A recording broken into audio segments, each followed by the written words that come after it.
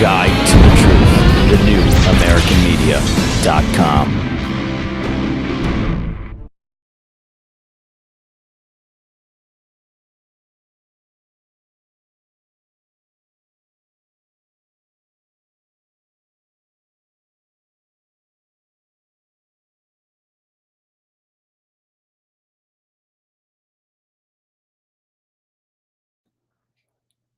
Mute again. How many days in a row has mute been on? Folks, how many days has mute been on?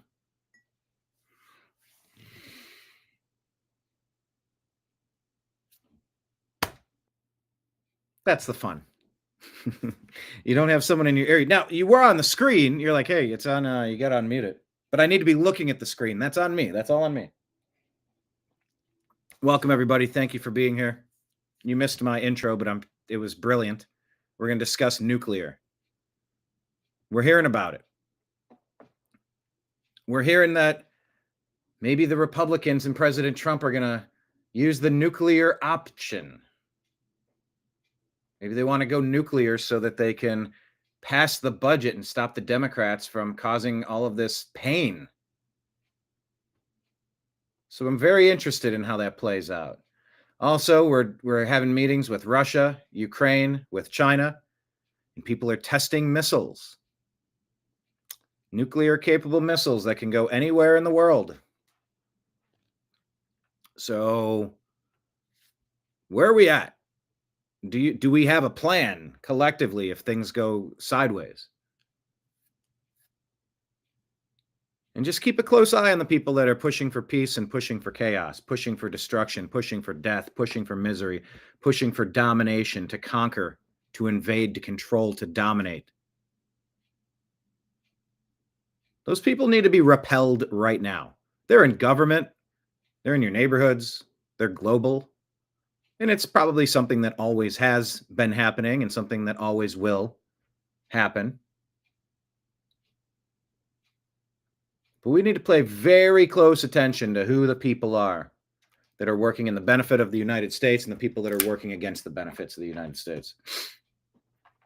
Now, I'll tell you what, we've been having a conversation about SNAP that I think is long overdue. I think it's obvious a little bit of help to American citizens if they're having a hard time. There's a certain amount of charity and goodwill, and, you know, even the libertarians see what's going on. And if it was going on to a certain level, maybe it's not tolerable, but maybe it's not quite as bad as this. But 42 million people on SNAP, how much fraud is in that system? I'll tell you what, we're having that conversation today, and we weren't having that a month ago. Isn't that true? We got to figure out what America is and what America is paying money to change itself into. Nuclear, is that an acne medicine? No, it's not. Well, hey, what would a show be if I didn't start it on mute and if I didn't have to go up to design, theme, and then click on bass so that I could change it from this air? Because I never want to put it on air, but every show I do goes back to air. I never want to start my show on mute, but I don't want my microphone on until I start my show. It's it's a hallmark of the show, can I say? It is what it is. Nuclear, the new acne medicine by Menon. Yeah, I know, 4 or 5 days on mute. I don't know how we're up to this. Hello, David, Marion, Kenneth, everybody. Oh, snap. Now I'll need to get a job. And snap, go find a soup kitchen or your local church and get your butts back to work. Yeah, I mean, there need to be processes in place.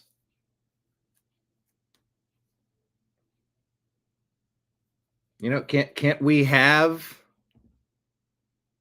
call center jobs available that people can work in exchange for some of this that they're taking? Or after a certain amount or a certain limit? Like, how many generations of people are going to be constantly reaching their hands into the purse before there's nothing left in the purse? And how are you going to flood our country with non-citizens and let them start reaching into the purse? The purse is for our own veterans, our own mothers, our own children, our own destitute, our own not doing so well.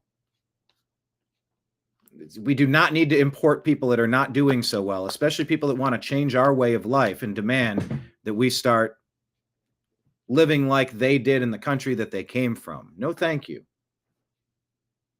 And it's not just no thank you. Look at England. England is on the verge of a revolutionary war right now.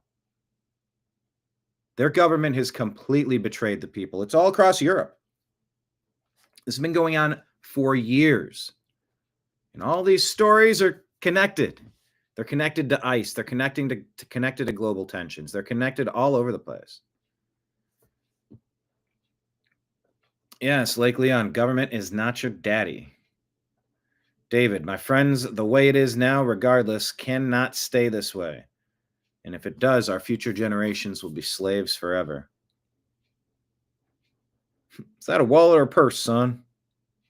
Well, I mean, call it what you will. If you're going to loot and plunder it like a damned pirate, what's the difference, right?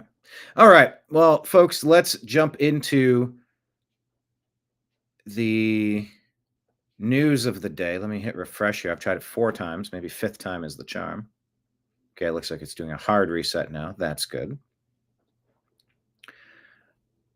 Oh, unable to share screen. Got to click it twice.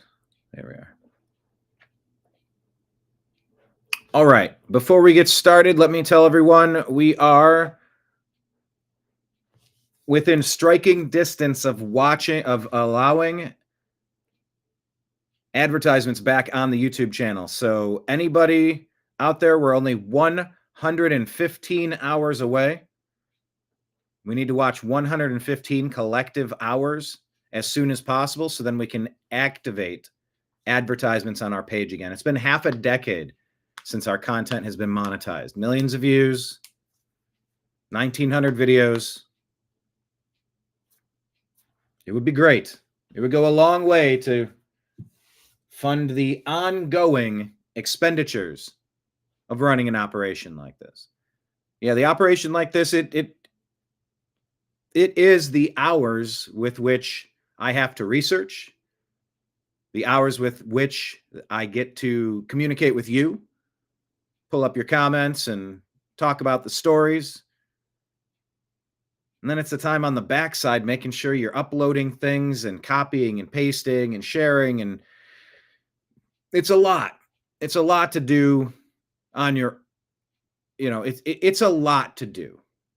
And it takes up a lot of hours that become the full-time job. So, what does an average person need to make in today's economy? Actually, that's a good question. Type in the comments. What would you say a reasonable amount that it would take per year to then clear taxes and end up with what you got? One person, normal expenses. What do you think an average job would be right now? Let me ask Grok. Type it in the comments. Because I'm not sure what it would even say.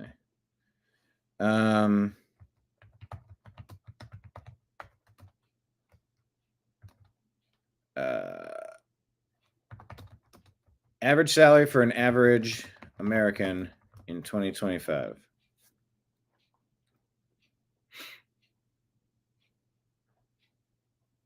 Yeah, it's a little lower than I thought. I don't have a lot of expenses, and I need a little bit more than this. They're showing household median income 80 grand. That's about right. That's about right. That's not thriving. That's not heavily investing. That's not squirreling a ton away for a rainy day. That's like getting by.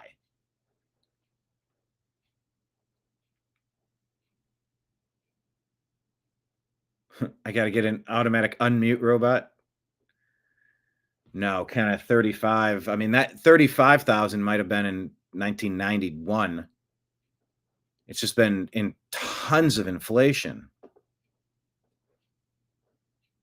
It is wild out there. Men are about 70 grand or 1,300 weekly. 1,300 weekly at 70 grand. Let's see, at 1,200 weekly. About 300. How do we break it down? By 5 days a week?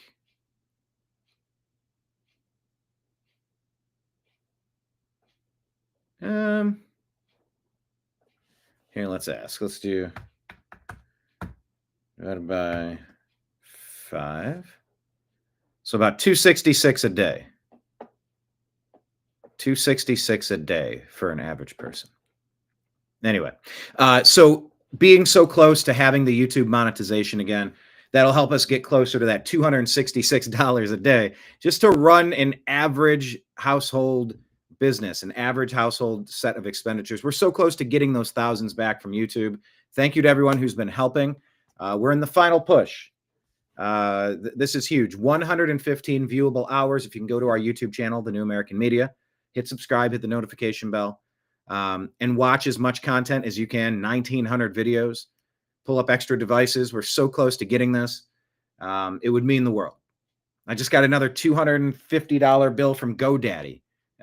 I got to even double check what the heck was that for? Registering websites again. And it's just, it never stops. Every month it's another surprise $300 bill. And you're like, hooray. So you have to factor that in. That's why it's like, getting by on 35 grand a year. It used to sort of be like that, but now everything's double and triple, isn't it? And we find ourselves in an America where all the teachers were telling us the planet's going to hell. It's those dirty capitalists. They're polluting the planet, global warming, and there's no point in having kids or having families. Nobody should do that. Plus, you should be ashamed of who you are and who this country is and where you came from. And you're like, why are you yelling at me?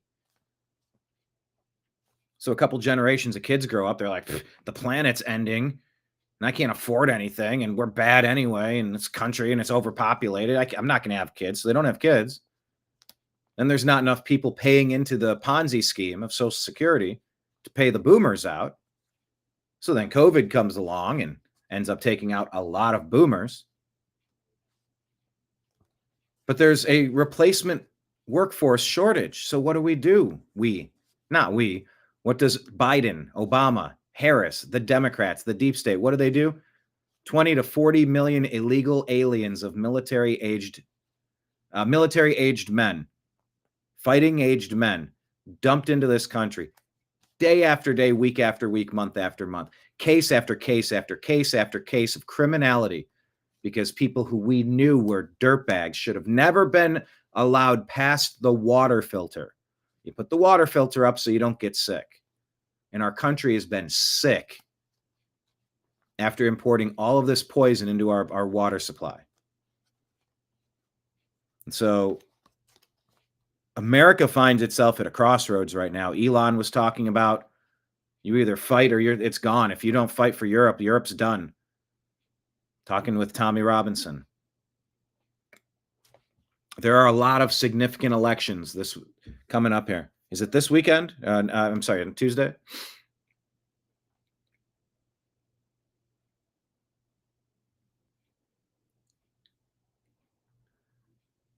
So there's a lot of big decisions we need to make, and there's a lot of maybe preparedness scenarios that we ought to consider.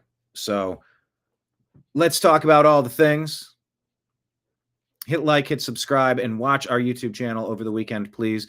After today's program, I will replay yesterday's program, which includes the replay of the program before. So it becomes Inception level, which is pretty great. And it's helping boost the numbers as well. We're so close to being back to where we were. And, who knows, maybe at that point, the algorithm can change and some of our videos can get seen by some of the amounts of people that they used to. There was a while there where I never really felt crazy pointing out how manipulated our algorithm was and how shadow banned our content was. I've always been aware of it, but yeah, I guess without vindication, validation, confirmation,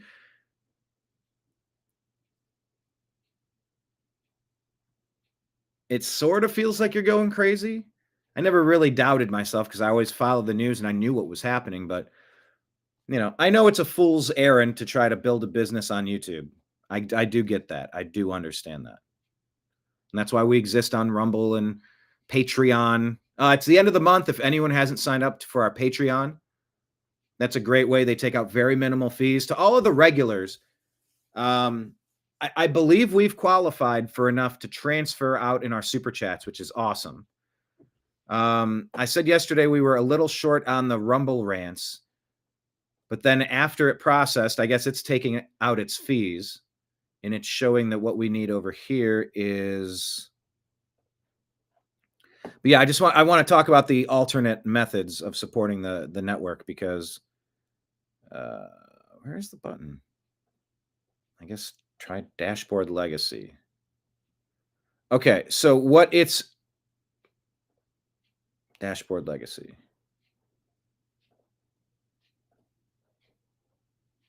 And see, that's not right either.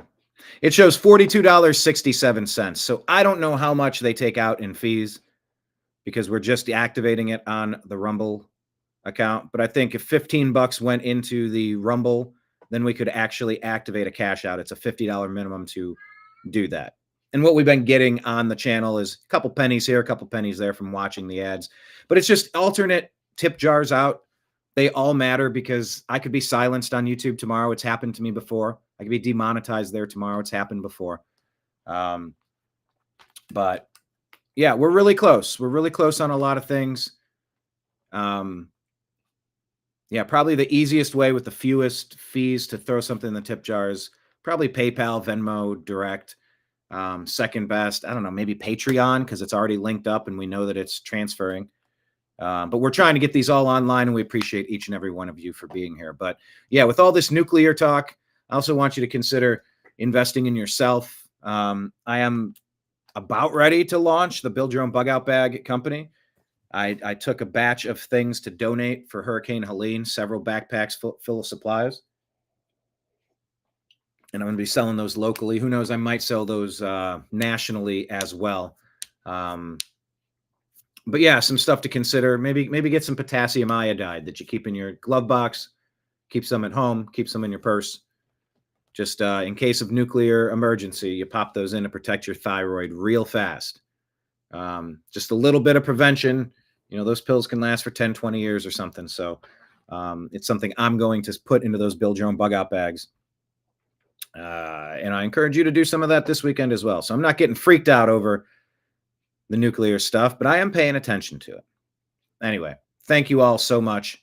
115 hours more from YouTube, and we're going to get our advertisements back.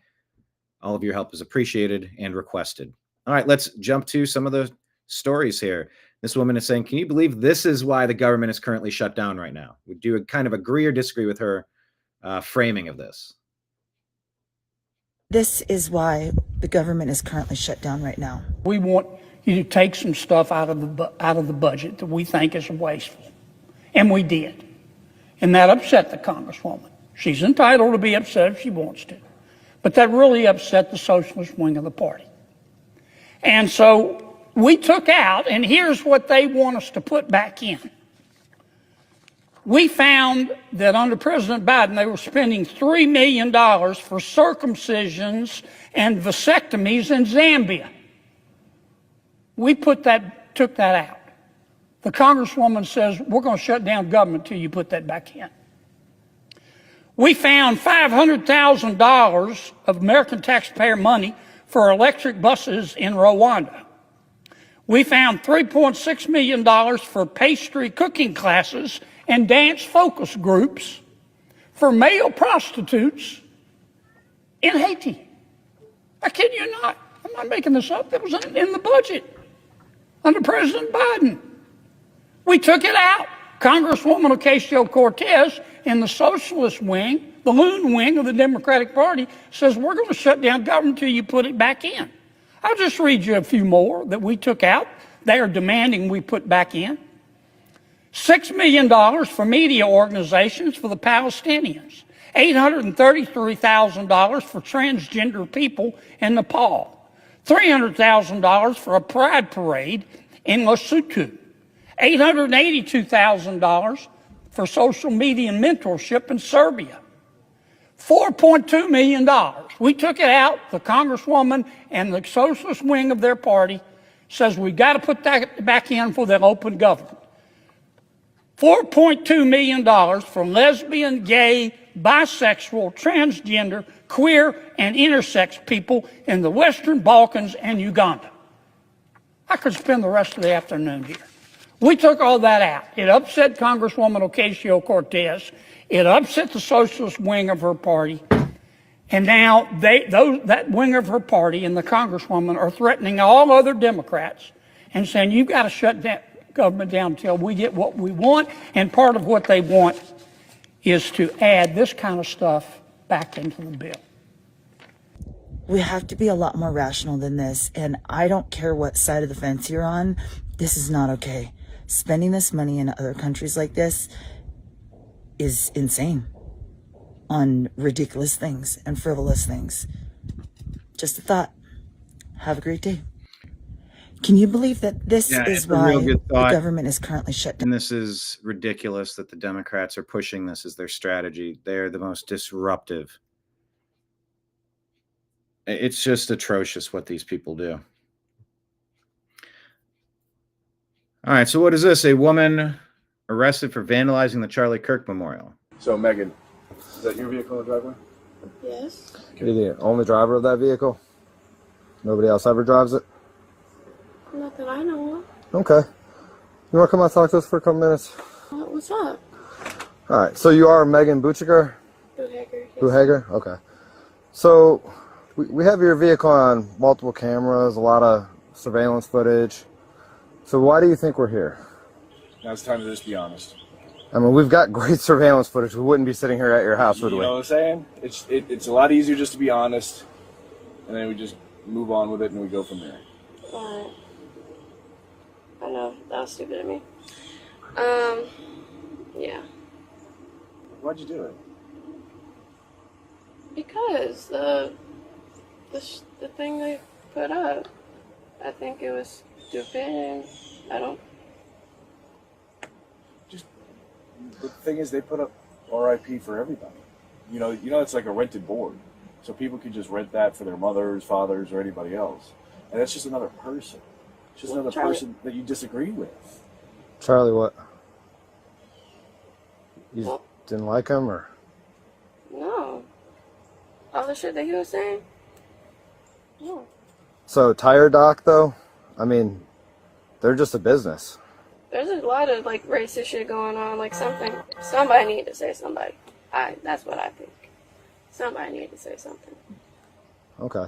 So you spray paint just because it's what you had? Okay. All right. So place your hands behind your back. You are under arrest for criminal trespass. Real world has real world consequences.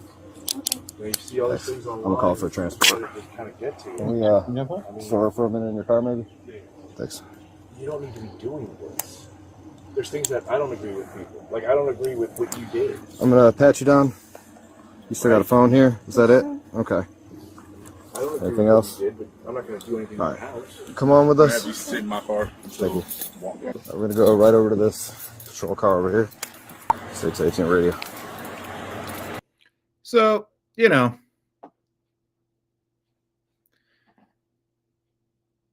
the Democrats really appear to be trying to fire people up, rile people up to commit acts of political violence, political destruction, intimidation, property damage, threats, job firings.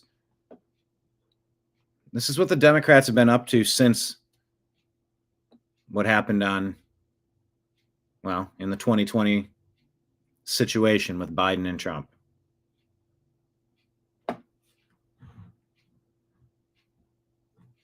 And it seems to be all that they're good at is trying to make enemies of normal America who just want some normal policies.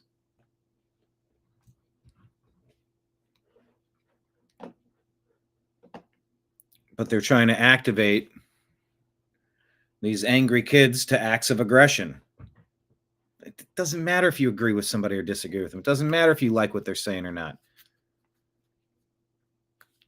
You don't get to run around and be judge, jury, and executioner. And that's what the Democrats have been peddling for a long time. Where was this at? That comment. Why the F do they look? Why the F do they all look like that? There's been a very concerted effort, and it goes to teaching, it goes to schooling, it goes to indoctrination, it goes to media. Oh, yeah. All right, so here's Tim Pool talking with Dave Smith. This is maybe a conversation you're not supposed to think about, but let's talk about it. Put it forefront. My friend, it's the snap-apocalypse, they're calling it. Welfare benefits are set to expire November 1st. Trump says he's going to get it done, but I don't know if he means it. And this is a big story in that 42 million people will be cut off from their welfare benefits. It's going to have a ripple effect bro, it just gets crazy, right? So you've got pockets in cities where the stores rely on EBT or SNAP for a large percent of their margins. It may be 5, it may be 10% or more. They can't survive without this. No. It's going to impact producers, but the big thing we're seeing is the threat of violence and looting unless people get our tax dollars to pay for their livelihoods. Now I'm curious, you're a libertarian. Do you want to see SNAP just gone overnight? What do you think?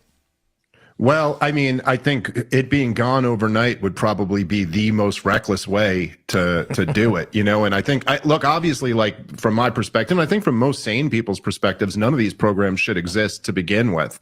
But, I always, as is always my North Star, was when Ron Paul ran for president, what he would always say is what you have to do if you want to have drastic cuts in the government is you have to stop funding the worst things first. You have to stop funding the unnecessary wars. You have to stop funding the unnecessary militarization of local police departments and the huge black budgets for the intelligence agencies. And then you have to, with some notice, let people know that in X amount of time, we are going to be cutting these programs as well. And of course, the government shut down politics, which has been politics now for over a decade in this country, is always the worst way to do everything. But I guess maybe zooming out more, the thing that is amazing to me that more people aren't talking about, it's like, it reminds me almost with the conversation when Biden was president over student loan debt forgiveness. And you're like, okay, even if we're having that conversation, at what point are we going to discuss the elephant in the room?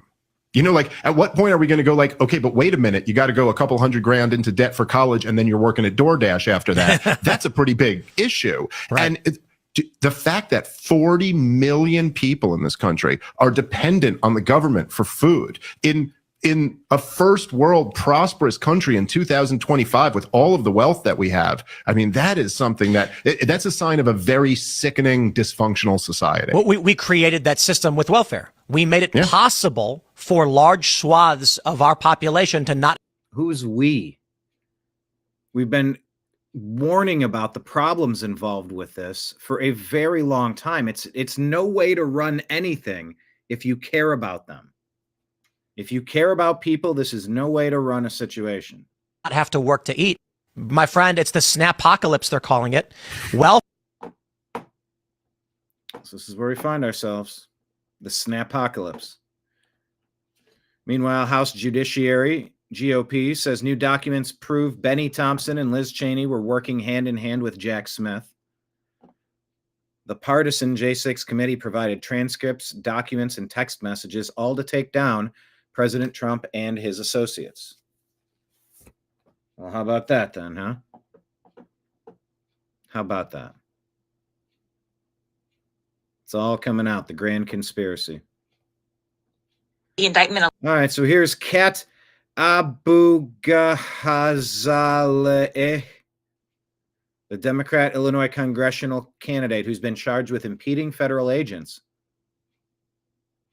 being interviewed by Tara Palmieri about what she did. Alleges that you and others, quote, surrounded a federal officer's vehicle, banged on its hood and windows, etched pig on the side, and impeded movement. Did you etch the word pig on the side of an officer's car? I'm not speaking to the specifics of anything that's in the indictment right now, but like I said, I do plan on pleading not guilty, and the evidence will come out in court. And I plan on winning. Okay. Well, let's not watch the video of what happened that day that they are. Up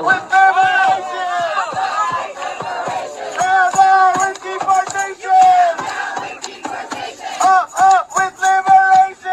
Up with liberation! Down, down with deportation! Down, down with deportation! Up with liberation! But when you see that, what do you think right now? Tara, once again, this is my first time being federally indicted. Like I said, Yeah. I plan on pleading not guilty. The evidence will come out in court, and I plan on winning. Thank you so much for having me. Yeah. Just really quickly, I did want to ask you about just the fact that conspiracy to impede an officer is up to 6 years in prison, forcibly impeding and intimidating an officer is up to 8 years. Is that that could actually hinder your ability to serve in Congress? Are you concerned about that? She's gone. She gone. Did she just sign off? Did she just leave the chat? I'm so confused. I'm sorry. The indictment alleges. The comments. Cut her some slack, you guys. It's only her first time being federally indicted. I remember my first indictment. This person says, I watched the entire video. I saw when she attacked the ICE officer and he knocked her down. She's guilty. Whoa, Nimbus, don't step on the keyboard. It says report a problem. I'm not, whoa. Not trying to report a problem, bud. Okay. You want to just sit here? You can sit here if you want to sit here. How about we do that? Okay. Oh, you want to get up here now? Well, you... Right. Yeah, today has been about Nimbus. It's been a bit of a day. Nimbus wasn't feeling so good. Been working on that.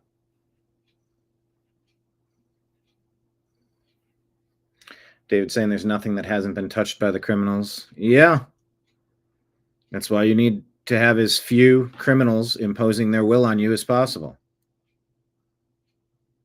Makes sense? You want to have distance between people in power. Checks and balances. You just want some basic things. You want the rest of the people to stay out of your way. But the Democrats are the opposite. The deep state. One thing that is... All right, so let's talk about this. The chain of custody showing Joe Biden. Is he involved in meetings with pardon processes, or did we just have an absolute phantom government? Weekend at Bernie's. Consistent, Laura, is the fact that no one saw Joe Biden, no one who authorized the auto pen or even gave the authorization to use the auto pen. No one who authorized the auto pen or actually physically manually pressed the power button on the auto pen ever heard directly from Joe Biden. And furthermore, there are no notes. There's no chain of custody that would show that Joe Biden was involved in any meetings where they discussed the pardon process. I mean, this is appalling, and everyone in America saw during the debate and during the last few months of the Biden administration, this was a president in decline. The staffers confirmed that they would go weeks, months, and even years without communicating with Joe Biden. This is a massive cover-up, and what we determined was every pardon should be declared null and void. But one thing that is consistent, Laura, is the fact that no one saw Joe Biden, no one who authorized. So should every pardon be declared null and void? That's a start. I mean, for a fraudulent president, I believe he scammed his way into where he ended up. Need to go after Fauci for his crimes. All right. As we march quickly toward digital IDs, beware, be very aware. Digital ID is the end of freedom. The end of it. No ifs, ands, or buts. The evil people who are trying to implement this will use this to completely control and destroy your life. They want to control whole populations. Frankly, they want to control the earth and think they can do it well. Even if they're not, Stalin, they believe they can do it well. Now, let me give you the good. I have told you this before. many, many times. So let me tell you again. Not America as a whole, but red America, the red areas, not just the red states, the red parts of blue states. Red America is not only the last bastion of freedom on planet Earth, it is an insanely powerful bastion of freedom on planet Earth. You and all the other Americans who think like you are not a tiny minority that is being run over and smashed. Yes, we have enemies on all sides, powerful enemies, wealthy, powerful enemies in other countries, foreign and domestic. There's no question about it. But there are millions of us.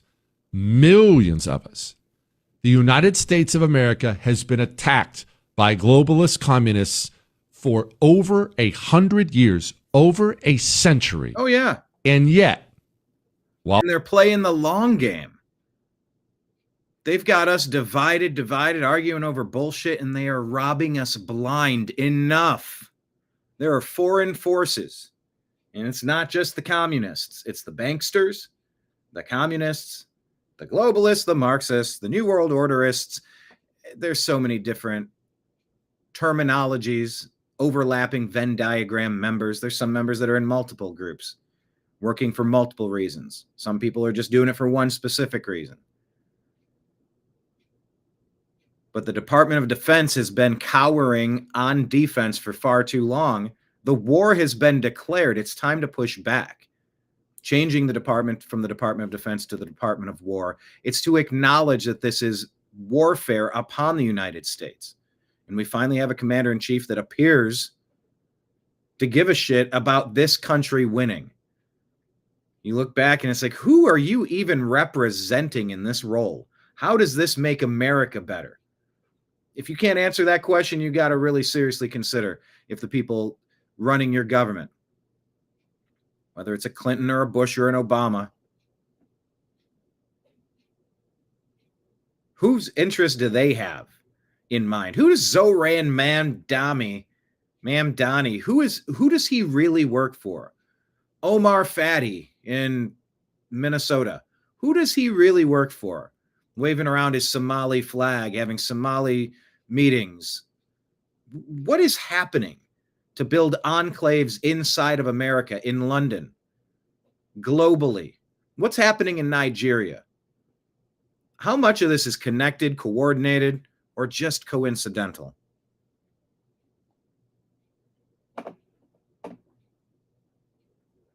While they've had many, many successes, we have not fallen.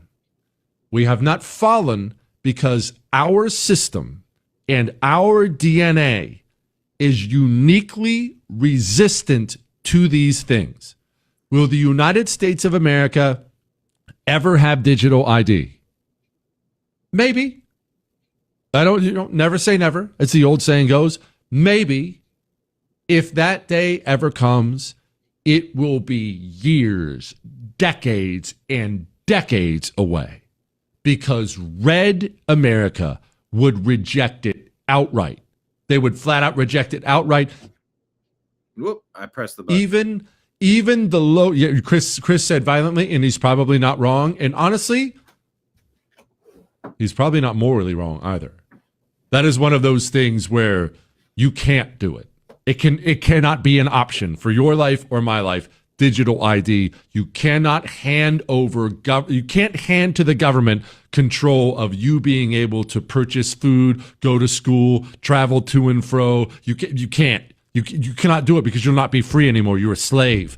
You're a slave the second they decide to flip a switch and make you a slave. You can't do it. Digital ID is the end of freedom. The end of it.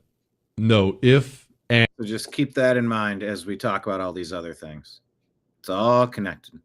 All right, Obama, the deep state Democrats, how have they been using Antifa? It's an important conversation on bowling with Mike Benz. Well, we can go country by country.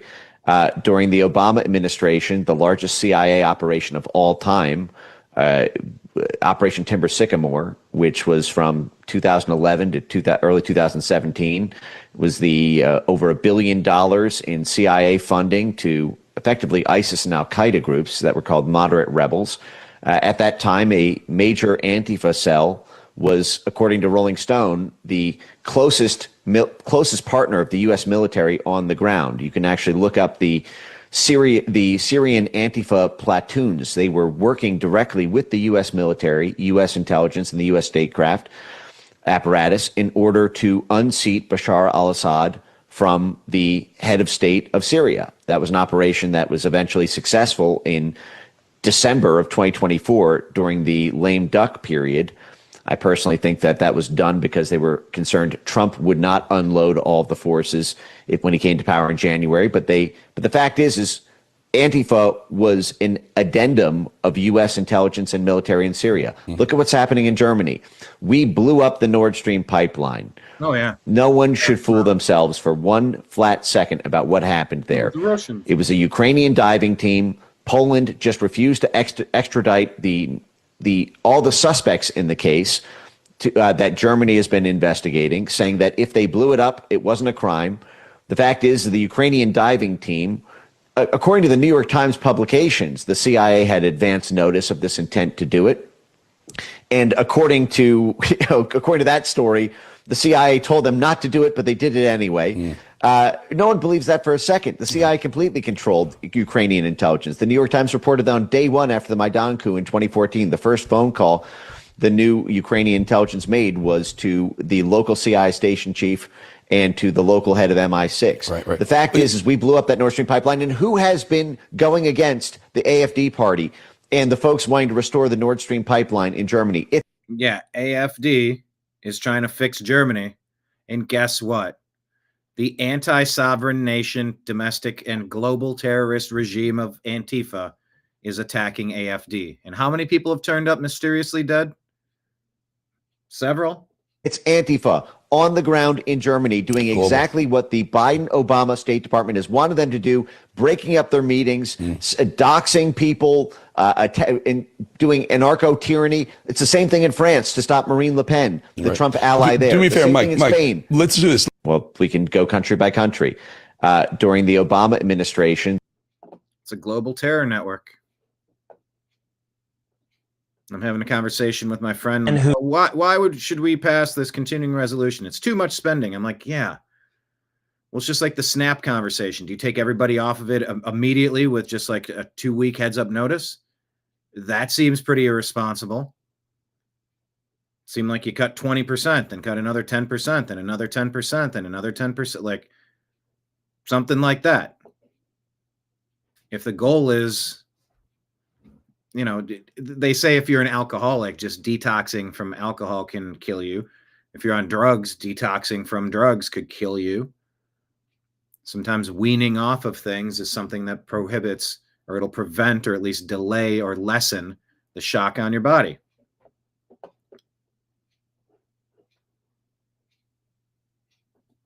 So, the reason why you give Trump money is because we're in a global war. He acknowledges it. He's been shot. They tried to throw him in jail on trumped up charges. We watched J6 play out how it did. We watched Biden seize control of America despite everything we were looking at. We have a commander-in-chief that recognizes we're in a war. It's not the Department of Defense. It's the Department of War. Get to it. We're at war. Domestically. And you know what? How has he been? Has he been reckless and warmongering on the national front, on the global front, rather, representing the nation of America? Or has he been the peace president cutting deals? President Xi Jinping was just praising President Trump as the president of peace, thanking him for working to end conflicts, ongoing regional battle. That's a good thing. That's a very good thing. And so it's not like we're getting negotiations and we have a commander-in-chief that's out of control. It's just getting back common sense. You put the bouncer back at the nightclub door. And if you snuck in, you got to go out. You can come back in if you haven't been causing problems in here. You got to wait in line. There's got to be a process here. I don't care if somebody told you, come on in, I'm just propping the door. You're good. You're not good. That person had no right to do what they did. And that's what the Democrats have been up to. So shame on them. Nimbus is like laying here, reaching to me. I'm petting him. He had a tough morning. He had a tough, not the worst morning we've ever had, but it wasn't great.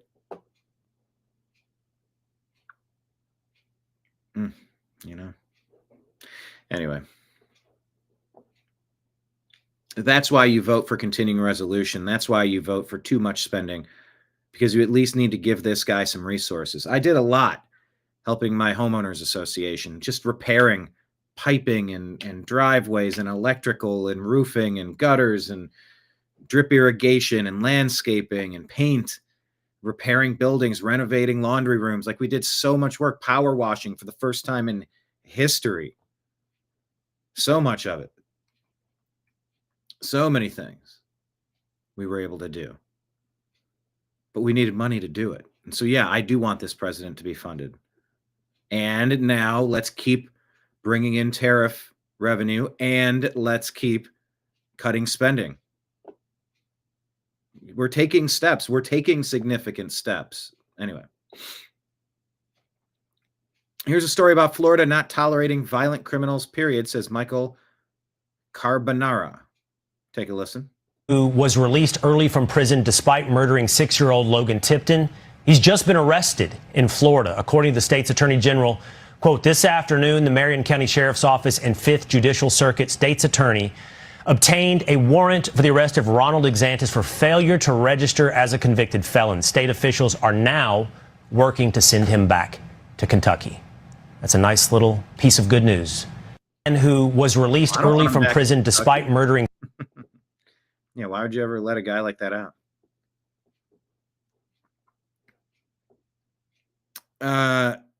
Ended the life of a 6-year-old boy, and they let him out 13 years early in Kentucky. Okay. I'm going to say, who in Kentucky could have possibly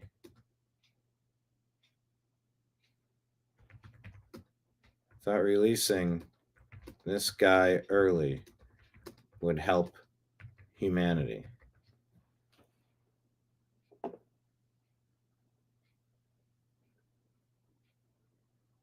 Stabbed in the head multiple times, ended the life of a 6-year-old boy. No, these are people you don't need to get back out. Nah, I'm good.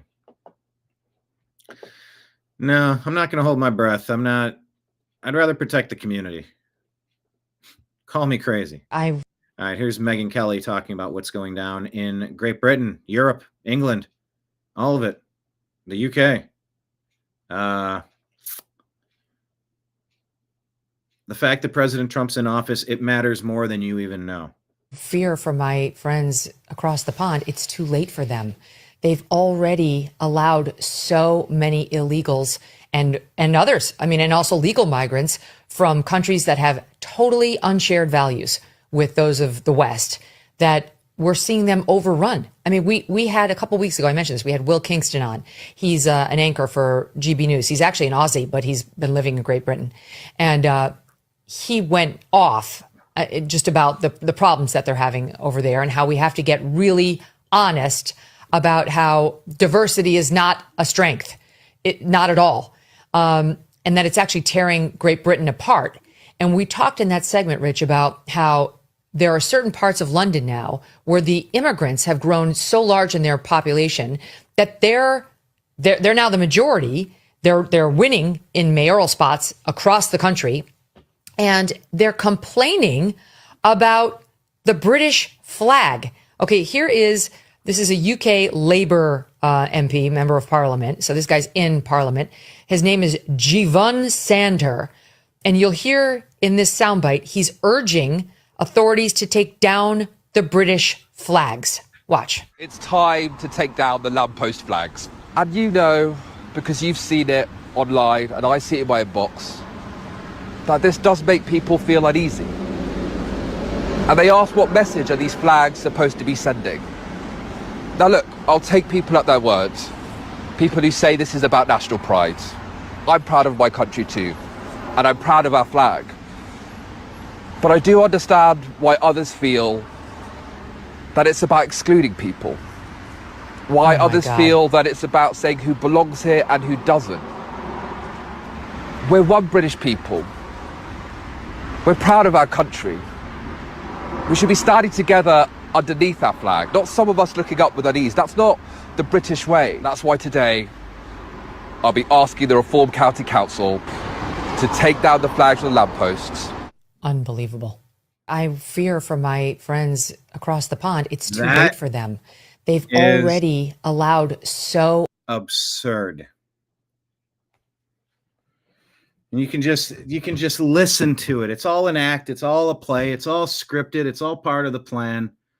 And it's what we had for so many years with Obama and his ilk. And 4 years of Biden. It matters that this is being pushed back against. It matters that America is being defended. It matters globally. Here's I saw this and I thought it was hilarious. Here's what Instagram's like. And really, I try to only share stories into the New American Media Instagram feed that are going to work on the show. In the process, I sift through a lot of stuff. And this guy kind of sums up what sifting through Instagram is like. Would you say, David, it doesn't matter where they are in the world. They're just out of their minds. Yeah. Just living in common sense, it matters. I think it matters. Okay, I'm going to talk about our Instagram feed over here, but at the bottom of the screen, just a quick reminder, the New American Media is also on Facebook, Truth Social, Rumble, Odyssey, Twitch, Kick, DLive, Locals, and YouTube at the New American Media. On Telegram and Signal at TNAM and TNAM Chat, on X at American_Media_, and subscribe to our podcast at the Agree to Disagree Show on Spotify and Apple. Also at the bottom of the screen, your reminder that the New American Media is on Patreon, and if you sign up today, hey, a new month starts tomorrow, so this would be a great time to sign up and support your boys. Oh, also, if you want a mug, thank you, John, for creating and sending these. $40 donation, and I will shoot these out to you. It includes shipping. And also include whatever fees, which could be significant on some of these sites. You can sign up on a membership on YouTube. I think that's new. That's like a Patreon thing. And there's a Rumble membership. Thank you to the people signed up on Rumble memberships. Rumble rants and super chats exist. We're also on Venmo, Cash App, Brian Engelman, and PayPal, fuzzinstallment@yahoo.com. Those are all of our tip jars at the bottom of the screen. All right, so follow us in all of the places, please. And also, this kid describes Instagram perfectly. I do a better job curating my content, but this is kind of what I see for hours when I'm scrolling and watching and deciding what shows. I'm pre-producing the TNAM Daily Show. What will I share? What will I share?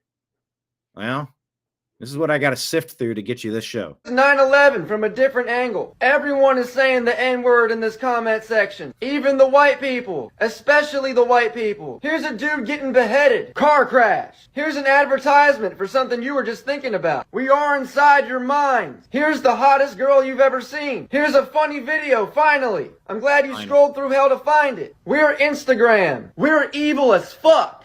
We're gonna track the movement of your eyeballs so we can see what appeals to you. Here's 9/11 from a different angle. Here's a post from Rap so your dumbass knows what's going on in the world. This app was a mistake. 9/11. Here's an AI video of a pregnant Elon Musk. Here's Sonic the Hedgehog telling you about the evils of BlackRock. Here's a schizophrenic person talking a bunch of nonsense with 10 likes. We thought you would like to see this. Y'all ever seen 9/11? They hit the Pentagon. They hit the fucking Pentagon! Here's 9/11 from a different angle. Everyone is saying the N-word in this comment section. Even the white people. Especially the white people. All right, this is hilarious. You know what? I'm going to follow this guy.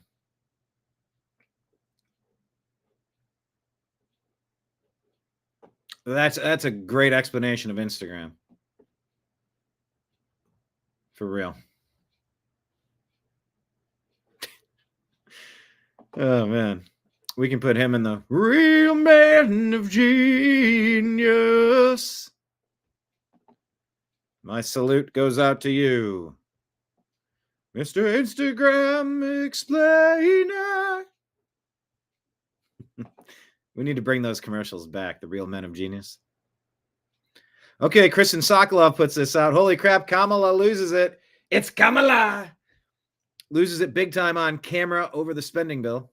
Fucking kidding me. This guy They're such bad actors, and they've all been told you need to swear more. wants to create a ballroom for his rich friends while He wants to create a ballroom for his rich friends. Number one, I've had this thought. It's time to change the name of the ballroom. Call it the multimedia room, the dignitary room, or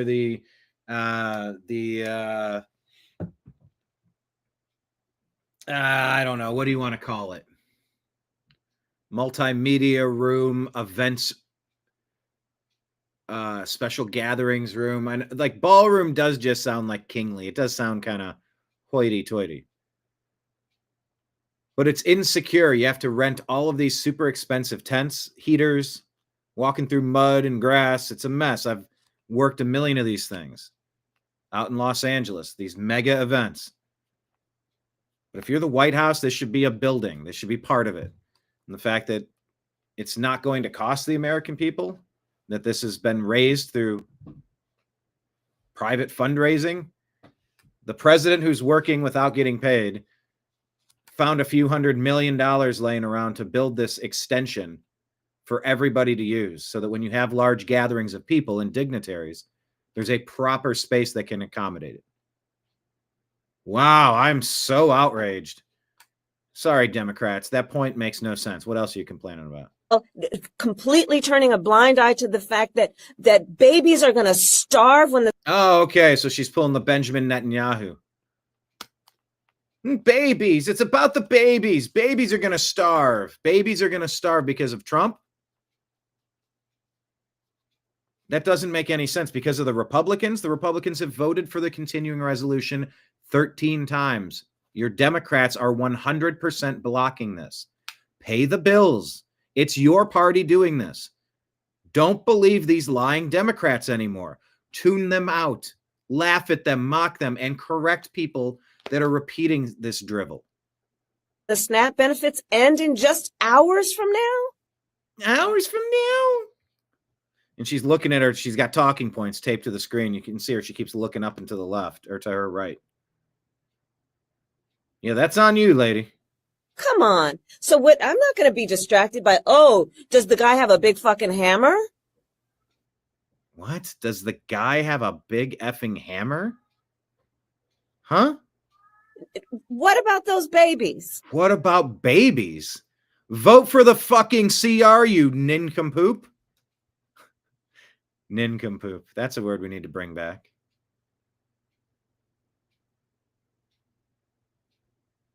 Chuck Schumer wants an extra $1.5 trillion, or else they're going to take our ball and go home. And we're going to blame the Republicans for not giving us what we want. Well, you're not in charge. You got fired. Sit this one out. Sit down, shut up. You take care of the babies. Vote for the continuing resolution. There should be no disruption in service here. And by the way, with 42 million people on these benefits, there needs to be a disruption in service. This needs to be rethought, reimagined. And how can we get people who aren't working into some sort of stable position where they could be working? What would that take? What would that look like?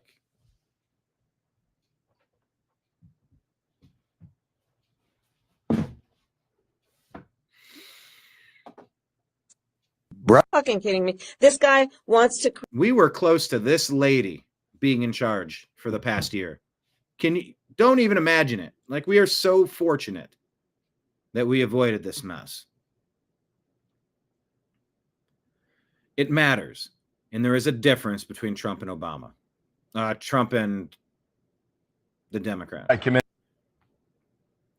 Obama has his finger, even though I told Nancy, what the F, Nancy? Really? Kamala, you're going to just swap him up. Joe Biden, put in Kamala. I don't know. I'm pretty effing upset.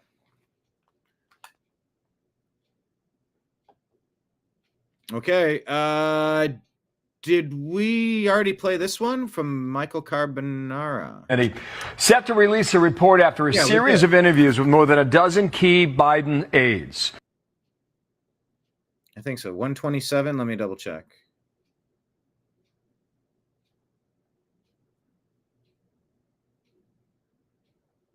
No, I think this is a different clip. So we'll just let this play. Maybe there's some overlap. Maybe it's a totally different committee set to release a report after a series of interviews with more than a dozen key Biden aides. That committee calling on the DOJ to review all of Biden's executive actions signed by AutoPen and avoid any orders signed without his full knowledge and consent. And we have brand new video just released as those aides appeared before the committee. He hand-signed many executive orders, but he did not hand-sign all executive orders. Do you know any of the actual staff who were using the AutoPen? No. You don't know their names? No. His rhetorical skills were not as strong as they had been, and his speeches were less effective, I thought. I think it's fair to say within a few days after the debate, he was aware of my view that I thought it was prudent to consider getting out of the race. He said himself he wasn't as good debater as he used to be, or he wasn't speaking as well as he used to. That's something that he said. He actually spoke to. Oh, so for a lot of us, that's the first time we've seen that video. Aisha Hosni has the follow-up on Capitol Hill with the key takeaways. And Aisha, good morning there. Good morning to you. What's her name? I couldn't understand how he pronounced her name both times. Bill and Dana. So the committee is just really dumping all of the information for you at home to Aisha Hosni. watch and see and decide for yourself. But they are saying that the former president was not running the show. And so therefore, his pardons and executive actions made by the AutoPen, they are null and void. That committee set. All right. So we'll see how that shakes out.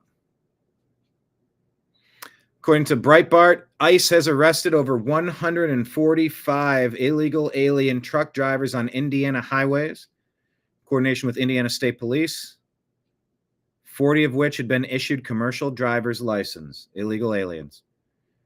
DHS Secretary Noem announced, thanks to ICE's agreement with Indiana State Police, 220 illegal aliens were arrested on the Hoosier State's highways in recent weeks. 146 illegal aliens driving semi-trucks, 40 issued CDLs. States that issued the most CDLs were Illinois, California, New York, all sanctuary states. Far too many innocent Americans have been killed by illegal aliens driving semi-trucks and big rigs, Noem said in a statement. And yet sanctuary states around the country have been issuing illegal alien commercial driver's license.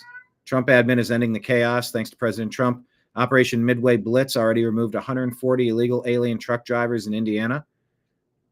Brave men and women of ICE and the Indiana State Police are working nonstop to get criminal illegal aliens out of our communities and off our roads. Yes, Nimbus. What, buddy? I'm trying to talk over here. You want to come up? Come on. Okay, you don't want to come up. You want to walk right next to me, and you jumped 10 minutes ago, but you don't want to jump now, but you wanted me to stop what I was doing. Woo, it's been a day. Some of the illegal aliens arrested in the sting, part of Operation Midway Blitz, had been convicted of drunk driving, drug trafficking, theft, burglary, assault, child abuse, domestic violence, prostitution, and fraud. Oh, wow. That's taking American jobs, by the way.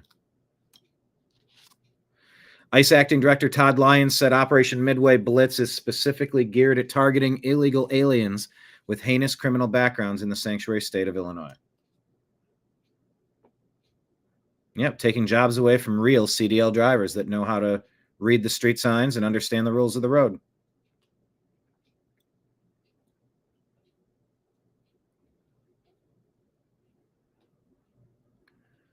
Yes, this whole S show needs to end. Agreed, David? Agreed. AJ, what is this? AJ's Rant Room says the only thing between the United States and its first black female governor is a liberal white woman who preaches the importance of DEI.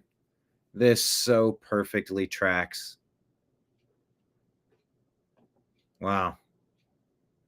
Oh, that's funny. Abigail Spanberger standing on the shoulders of Rachel Dolezal. Bless her heart.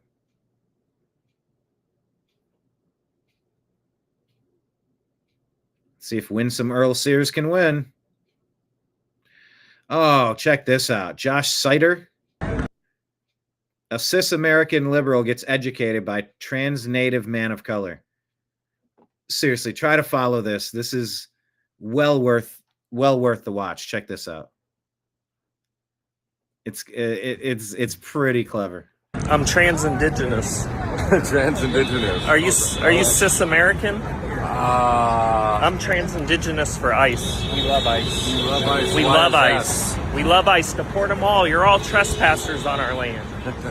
Well, trans-indigenous people are indigenous people, and you're all trespassers on our land, and we want Bovino to deport all of you guys. We love ICE. Trans natives love ICE. We love you, ICE. What nation are we you love from? ICE. The trans nation. Trans nation is just as valid as cis nations. You're not trans native phobic, are you? No, but I'm okay, not I'm familiar just with checking. that term. I'm hoping you could. You're a cis American. I'm trans indigenous. You really need to check your privilege because you're talking to a beautiful trans indigenous person of color right now. I believe that I am, and I'm hoping to learn more about your perspective. I'll educate you because please. you're cis pigmented and I'm trans pigmented, and I'm trying to educate you. So My name's Walking Tomahawk. Walking Tomahawk. Okay, I'm Chad. Chad, nice to meet you.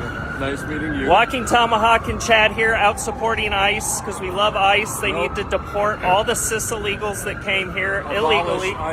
We love ICE. I speak for all Native American people when I say we love ICE. We love ICE. And trans indigenous people are indigenous people, and this is my land, and you need to check your privilege.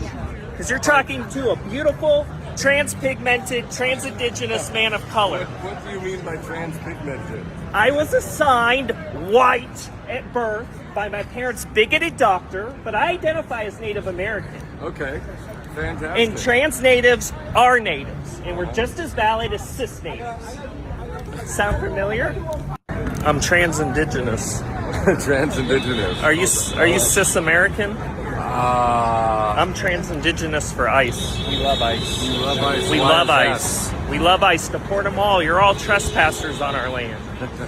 Well, trans-indigenous people are indigenous people, and you're all trespassers on our land, and we want Bovino to deport all of you guys. We love ICE. Trans. How great is this?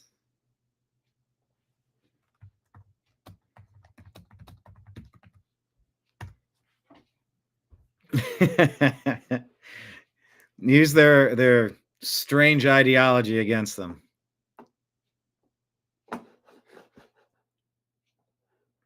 Sometimes you got to show them the absurdity of what they're doing to help them understand.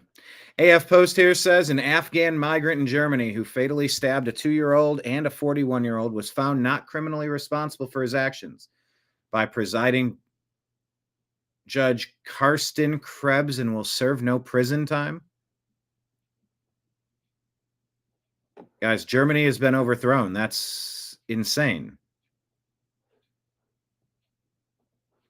I think that person is going to a mental facility.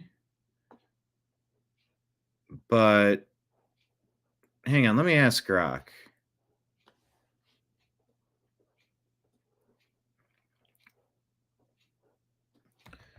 Afghan alien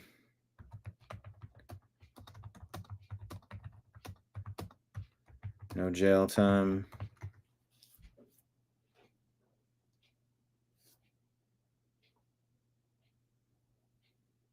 Two-year-old removed a 2-year-old boy's hat and scarf, then stabbed the child multiple times. What is wrong? A 41-year-old man intervened to protect the children, was also fatally stabbed in the neck and chest. October 30th. Here, let me pull this up.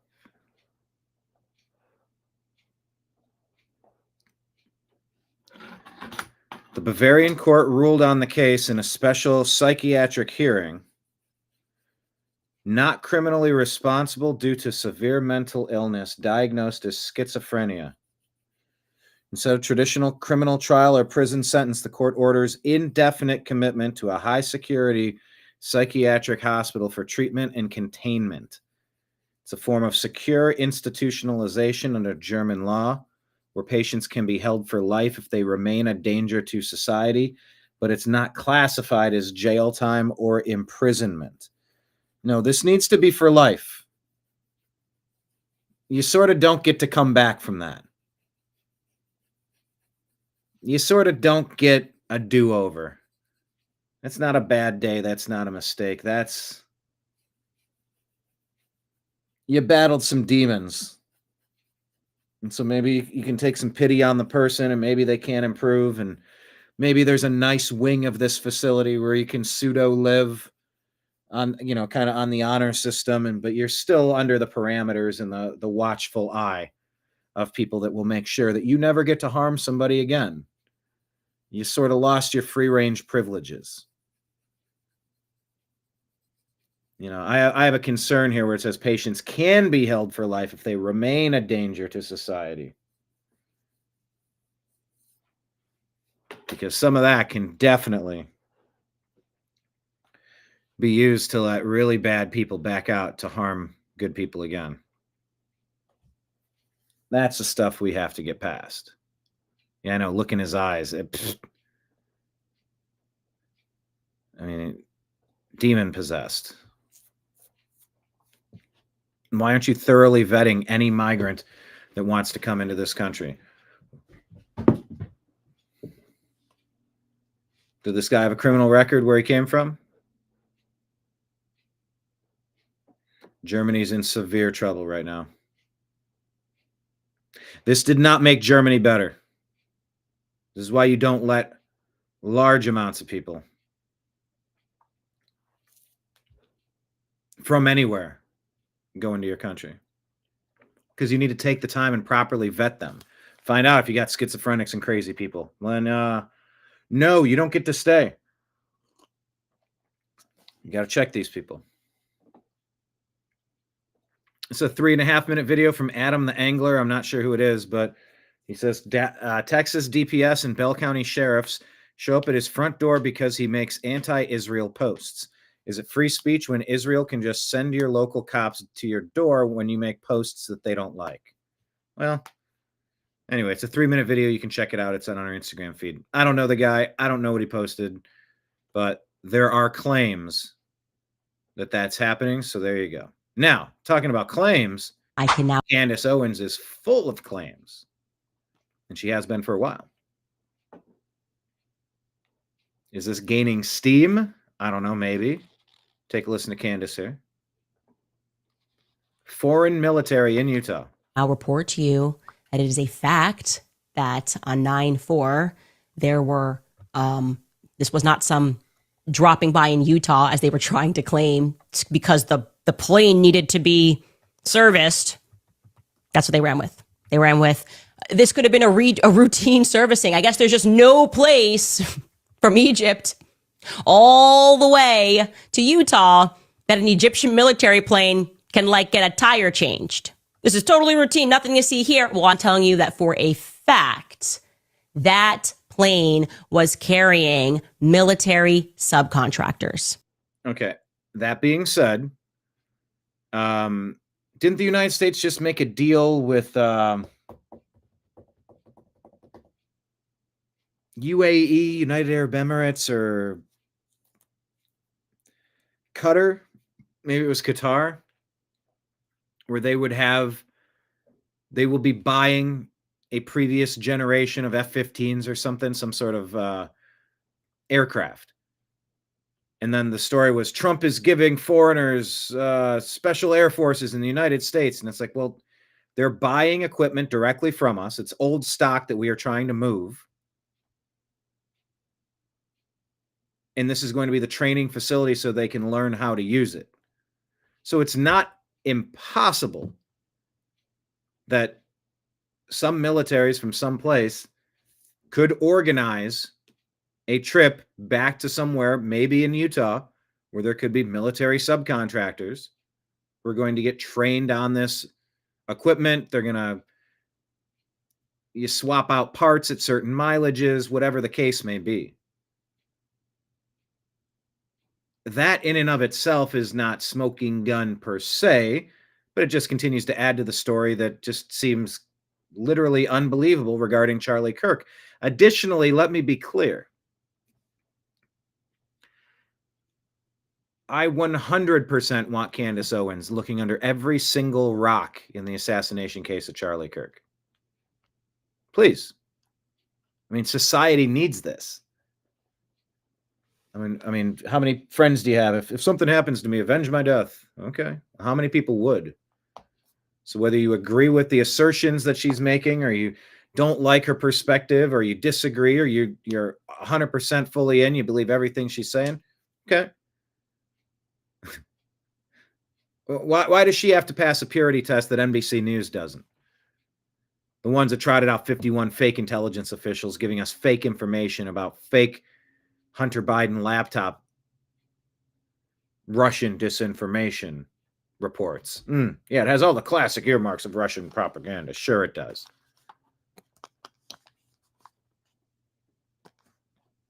Oh, no, see, the difference is that's what happened. No, that's not what happened.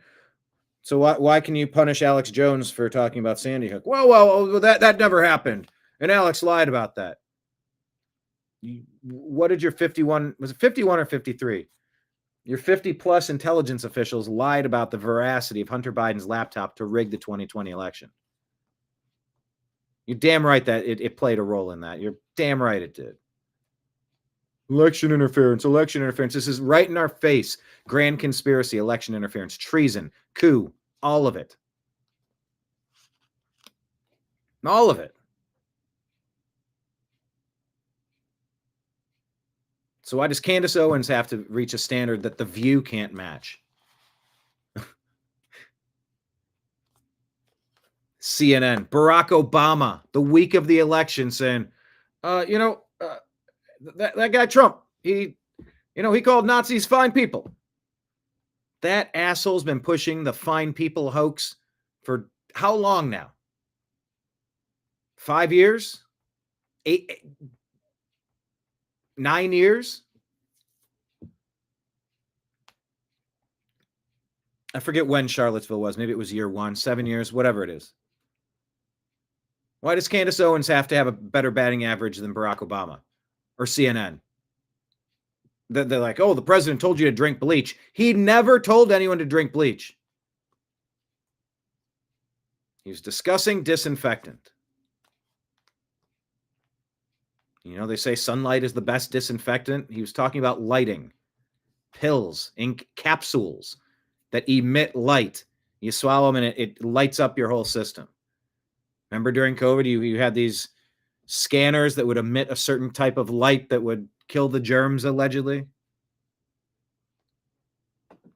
Why does Candace Owens have to have a better batting average in the Democrat Party? Like, I don't know. I'm just saying.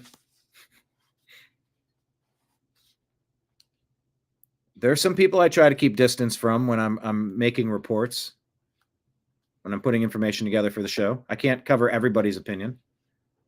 I don't know entirely where I stand on Candace, but I would want someone digging under every rock if something happened to me. So I appreciate her doing it for Charlie. And for a fact, they were dropped off in Provo, okay? And that they did not make it back to Cairo. Okay, I would like to know what's going on here. Now, that's different than just coming back for equipment upgrades, repairs, maintenance. I showed you the plane left. They left on September 10th. It then laid over in Wilmington, Delaware, and departed back for Cairo on the 11th. I am telling you that when that plane left, okay, those people were mysteriously missing from that plane. Okay. Speaking of people mysteriously missing, got another story in the stack about that. What's going on here? Why are Egyptian military subcontractors, what are Egyptian military subcontractors doing in the middle of Provo, Utah on the day that Charlie Kirk was assassinated? I'd like to know. Okay. Again, I am saying as a fact, Kash Patel, please feel free to dispute this. In fact, I almost demand that you dispute it. I think you must. You've been saying everybody's conspiracy theorists. Conspiracies are dangerous. Thinking is dangerous. That aircraft was not in Utah for any routine servicing, okay? Rather extraordinarily, this person told me that it was there on some discreet mission. So discreet that this individual was scared for their life to present this information, but felt compelled to present it because they too were horrified like the rest of the world. Again, the mistake that was made here was executing him publicly. People felt something, right? They felt something. They understood that whatever happened here was a tremendous act of evil. And so what it led to was goodness, more people standing up and doing something brave and saying, we need to root out this evil from our society. What were they doing there? When did they leave? Who are these individuals? I don't understand. Kash Patel, tell us about this flight. Tell us who was on it. I can now report to you that it is a fact that on 9/4. Okay. So keep your eyes peeled on that story. What is it? The feds are saying more than 7,200 truck drivers have been removed from U.S. highways after failing their English test. What did Obama and Biden unleash on America? 7,200 semi-truck drivers taken off U.S. highways since DOT Secretary Sean Duffy implemented new English language proficiency standards in May. DOT requires commercial truck drivers to speak and understand English to operate a big rig, or they will be taken out of service. So President Trump and his admin making America's roads safe again. This is the most basic thing I've ever heard of. If you're not qualified, you don't get to do it.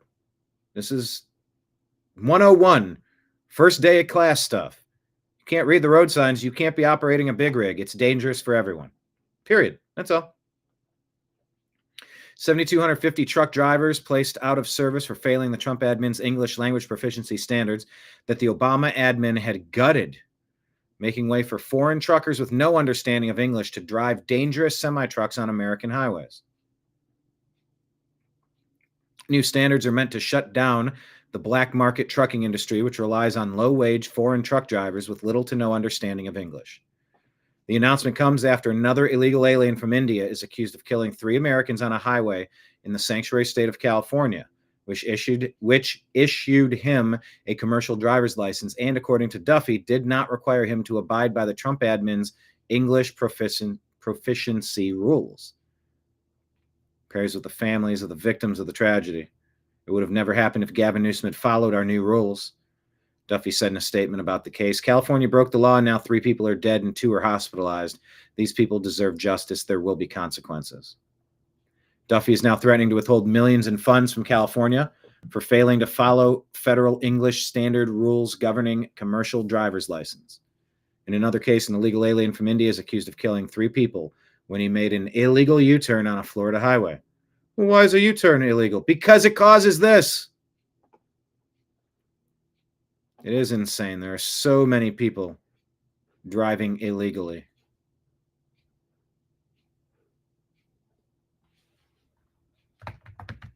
We're gonna type in here. Those are rookie numbers. What's the actual quote? I want to get the quote right.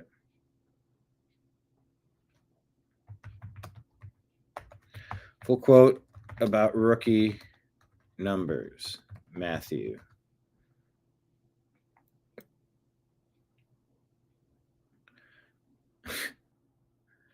There you go. Gotta pump those numbers up.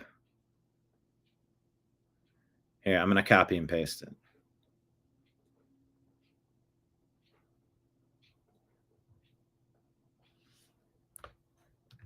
Pretty funny. It's a good quote.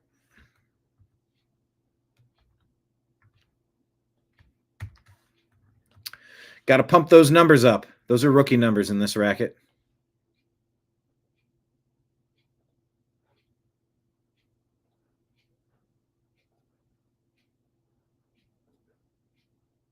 That is from The Wolf of Wall Street, 2013, Wolf of Wall Street.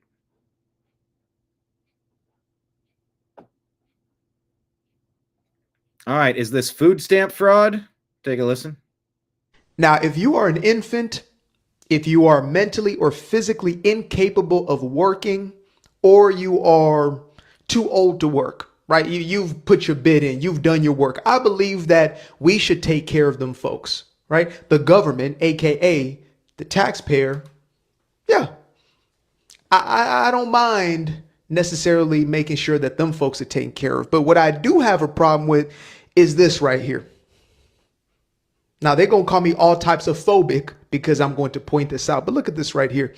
Look at food stamps by ethnicity in the United States.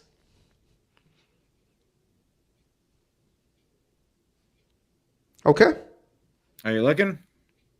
Who is receiving a majority of the Somali, Iraqi, Haitian, what's the benefits that we pay for in this country? Afghan. Why are we doing this?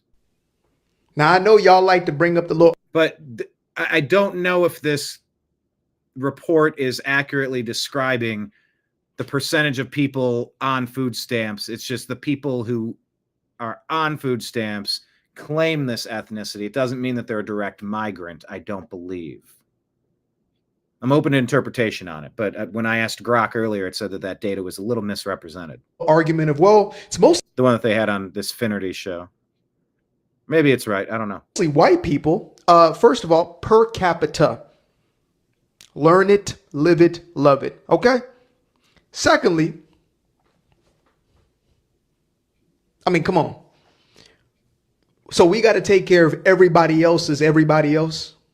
Now, if you are an infant, if you are mentally or physically incapable of working, or you are too old to work, right? You've put your bid in, you've done your work. I believe that we should take care of them folks, right? The government, AKA the taxpayer. Yeah. I don't mind necessarily making sure that them folks are taken care of. But what I do have a problem with is this right here. Now, they're going to call me all types of phobic because I'm going to point. Anyway, you get the point. All right, so do you agree or disagree with this guy? I don't know who Asmongold is. This is what he's saying about liberals. And it's sort of what Javier Milei had to say. When they get power, they're going to crush you. Destroy them completely. When they get power, they're going to crush you, so destroy them completely. Destroy everything about them. Put the mayors in jail. Put the governors up on the Insurrection Act. There's music. Put the governors up on the Insurrection Act for sedition. Put them in mandatory prison labor camps. Any of them that are violent. Authorize police officers to respond with violence to them. Completely shut it down. Bring in the military. If you need to, bring in the National Guard. Do whatever you need to do. Look and find out who's funding this. Take those people, charge them with incitement for terrorism. I mean, could you possibly disagree with any of that? Let me ask the wisdom of the group. Do you agree or disagree with that?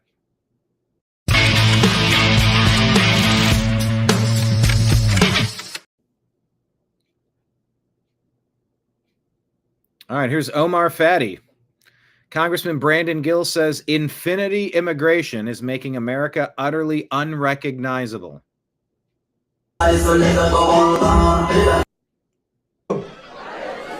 Assalamu alaikum. Somalia. Isn't this America? This is a conquest. This is an invasion. Yeah, look at me. I'm Minnesota now. What are you doing? This is about building enclaves, satellite national enclaves inside America, on American soil. Hiran State, Maui Slay, early voting hadda illa November 4. I need your vote. I need for an outsider to come in, like Mom Donnie, and say, no, I want to run this now. This is my city. Oh, it is. I think we should have the same requirement for mayors as we have for Congress people, as we have for the president. You should be a natural-born citizen. Let me ask about this guy. I'm not.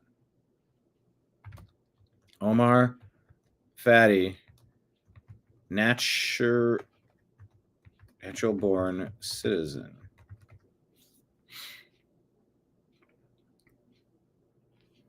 (1990) in D.C. His parents were Somali, and so this applies to the birthplace citizenship clause that is going, I believe, in front of the Supreme Court.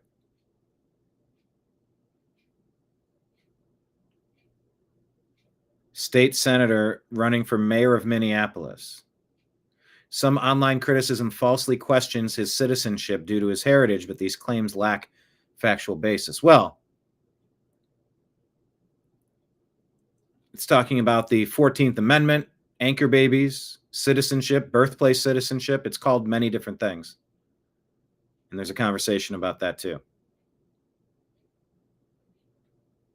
I mean, waving the flag of another nation while trying to become the mayor. So I mean, throw a dart onto a European nation. Could I envision myself waving that flag while saying, I would like to be mayor of where I currently live?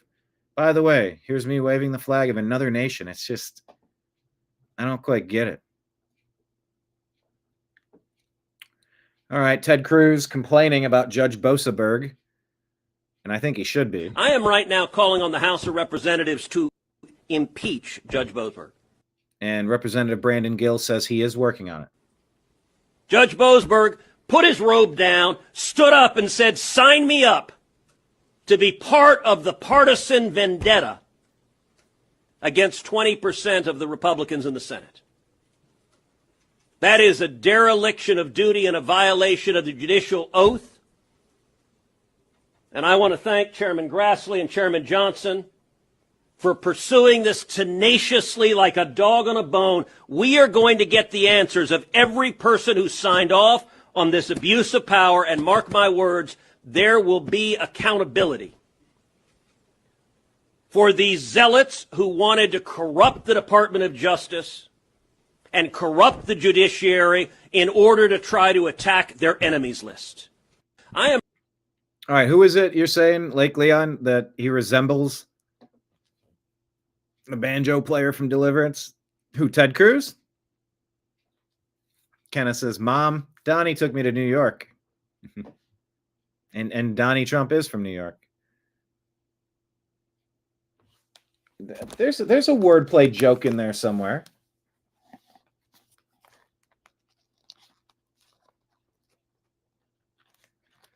Donnie Trump.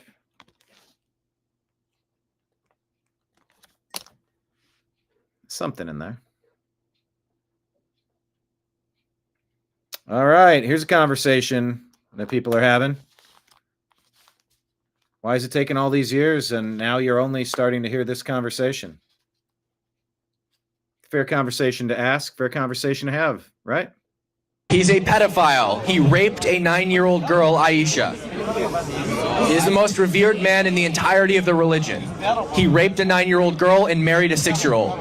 So what defines a child again? Because he says, what defines a child? Well, I mean, we all know what a child is, don't we? Islam is I'm not going to define what a child is for you. A 6-year-old is a child. She was playing with dolls when he raped her.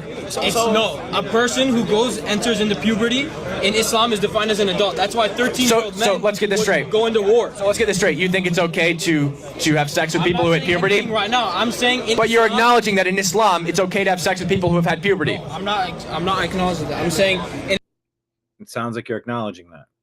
Islam and the. Oh, Omar Fatty looks like the Deliverance kid. Oh, there's definitely something off with that Omar guy. Adult is defined by someone who has reached the age of puberty. So you are acknowledging that in Islam, it's okay to marry and have sex with people who have reached puberty. Yes. Not being explicit. Okay. So I also believe that having sex with people just who have hit puberty is incompatible with the West. 14-year-olds hit puberty all the time. You can't have sex with 14-year-olds. I'm sorry, Muslims. I'm not expressing my opinions. Are you a Muslim? As a Muslim, if you reach the age of puberty, you are allowed to be married. Can you condemn having sex with 14-year-olds? I'm not condemning anything. Okay, so here we have a Muslim who refuses to condemn pedophilia.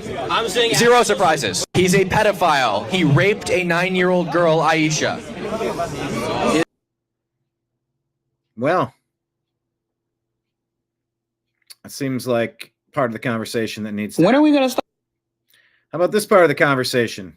If you don't fix SNAP benefits, let's rob all the stores. What? Newsmax put this out. Start looting the stores. Because I was stealing before. Now it's full-blown theft. Because what the you mean no food stamps? Y'all was clutching y'all purses before. This gonna be the time that you need to clutch them. Y'all was doing that all that long time. More y'all should have started taking from the corporations a long time ago. Y'all just didn't have that your bones. Get out there and get in the field like I told you. Yeah, so you're ruining it for the rest of us. It's all of that theft that's raising the prices for the rest of us that aren't doing that. It's hard to explain how viral all of this has gone in the last few days, but it appears a large contingent of SNAP recipients are almost excited to loot this weekend. Grocery stores, Walmarts, anything they can get their hands on, 7-Elevens, whatever it is. This has exploded on social media, and it's putting Democrats in a very tough spot. For starters, their plan to blame all of this, the shutdown, on Republicans has totally backfired. Republican polling has gone up this past month. Nobody is buying the Democrat narrative on this shutdown. You know, everybody's reporting the same. Good. I'm glad nobody's buying the narrative on the shutdown because they're liars. All right, let's talk about the atrocities going on in the world. Christians being killed, and it's time people talk about it and what's going to be done to stop it. It's an Islamic butchery that's happening. Why is it? Hold on. Try it again. I grew up in Egypt, a Muslim country, where Christianity is a minority. And if you dare speak the name of Jesus, you will either die or your church will get bombed. Like in Egypt right now, Christians are getting killed all the time. So is this a compatible ideology that we would want to bring people in who hold these beliefs? Last week, there was a mother who went to the front of the church and found her 3 kids literally chopped up in pieces by the Muslim Brotherhood last week. This is all in Egypt. In Egypt, so this in is a Christian literally church. In a Christian church. Yeah. Was there any reporting at all on that? There's no reporting. There's no reporting. But you know about it because of friends. I know about it because I'm following so many Arabic and Christian churches in Egypt. Wow. And our family, we have family there. We have friends that are there. But you will never hear about that on the news. You will never hear about that in Nigeria on Palm Sunday, that there was a church that was slaughtered. You will never hear that in Syria, Christians are getting slaughtered. You'll never hear that there are so many people and Christians dying for their faith. And we are the most persecuted people around the world. Christians are the most hated. We are the most persecuted. And it is mainly by Muslims. It is mainly by Muslims. And the reason, by the way, you don't get on. I grew up in Egypt. So make it make sense. Explain it away. Help us understand.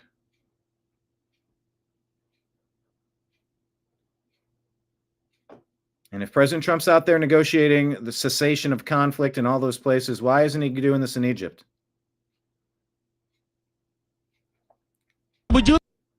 Up in Canada, people like David are having conversations because people want to change Canada into a new country with new rules. Do you want to change Canada or do you want to defend Canada? Make Canada great again or change Canada forever. I'd like to see Sharia law in Canada replace Canadian law. Would you like to replace Canadian law with Sharia law? At some point it will. You know, because we have families, we are making babies. You're not. You're not having babies in Canada. You're not having babies many places. But they are. Put a few people in, they're going to multiply. They're going to take over your place. Like, that's the game plan. That's the long-term goal. A few generations to take over the entire country. Your population is going down the slump. Because you've been lied to by the media, by the green movement, by the propagandists, by the teachers, the Democrats, the deep state. Oh, the planet's dying. Don't have kids. Oh, we're overpopulated. Don't have kids. By the way, we don't have enough kids to replace the people that are leaving us. So let's import a whole bunch of people with radically different worldviews and ideologies that are incompatible with our laws and our Constitution and our Bill of Rights. Oh, yeah, that's a great strategy. No, it's not a great strategy. Right? And by 2060, according to Pew Research Institute, your research, by 2060, Muslims will be the biggest religious group the world over.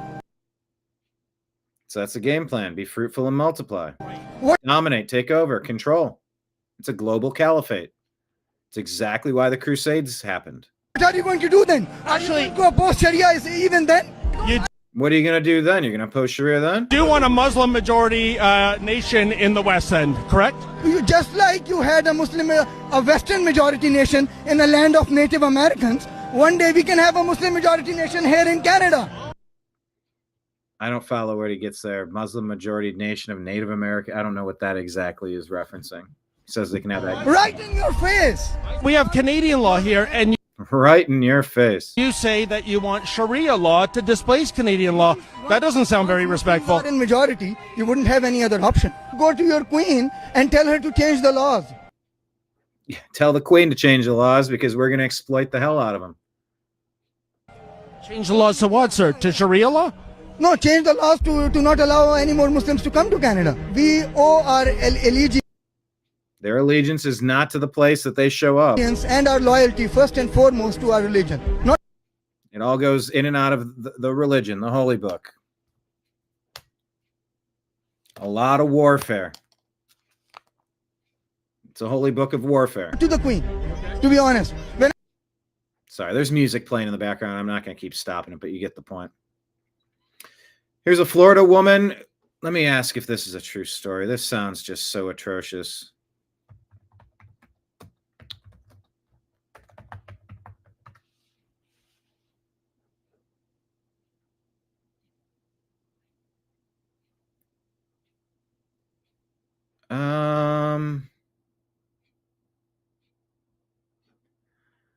Arrested and charged with attempted murder during an aggravated child abuse, authorities allege she used Roblox's chat feature to instruct her 10-year-old daughter. Oh my God, this is way worse. This isn't just a stranger, which is horrible. She instructed her 10-year-old daughter, who was temporarily staying in a foster home, to harm a 2-month-old infant and attack adults in the household?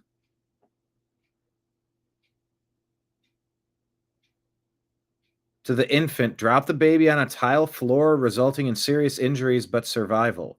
See, this one says that this is a different story, and I don't...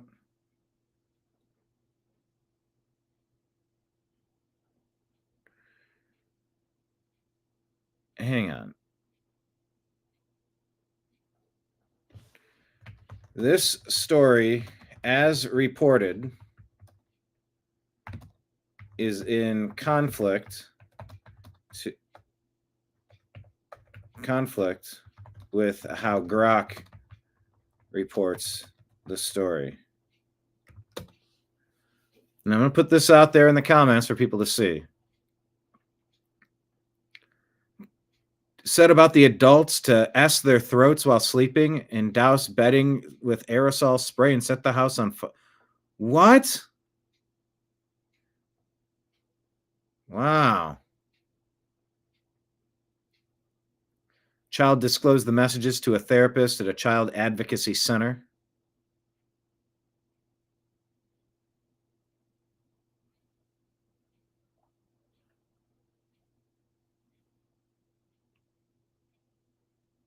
Hang on, wait. Updates. She faced additional charges, including first-degree premeditated murder. Now, wait a minute.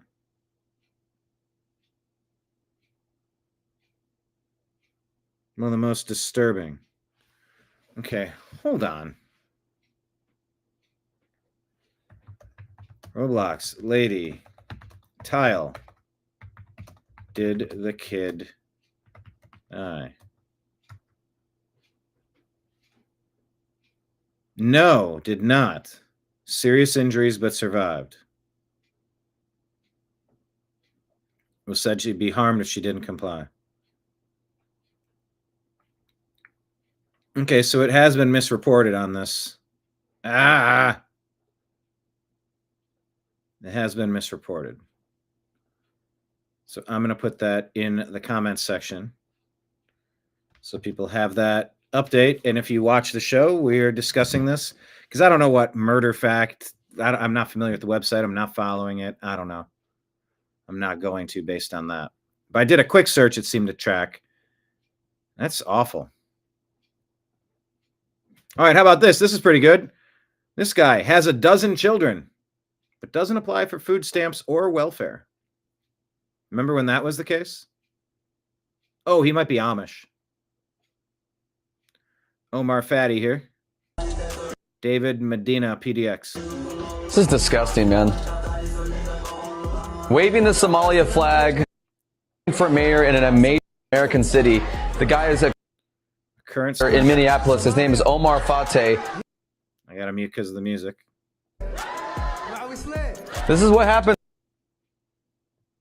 in our country and not assimilate. The whole time. I'm going to move on. All right, here's a friendly reminder. Not a single country we send billions to every year is reaching out to help the 40 million Americans who won't receive SNAP benefits in November. Are you aware of that? Nobody sends us money. It's all just money laundering from us by pirates to steal the purchase power of our dollars. Are you aware? Nobody's helping us. Here's Chuck Schumer. Hey, free healthcare for illegals or the country gets it. See? That's a Democrat's plan in 2025.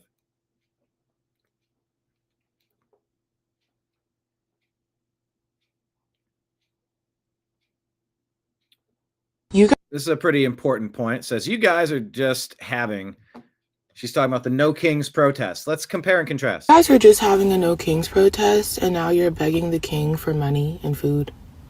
Don't laugh. It's not funny. You guys were just having a No Kings protest, and now you're begging the king for money and food. Don't laugh. That's a fair, great point. Kings for me, but not for thee. It's so weird. This is funny. Northwich says, I hope our names are touching on the government watch list. Wouldn't that be nice? I hope our names are touching. All right, what is this? The New York Times reporting. Officials' access to FBI files in Charlie Kirk case drew pushback. What is this? Inquiry by Joe Kent, who leads the National Counterterrorism Center, is said to have alarmed Kash Patel, the FBI director. Huh? Daily Mail says Kash Patel shuts down Charlie Kirk foreign intelligence probe in an explosive feud with Trump's counter-terror chief.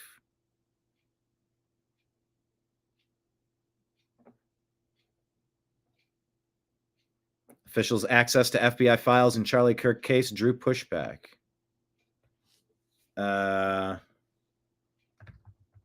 So where do we go from here? Take all these accusations with a grain of salt, but still they paint a broad picture. All right. I'm not familiar with MAGA Mafia Media, but this is also posting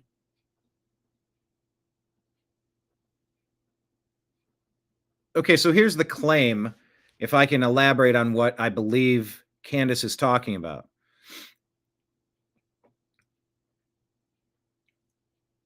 September 10th, departed Provo, Utah, 7:14 local time. Departed Wilmington for Cairo on the 11th. Flight logs from the plane that the Egyptian military contractors used to fly from Cairo, Egypt to Provo, Utah on the same day that Charlie Kirk was taken out. Unverified claims, but I believe this is what Candace is discussing, so let's just toss it out there. Unverified, but this is what's going around. Now we got to figure out how accurate it is. Third plane reveals Egyptian military contractors on the ground. Is the FBI covering something up? Military contractors allegedly dropped off at the airport in Provo, Utah by UVU College before Charlie was taken out. They said they were on a classified military mission. The plane arrived before it happened on 9/4, flew back on 9/11 without the Egyptian military contractors back to Egypt. So where'd they go? The cover story was that the plane had to travel out of the way of the U.S. just for maintenance. And they say it doesn't make sense because it's from Egypt half the way across the world. Why come to the U.S.? I told you why. I told you why come to the U.S. I told you that American contractors often handle all of the maintenance on certain issues, certain planes or boats or what have you. They keep information and repair techniques proprietary. There's a multitude of reasons how and why that could be a thing. So I don't see that in and of itself as a smoking gun, but if those people flew in to take care of the job, why didn't they fly out once the job was taken care of? Unless the job was something else. Anyway. Did Kash Patel deny people access to the Charlie Kirk files and dropped all foreign involvement conversation on day one?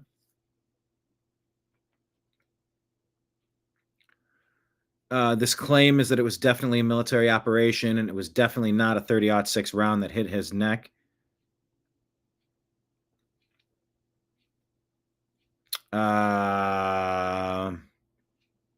Not looking good for the official story, but why are they lying? Who are they covering for? It's so disappointing. I have some theories I'll mention later from Candace Owens. Okay. So this was Candace elaborating. That's literally. All right. So it went from Cairo to Paris, France on September 4th. But it has it in France, but then it's just departing from Provo, Utah. So how does it get from Paris, France on the 4th to the 10th in Utah? Sort of missing something, but anyway, that's what's being said. Let's debunk it or prove it. Is this the same clip? I can now report to you that it is a fact that on 9/4 there were this was not some dropping by in Utah as they were trying to claim because the plane needed to be serviced. That's what they ran with. Anyway, I told you why that does happen. President just took a bunch of hate, a bunch of backlash for saying that we're going to have a military base. Qatar, I think it was Qatar, in the United States, but it's like where they're going to train. It's where they're going to take care of the vehicles. And you can sell somebody something that's like, yeah, I'm not going to teach you how to work it. You might be able to reverse engineer it, but we'll take care of it here. We'll even pay for the gas. We'll subtract the gas from the cost of the repair. We'll work it into the deal somehow. We'll fuel it up to you for free on your way back. It's part of the purchase price. They've thought all this stuff out. So anyway, I just don't see that as the smoking gun in and of itself. Here's a wild video showing FBI storming Dearborn home.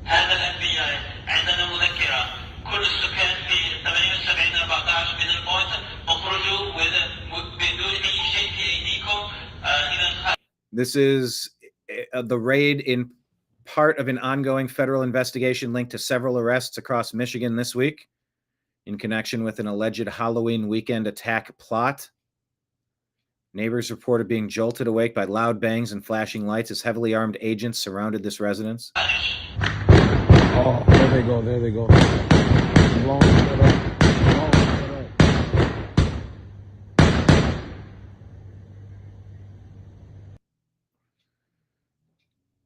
Yeah, some of these, and I guess if you have an attack plan for today, it's more dire and you got to do this at the last second. But there's a lot of these raids. They blew a guy up in Utah. Biden did because he posted some threats online. Super fat, overweight guy. You're telling me you got him. All he's doing is typing on his computer. You can't grab him when he goes to the mailbox, when he goes to Walmart. Of course you could. You don't need to explode him in his house. This comment, oh, you don't say. Terror attacks plotted in Dearborn, Michigan, huh? I'm so surprised and shocked by this. This is my surprised and shocked face. So I don't have any more details on this arrest.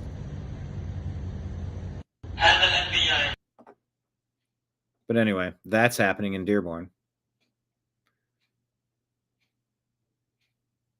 JD Vance, I mean, this was, I caught this conversation.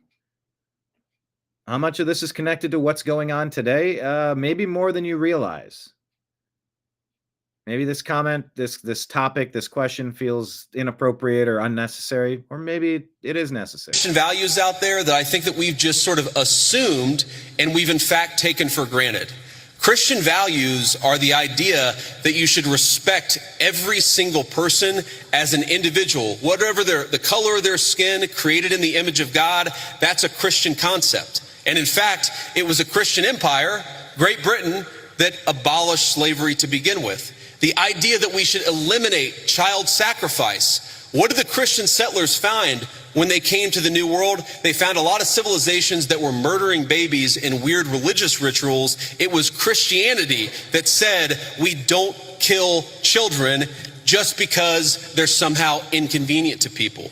A lot of the things, human rights, the very idea that human beings have rights are a Christian concept. And so I'd ask you, my assumption based on the question is that you're skeptical of Christianity, or at least of certain public professions of Christianity. One of my favorite Bible verses is, by your fruits ye shall know them. And I think that the fruits of the Christian faith are the most moral, the most just, and the most prosperous civilization in history. I make no apologies for believing that Christianity is the pathway to God. I make no apologies for thinking that Christian values are an important foundation of this country, but I'm not going to force you to believe in anything, because that's not what God wants, and that's not what I want either. A lot of Christian values out there that I think that we've just... But are there Jewish supremacists that want to force their way onto other people? Well, not as much as Islam. That's what they want to do. They want to conquer, dominate. It's global domination is the game plan. Now, Christians want to proselytize, to evangelize, to go preach the good word, go tell people the good news about Jesus Christ coming down from the heavens, dying on the cross to pay penance for our sins so that we can enter the eternal kingdom of God. And if you disagree, we're not going to behead you. We'll pray for you. We'll invite you. Hey, we're having a church thing. We have a barbecue every Sunday during football if you want to come hang out. Okay. Oh, no. But that's very different from what you're seeing, this global invasion. Very different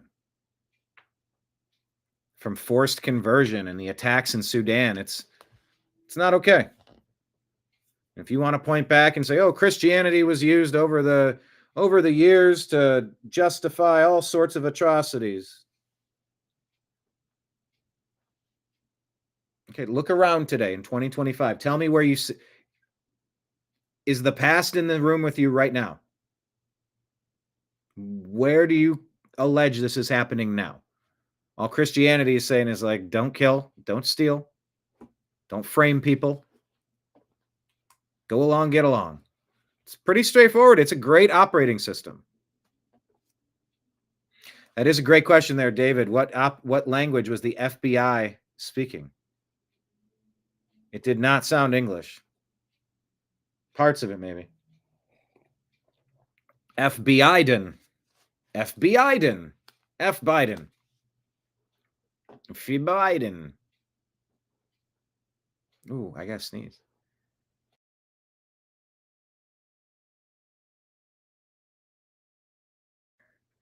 What's uglier than a sneeze face? And they go, cappuccino, cappuccino, Al Pacino. Hoo-ha!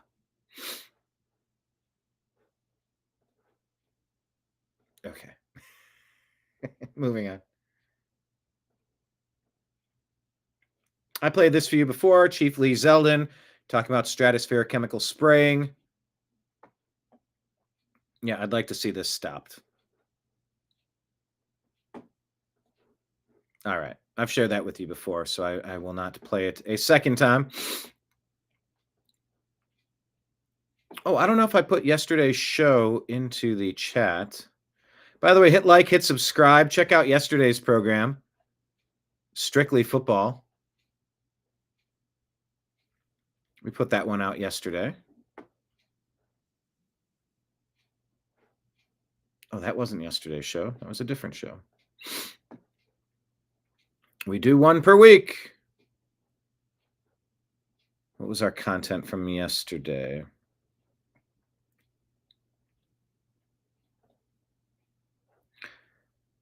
Abolish daylight savings time. Let me put this in our chat. Yeah, if you want to be in on our X messages, we have a group for the Agree to Disagree show. John is in there. I mean, it's like single digits people, but like if all of you want to jump in, I would be totally fine with that. So we try to deliver the show once a day on that platform if something happened to YouTube. We're building parallel pathways forward if YouTube decides to go all YouTube again. Hit like, hit subscribe.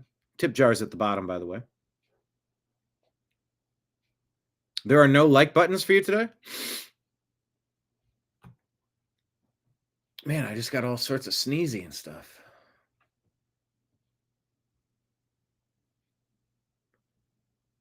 I do see the hearts. I see the hundreds. I see the confetti. Go ahead and tap that on YouTube if you have that availability.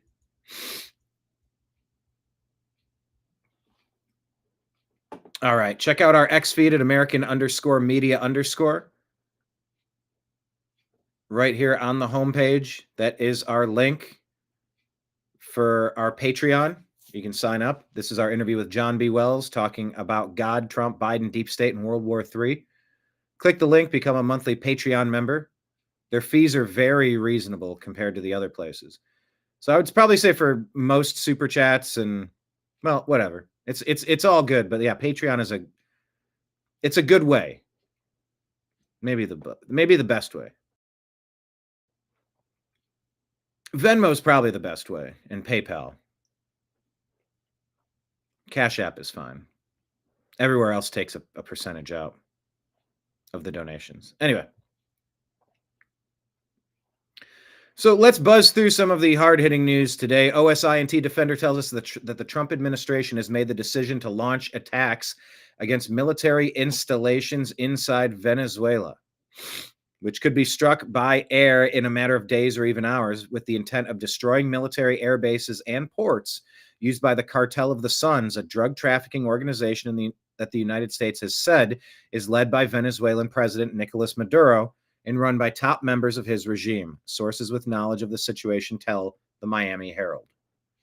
So sort of unconfirmed, but you're getting a story now. You knew that they were amping up, revving up for such things, and now it's getting closer. One open source intel says the Trump admin reportedly authorizes strikes on Venezuelan military sites, with the attacks expected to begin at any time, according to the Miami Herald. Geiger Capital here shares with you Canada's top military general. David, do you know this person? She starts crying while apologizing for systemic racism and discrimination in their forces. Geiger Capital calls her a deeply unserious country, or calls Canada a deeply unserious country, and says this is how Western civilization dies. Systemic racism, racial discrimination, and harassment are an affront to these values, and yet we allowed these injustices to occur and fester within our ranks. Therefore, on behalf of the Canadian Armed Forces, I offer my most sincere and deepest apologies. I apologize to every CAF member, veteran who experienced racism, discrimination, and harassment. And I acknowledge we failed you. Not entirely certain what she's apologizing for, but I mean, it matches along with the self-flagellation that the deep state Democrats have been pushing. Apologize, guilt, shame, wrong behavior, sit down, shut up. And you see the things people are getting arrested for in England. They're getting longer penalties for complaining about the justice system, allowing violent, crazy people to harm their citizens than the actual criminals are getting penalties for harming citizens. That's unsustainable. That's where you reach a tipping point as a culture. All right, what's this here? Basil the Great shows us a woman at a train station in London. A man jumps across the tracks to harass her. She tells him to go away. She's clearly terrified. When she rejects him, he says he wants to rob her phone. Can you leave me alone? Can you leave me? Excuse me? Can you help me, please? Can you leave me the fuck alone? Can you leave me the fuck alone? Back the fuck up. You just jumped across the tracks to come and chat to me. Go back to your stuff. Yeah, that's calm. What do you mean? Stay away from me, bro. Cool. Let me chat. No, I don't want to chat to you. Fuck off. Fuck off. I don't want to chat to you. I don't know you from anywhere. Fuck off. I'll follow you though. Go away. What is wrong with you? I'll follow you though. Fuck this shit. Creepers, man. I had somebody else complain to me. Someone approached him like this and wouldn't get off of him. What is wrong with If you? you act up, I'll follow you. What is wrong with you? Okay, let me say my part. You've just jumped. Okay, let me say my part then. What's your part? I don't know why you acting like that. Bro, bro. go away. I don't want to know you. No, let me know. Let me say I my don't part. want to know you. Can you go away, please? No, Can you fuck cool. off? Let me say my part then. Yeah, this is major harassment. Fuck off. Fuck off. Go away. Before I take your phone. Go away. Before I take your phone away. You're not going to take my shit. Fuck off. Yeah. Basil the Great says these women just sat at a train station in London. This guy approaches and strokes her hair. She rejects his advances. He asks if they want to be. I saw that. What? I saw you from over there. I like it.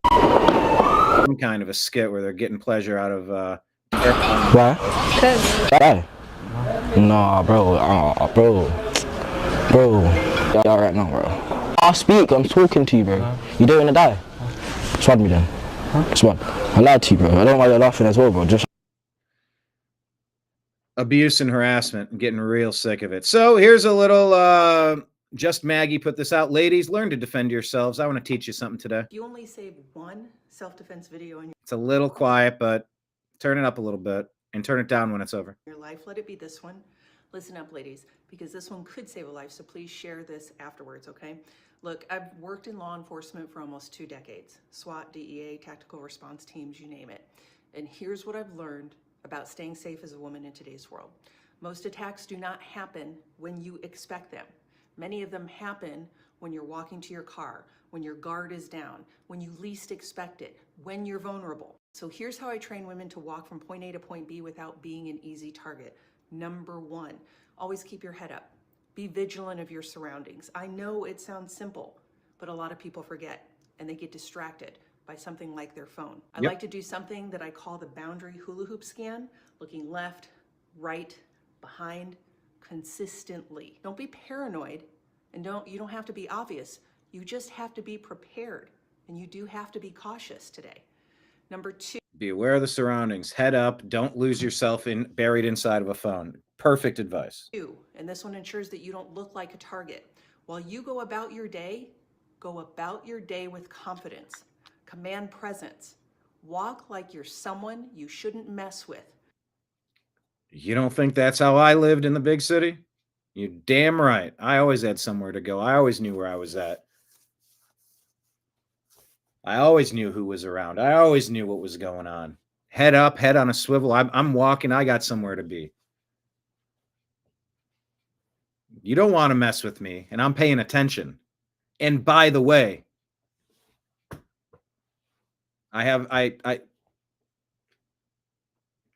yeah. Out of 100 people, you might be able to pick 99 that are an easier target than I'm going to make myself. And that'll help you a lot. And doing things with purpose, very clear intentions, as if you're familiar with your surroundings, as if there's more of you around, as if you intend to be there. You know, you fake it till you make it. I've been in some pretty sketchy places.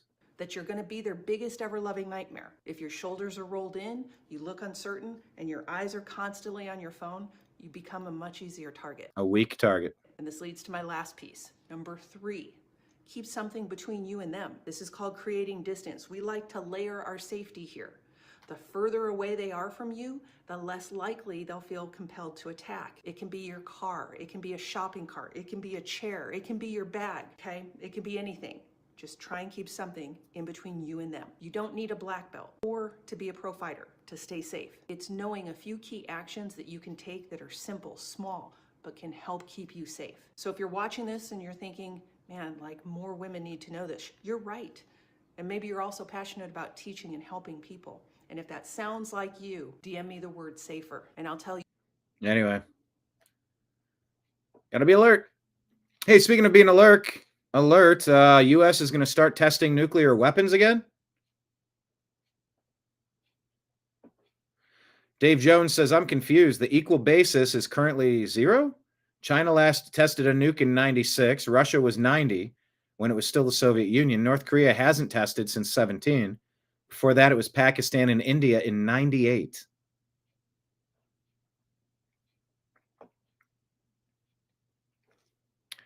President Trump allegedly put this out yesterday. The United States has more nuclear weapons than any other country. This was accomplished including a complete update and renovation of existing weapons during my first term in office. Because of the tremendous destructive power, I hated to do it, but had no choice. Russia is second, and China is a distant third, but will be even within 5 years. Because of other countries testing their programs, I've instructed the Department of War to start testing our nuclear weapons on an equal basis. That process will begin immediately. Thank you for your attention to this matter, President Donald John Trump.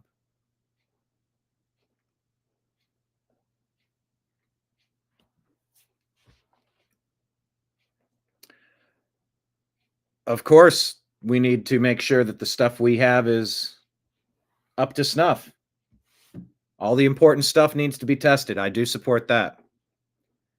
And it's also a bit of a negotiating tactic, calling out China, calling out Russia, figuring out like, hey, here's where we are. You know, Reagan and his Star Wars programs.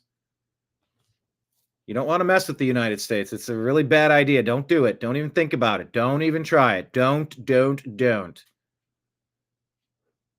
So I like it because that's what a responsible commander-in-chief would do. You'd want to test your systems. And number 2, it's part of the negotiation to shut down the Russia-Ukraine war. And I think President Trump is trying to bring Xi Jinping in on that to help put some leverage and work with Russia on some protection protocols. Maybe Russia's freaking out because of Ukraine and this and that and NATO. What if China would end up helping Russia and just saying, hey, they'll cover your back. Like, you can pull back. They'll be watching. This is your closest neighbor. They're not going to let that happen. But we from on the other side of the country, let us get out of here. I think that might be part of the conversation that's being had at this moment. I'm not privy to these conversations, and I don't have all the complexities memorized. But, I mean, I'd be saying something similar if that were me. Boy, that escalated quickly. David Z here says Russia just released details of the ultimate cruise nuclear missile. 14,000 kilometers. Russia completed tests of the Burevestnik missile. Putin Chief of Staff Gerasimov to Putin. The Burevestnik was airborne for 15 hours, covered 14,000 kilometers. That's not its limit, though. Has the ability to bypass missile defense systems, allegedly.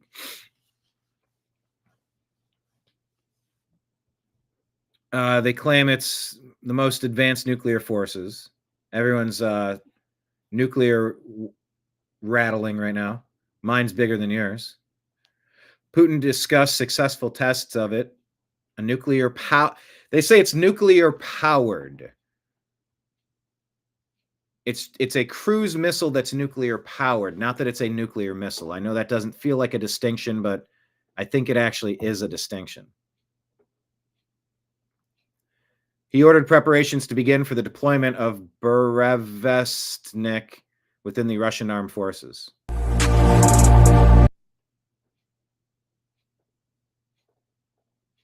I mean, so there's the renderings. They're very generic renderings.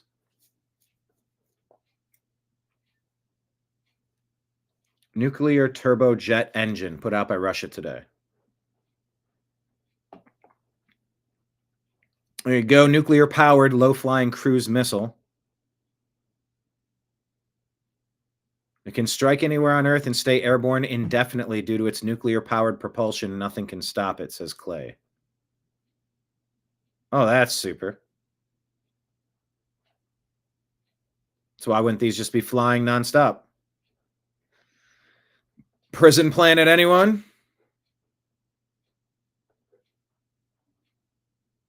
All right. Also, speaking about nuclear, I just want to tell you about...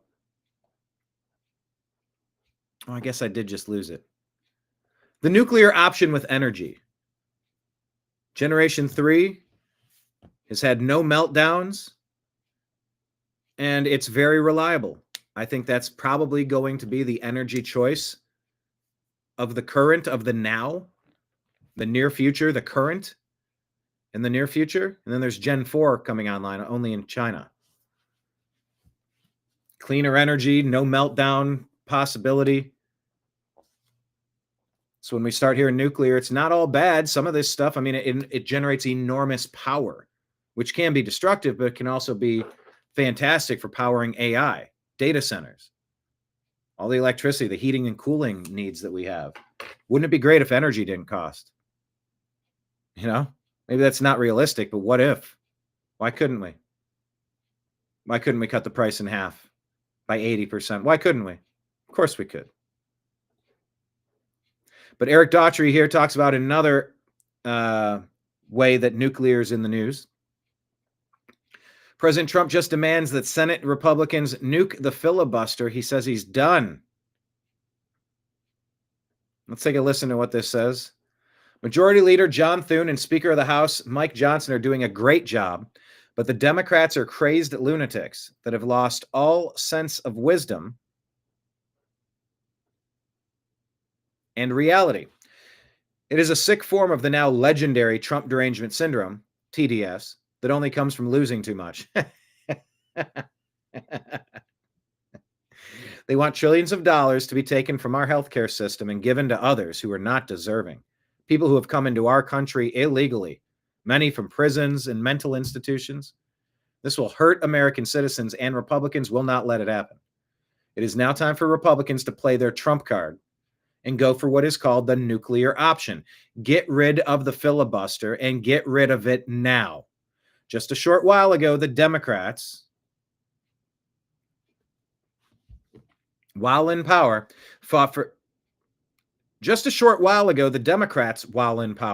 fought for 3 years to do this, but were unable to pull it off because of Senators Joe Manchin of West Virginia and Kyrsten Sinema of Arizona. Never have the Democrats fought so hard to do something because they knew the tremendous strength that terminating the filibuster would give them.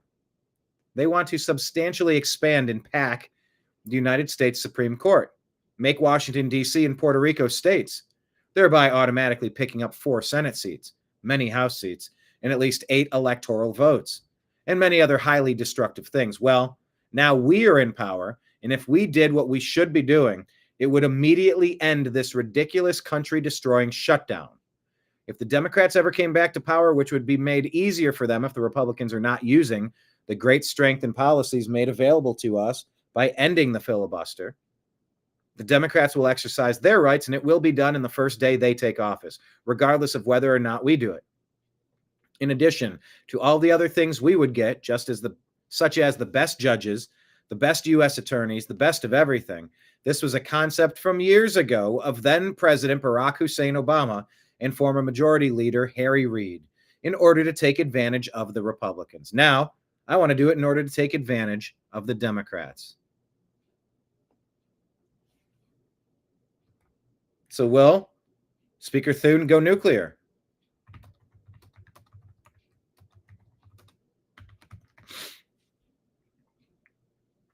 That's one way to stop whatever it is that the Democrats are cooking up. You kneecap him legislatively.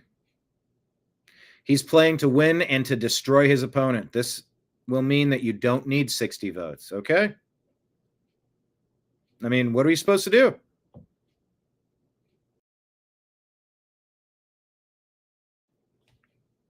What are you supposed to do? This is how she looks at you when she finds out that you're long in nuclear stocks and rare earth stocks. Did you see the buzz? Did you see all of the buzz about Sydney Sweeney? She's not just a jeans girl, she's a dress girl. So President Trump put this out here and says, because of the fact that the Democrats have gone stone cold crazy, the choice is clear. Initiate the nuclear option, get rid of the filibuster, and make America great again. Marjorie Taylor Greene says, thank you, President Trump. This is what I called for from the very beginning. Since Democrats refuse to fund the government, Senate Republicans need to use the nuclear option and override the filibuster. Enough of the drama. Stop forcing people to suffer and lead the country. Gunther here says, you want to see another Democrat narrative crumble before their eyes? Mazie Hirono was dismantled by Richard Correll today after she said Trump told the world he was going to start exploding nuclear weapons. How do these people end up in Congress being so intellectually challenged? Take a listen. I want to start with two initial questions that I ask of every nominee to ensure their fitness to serve. So I will ask you, since you became a legal adult, have you ever made unwanted requests for sexual favors or committed any verbal or physical harassment of a sexual nature? No, Senator. Have you ever faced discipline or entered into a settlement relating to this kind of conduct? No, Senator. So the president made what I think it was a surprise announcement while he was going to meet with President Xi. So this has to do with saying that we should resume nuclear testing. And the last time the U.S. conducted nuclear tests was in 1992. Would resumption of the kind of testing that he's talking about apparently require an EIS? I'm not familiar with the term EIS. Environmental impact statement. That's not a matter of expertise for me, Senator. Well, I think under the National Environmental Policy Act, I mean,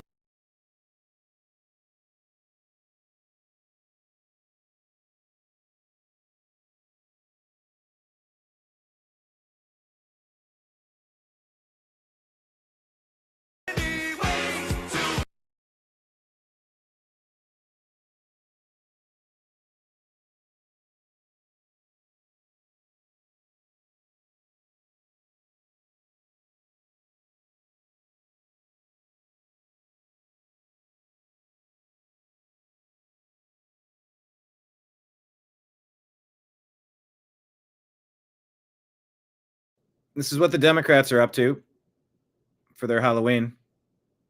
Dressed up as President Trump. Threw the head out the ear. This is what? Supposed to be hilarious? Do you recall a single person dressing up like this for Obama or Biden? Oh, right. That's right. They didn't try to fucking blow either of their heads off, did they? Thank you, David. To be continued. Appreciate you. Have a great weekend. I'll be back on Monday at noon. Might do a Saturday show. Not entirely certain. So that's the left right there. They think this is in good taste. I don't think that's in good taste. Scott Adams might be done drawing this week. Hand is becoming increasingly paralyzed from whatever's going on medically. I tagged Elon. He said he might be a quadriplegic pretty soon. Jeez. So I said, is there anything with Neuralink that you'd be able to help Scott out with? Yeah, Scott's going through it, man. Prayers to Scott Adams.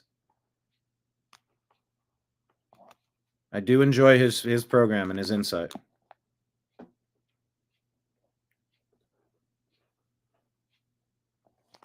Fort Lewis College denies application for a TPUSA chapter. You can contact him there. Byron, New York says convicting Donald Trump of 34 felonies is Alvin Bragg's biggest accomplishment, and now he's running for re-election. Touting his record, but in debate with opponents, Bragg said not a word about the case, and neither did they. It's like the Trump trial never happened. Huh. Yeah, this guy needs to be jailed for deprivation of civil liberties and election interference. Why is Tucker Carlson trending? Josh Hammer yesterday called for Tucker Carlson to be Cade. Neutralized, military, to put out of action or make incapable of action. People called him out for it, and then he panics and posts the definition of what he meant, but community notes show that he cropped out the full definition. He's an absolutely disgusting human being. So this guy, Josh, is getting dragged. I don't know. Who's Josh Hammer?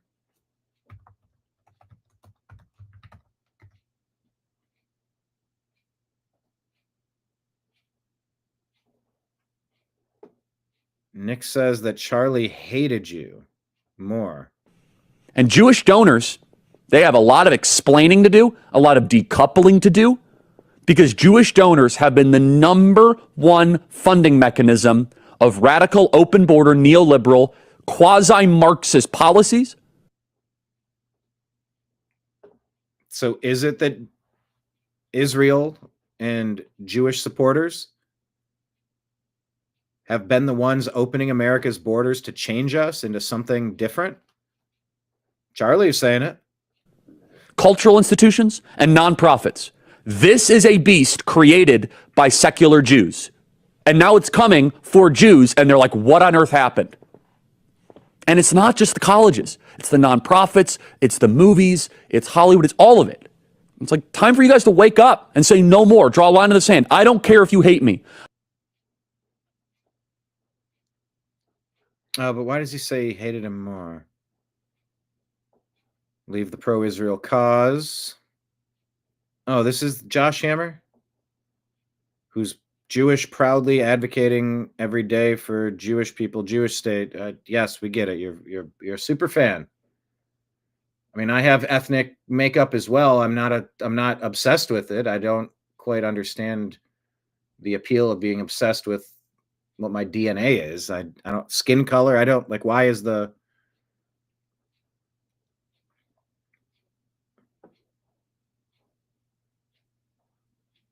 saying the fox should be neutralized?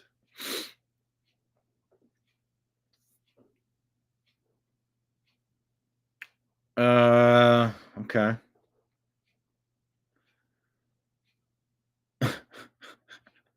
Harrison Smith says Josh Hammer has to come to San Antonio and kiss the Alamo if he wants to continue to be welcomed in the MAGA movement. Kiss the wall, that's funny.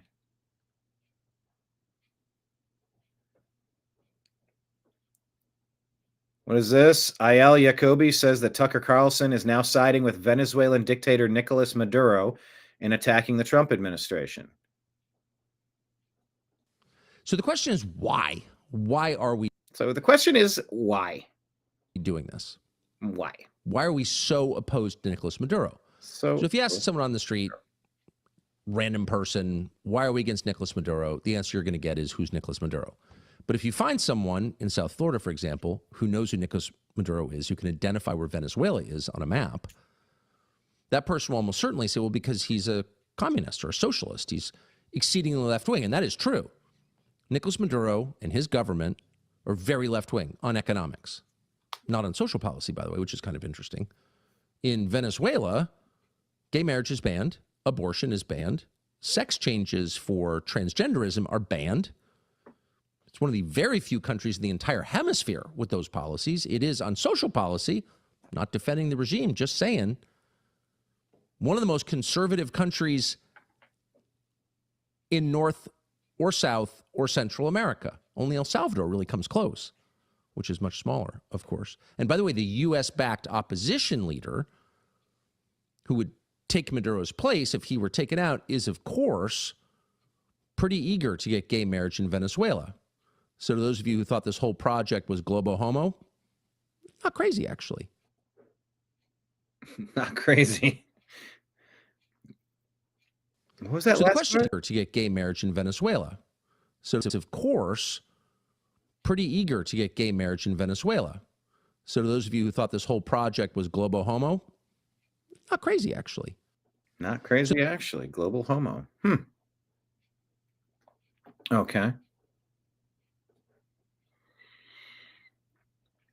Tim Carney says, Steve Descano is the prosecutor in this county. I can't figure out why he does this, but when it comes to S crimes, this is how he behaves again and again. Calls him a plague on Northern Virginia, making us all less safe. Responding to Lindsay Fiffield, she tells this story. When I was a few weeks postpartum with my second child, I bundled us both up and waddled into the Fairfax County Circuit Court to testify against a man who had accosted my then toddler daughter and I in a public bathroom while I was heavily pregnant. When I arrived, I was brought into a room with his other victims and found out he had assaulted a woman in the same bathroom. I suddenly felt that I had been lucky. The arresting officer, who had also interviewed me weeks prior, was clearly eager to do everything right to keep this guy off the street. He found additional witnesses, pulled surveillance footage, followed every step to the letter.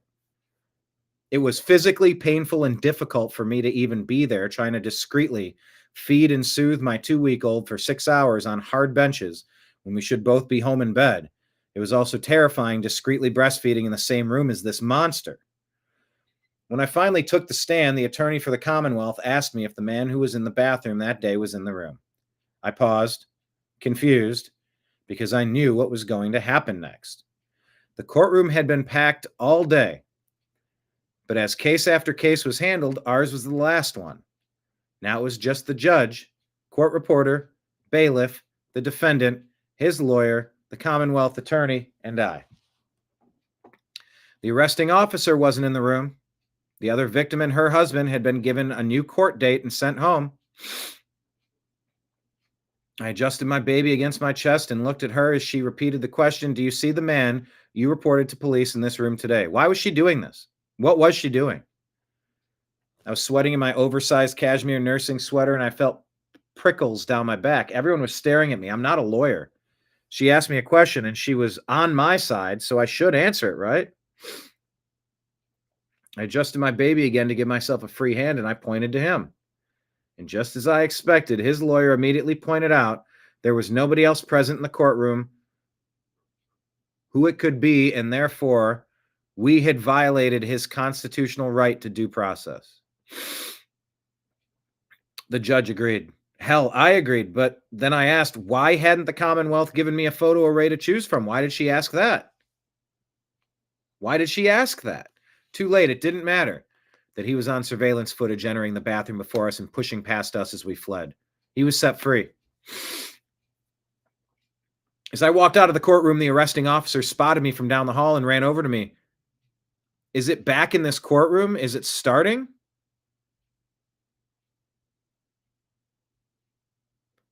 No, I told him, it's already over. He had been sent to another courtroom by mistake. He didn't even get a chance to testify. He looked horrified. The Commonwealth attorney and victims advocate that morning assured us they were going to fight for us. They were so sorry this had happened to us. They were so grateful I had come in to testify in my condition. Instead, they seemingly intentionally let the monster walk free. It had been 2 years. Yesterday, he was released on bail for yet another crime, one of at least 13 that he's committed since that day in court, including abuse of a child under 15. This cross-eyed demon. His arrest record from just the last 5 years spans 4 pages on the Virginia court website. Look at how many women and children he's victimized since that day. Look how many times his victims have gone to court just as I did, only to set him free again and again and again. This is not happening by accident. This is deliberate.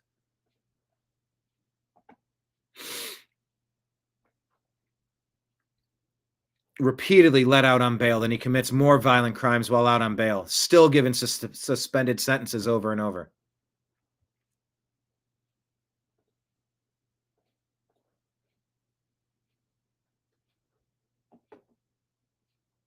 You're saying it's Toscano, but he's been let go by Arlington ADA's jet. One for Toscano, but he's in the... Oh, Arlington ADA's let him off just as much. This has got to get cleaned up in America, and the Democrats are at the core of it. So yeah, Trump is calculating Democrats are going to use the nuclear option anyway, so you just might as well do it. Do it first. Make some advances.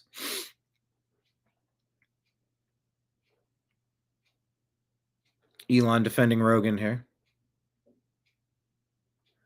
Meanwhile, in New York City, they say... can save £50 per person. That's... Oh, okay.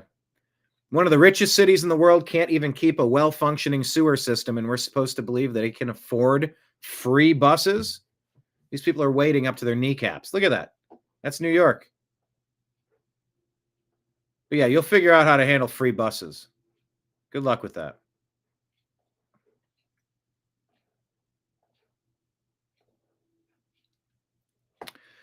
Jeanine Pirro announces that Naquan Lucas, charged for the murder of the 21-year-old congressional intern Eric Tarpinian, Joachim, and for the murder of 17-year-old Zoe Kelly.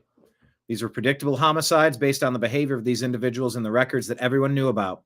Yet the D.C. Council is interested in protecting not the victims, but the criminals under the guise of protecting the innocence of youth. It's time for them to start protecting the citizens of the district. Thank you, Judge Jeanine Pirro. Amakai Stein says this is this kibbutz near Oz, where 1 out of every 4 residents was ended or kidnapped on October 7. After 755 days, there are no more hostages from our kibbutz held by Hamas. Now we can begin to process, heal, and mourn the 65 loved ones who will not return.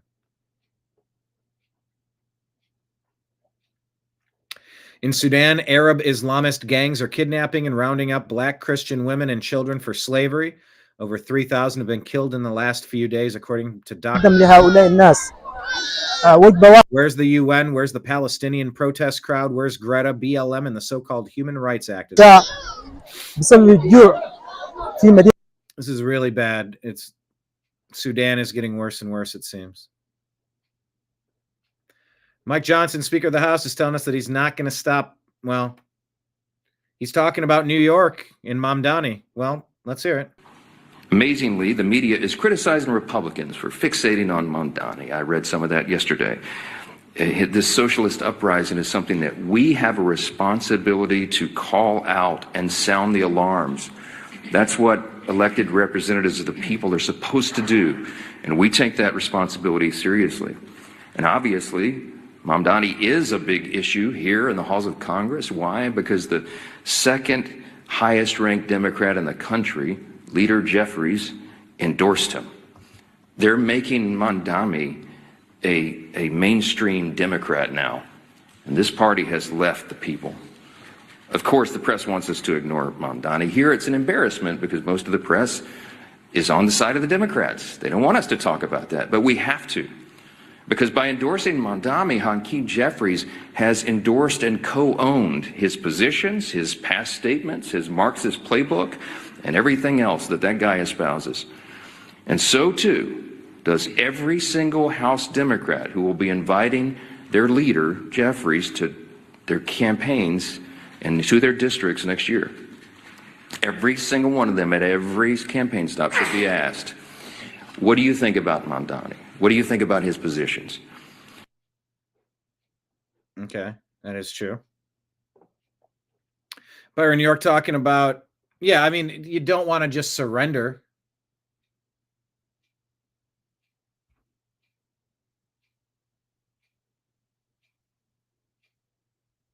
New York City to communism. In this post here, Byron York is calling out Bill Kristol. Bill Kristol's been really a Democrat plant for a while. Now it's being called out. A Democrat dark money fundraiser. By the way, I just saw something and I want to say that RFK Jr. yesterday, 2 days ago, tells reporters there's not sufficient evidence to definitively link Tylenol to autism. which is a softening of his position just one day after Texas files its lawsuit, describes the data as very suggestive, but urged a cautious approach in consulting doctors rather than outright bans. He says the causative association is not sufficient to say it definitely causes autism, but it is very suggestive. Some called it a humiliating reversal in media, with critics noting that it contradicts his earlier alarmism. But no, there are associations to look into. They're saying unproven ties to circumcision pain relief debunked by fact checkers. Well, that if the kids are then prescribed Tylenol, then that's not debunked at all. I don't know. I feel like Grok has changed, maybe not in a good way. The feed is different. X feed is different. Anyway. Et cetera, et cetera, et cetera. That is essentially the gist of what I wanted to deliver to you today on today's program. Please hit like, please hit subscribe, please share the show with a friend. If you want a mug, shoot me a $40 donation on any of the methods available at the bottom of the screen, and I'll get this mailed out to you. That'll cover the fees, and it'll cover the shipping. You can subscribe on YouTube, Rumble, and Patreon if you feel so inclined. Or, of course, Venmo, Cash App, and PayPal. All those scrolling at the bottom of the screen, you just press pause, and you link up that way. Yep, we have 115 viewable hours that we need to reach as soon as possible so that we can get our advertisements brought back up on the YouTube channel. So if you all could help me get to 115 hours as soon as possible, man, that'd be greatly appreciated. It matters. It definitely matters, putting that tip jar out. Put the water collection bowl out, you come back and it's full of water. That's a good thing. That would be a great thing. But thank you for watching today's program. What I'm going to do now is pull up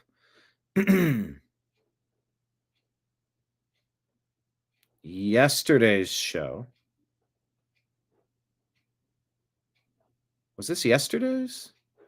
No, that was October 29th. Let me go to the main channel. Check out our Strictly Football program from yesterday. That would be super appreciated. And let's put this here about daylight savings time, etc. Thank you all so much for watching and being here. I hope you have a great weekend. We will talk to you very soon. Thanks a lot, everyone. Look, I wasn't muted here. First time for most things. Broadcasting to you live from the Orion spiral arm of the Milky Way galaxy, the solar system, planet Earth, North America, the United States of America, no longer. California, Los Angeles, to be pseudo-specific, my name is Brian Engelman. Today is Thursday, October 30th, the day before Halloween 2025. In this right here that you are watching, it's called the TNAM Daily Show. TNAM, what's that mean? It means the new American media, because the old American media has failed you. We're making our own news. We're a bunch of trash pandas rifling through the rubbish, separating fake news from fact. And we're going to dump our social media feed out, and we're going to talk to... Isn't that fun? You get to see my green screen behind me. See that? It's fun to have a headache. Ah! I'm like the before Tylenol. Oh wait, we can't say that word. That's not a good word right about now. We're learning more about the negative ramifications of Tylenol. It's fun to have a headache. Whoa, whoa, whoa, whoa. It's crazy though, seeing the green screen up here. And then it's gone. Green screen gone. We're going to talk today about daylight savings time. Is it time for that to be abolished? How about should we abolish Canadian tariffs? Well, 4 Republicans believed so. And what's going on with Trump in Asia? President Trump deals mount. Allegedly, according to Scott Bessent, maybe $1 trillion in new investments and trade deals. And really setting the United States up to make sure that we have options, we have partners, as nuclear tests are going off between Russia and the United States. We are meeting with leaders of Japan and South Korea and various places. President Trump got a crown. Did you see that? He was gifted a crown by South Korea, I believe. This is what it looks like when you have an actual American leader on the global stage. Joe Biden was a stain upon America. The child sniffing, creepy lady touching, babbling, incoherent, Burisma money laundering, allegedly.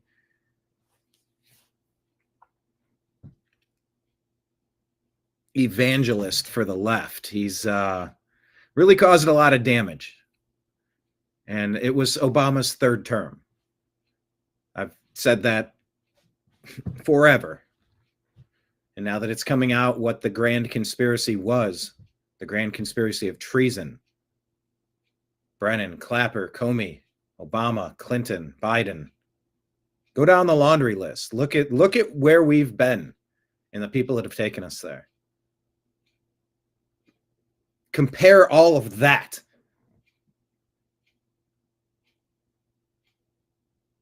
Remember when COVID began at the end of President Trump's 1st term? And what the Democrats did to shut down, lock down, to force things into you, to force you out of places.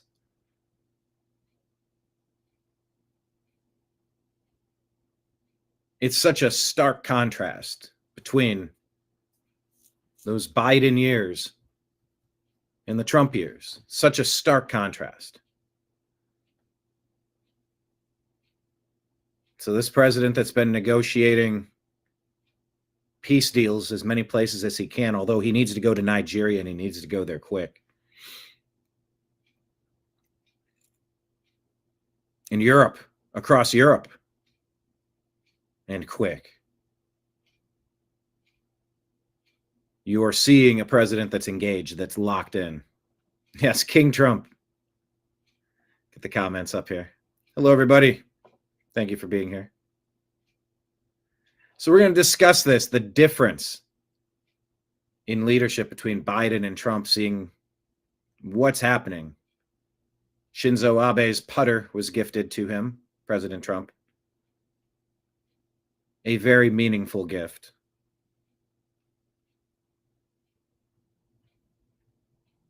And yeah, there's a lot of global stuff happening while we're looking inward. Democrats are trying to astroturf a crisis of their own creation and trying to blame Trump for it's like you grab somebody's hand and you just start going like this. And you go, stop hitting yourself. Stop hitting yourself. Stop hitting yourself. Stop hitting yourself. The Democrats are doing this to America.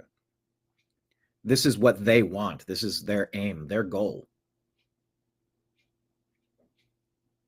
Destructive, divisive liars. Derelict in their duties, dare I say. So we're going to unpack the latest conversations about the shutdown. We're on what now? Like a month? Have you noticed? I have a little bit. We talked to you yesterday about Bill Gates changing his tune on the climate crisis hysteria. Yeah, SNAP and EBT shutdowns happening because of Democrats. These are all our recent shows that we've had on over the past couple of days. We've been ending our broadcast and then replaying the previous day's show. And today will be no different. So we hope you stick around. Let those hours add up, because as of now, I think yesterday we needed 177 hours of valid public watch hours to unlock our advertising revenue for advertisements again. And now we're down to 140. 140. So every extra hour of content you can watch on the TNAM YouTube channel would be greatly appreciated. What is that now? You said YouTube slapped a disclaimer on yesterday's show? I don't know anything about that. What are you referencing? I'm all ears. But yes. Stay tuned.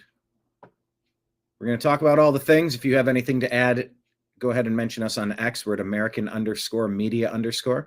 Let me tell you the other places that we are. We're on Patreon. Oh, hold on. Those are the... It's not that one either. Try this one. We're on Instagram, Facebook, Truth Social, Rumble, Odyssey, Twitch, Kick, DLive, Locals, and YouTube. Yeah, see, YouTube is crazy about climate change. What did we even say? What did we even say about that topic? Bill Gates decided to shift his focus.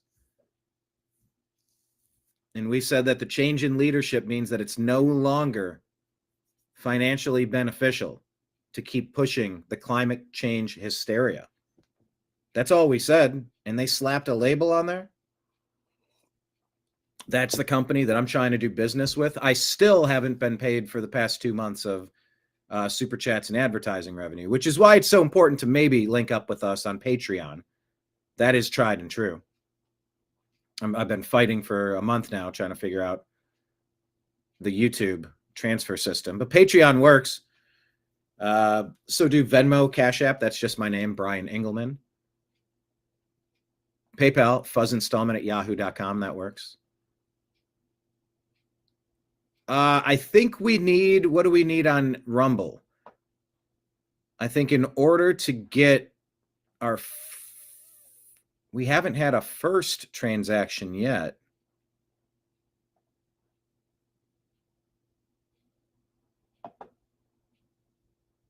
So I think we need,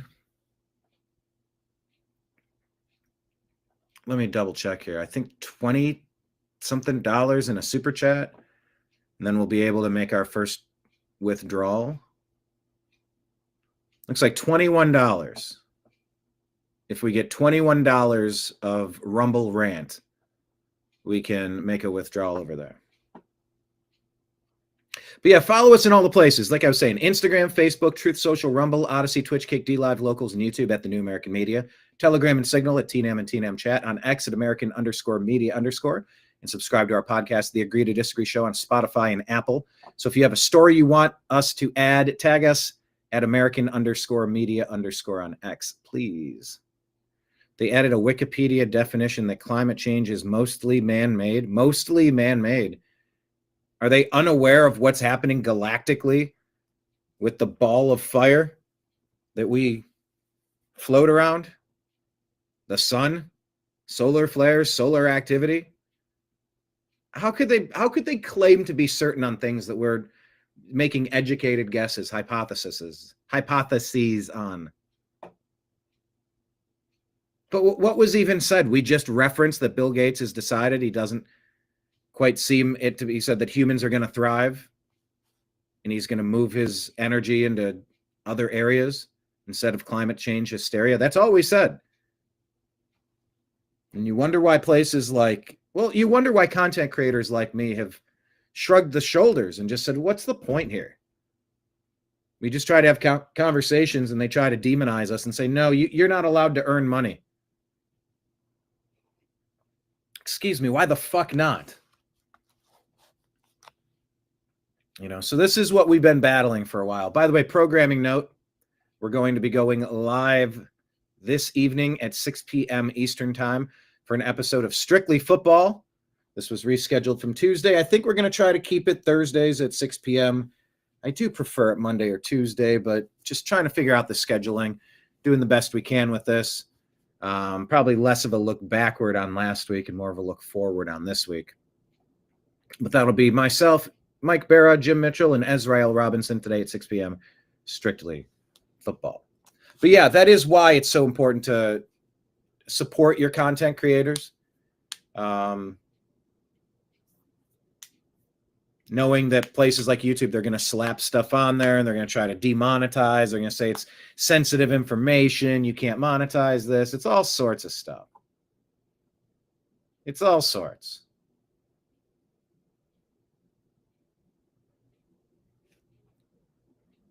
So we're trying to build the parallel economy around it. All the donation links are at the bottom of the screen. But yeah, I think $21 on Rumble Rants, and we should be able to hit. That would be great. That would actually be one of the best places if anyone wants to donate, Rumble Rant, because then we will be able to get the earnings processed. Because, yeah, there's monthly totals, and it says they have a lifetime totals. And that would be good to check out. Anyway, all of these stories and more on today's episode. Buckle up. Tag us on X if we have anything that you think we should discuss.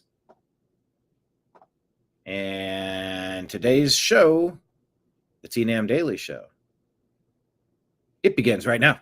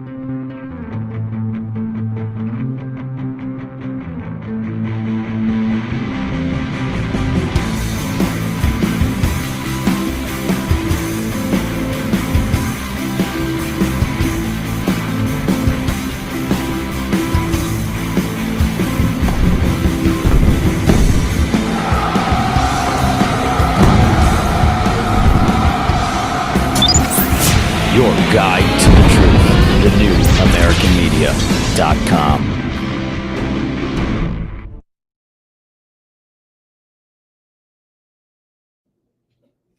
Thank you all for being here today on the program. Hit like, hit subscribe, and we're going to start going through our stuff. Let's start today looking at our Instagram feed, things that we noticed and we can play and talk about.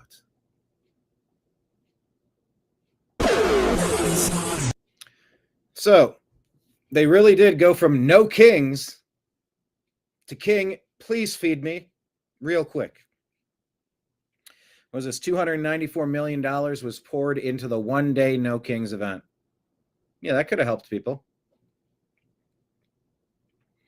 This is from Patrick Buffman. But that's quite a striking contrast, isn't it? No kings, no kings, no kings. King, please fade me. King, please fade me. That's a shocking dichotomy. Compare and contrast. House GOP, what is this? GOP Oversight Committee.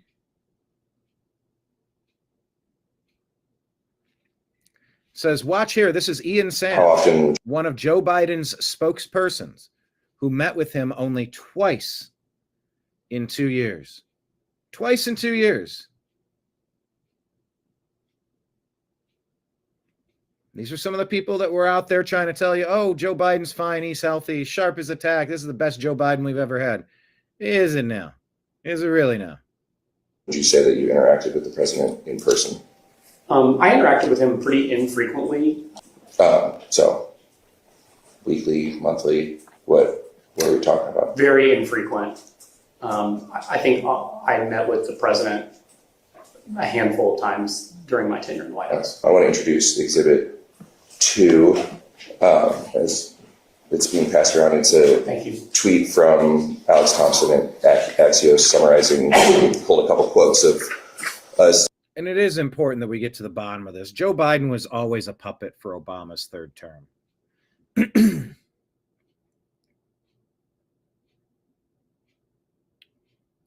let's at least be honest about that. And if the fact that he's incapacitated and it really has turned into Weekend at Bernie's, we got a problem. And the fact that we all saw this and we were all yelling about it and we were being lied to, oh no, everything's fine. Nope, Sharp is attacked. Nope, appreciate your concern, but nope, we got this thing handled. You go sit back down now. You know, I told Nancy, I said, the hell are you doing? Going ahead and put Kamala. It's Kamala. What the hell? Nancy, why would you do that? I like having Joe in there. He, he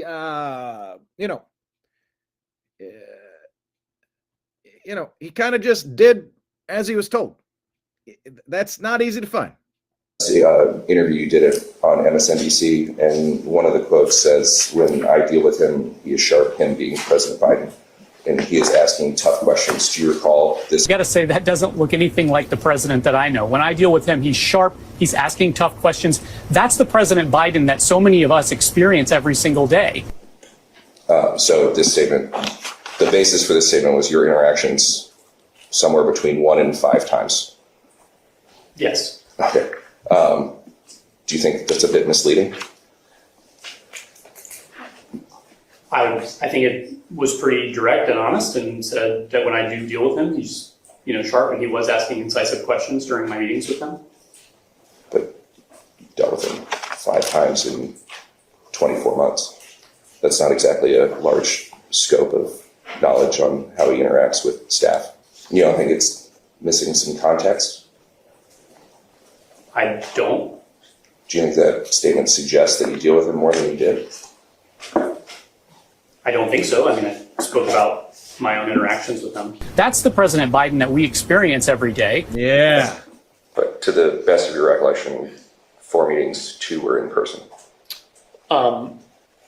2 that were, the 2 that I described to you that I, at the very onset in the Oval, one was a Zoom where he was at Camp David, and I was a participant in the meeting.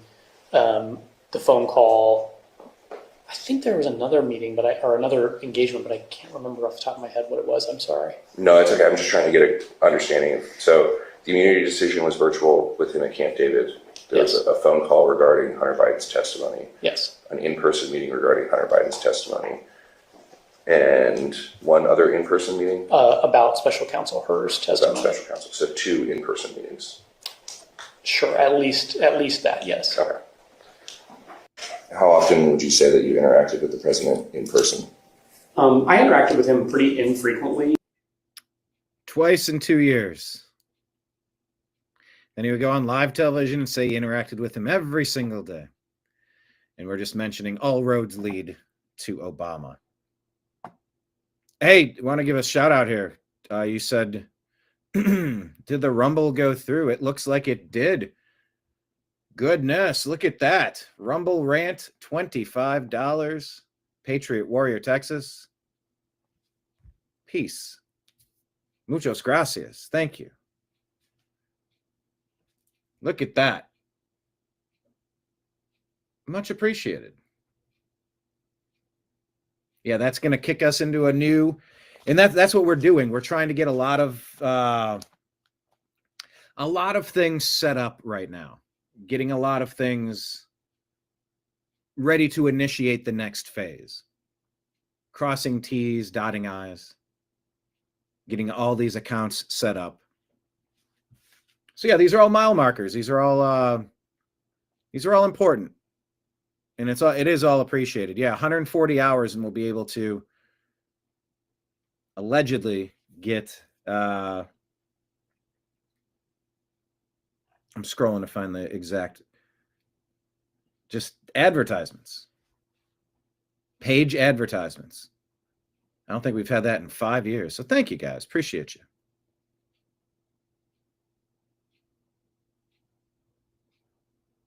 All right.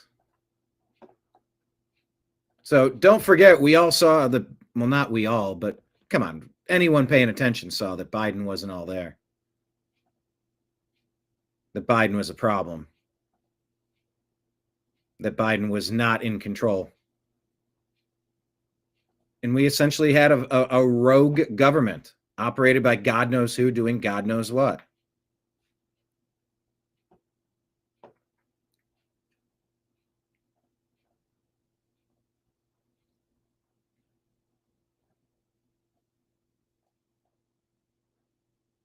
All right.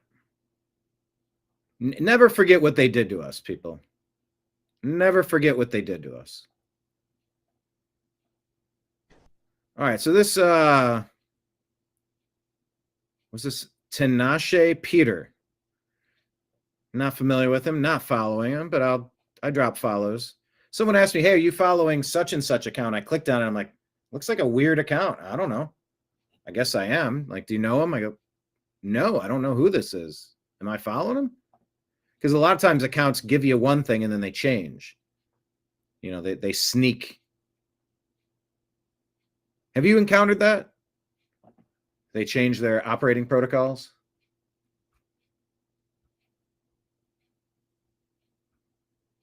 I don't know how often it happens, but, you know, I find myself unfollowing all sorts of people going, I didn't sign up for this. You find out it's an account that's like, oh, yeah, I definitely do want to follow this for home renovation content. And then at some point, the name might change or the mission is going to change. It's just going to send all sorts of junk. You're like, no, I don't want to be here following this account. Thank you very much. Thank you very much. But I'll give this guy a follow. All right, so here he goes, talking about the Virginia gubernatorial race. I think we have another story on Virginia coming up from Nick Freitas. So y'all know that old school saying, black people got to stick together? I don't know that phrase. Because if white people said that, we'd be called all sorts of bad names. So you can't say stuff like that. Every other group can stick together. But white equals bad according to the Obama doctrine teachings. I had some teachers try to tell me that stuff. I'm like, I'm not accepting your definition. But no, I'm not familiar with that phrase that all black people need to stick together. Because I don't think all white people need to stick together. I don't claim every white person is. Why would I claim?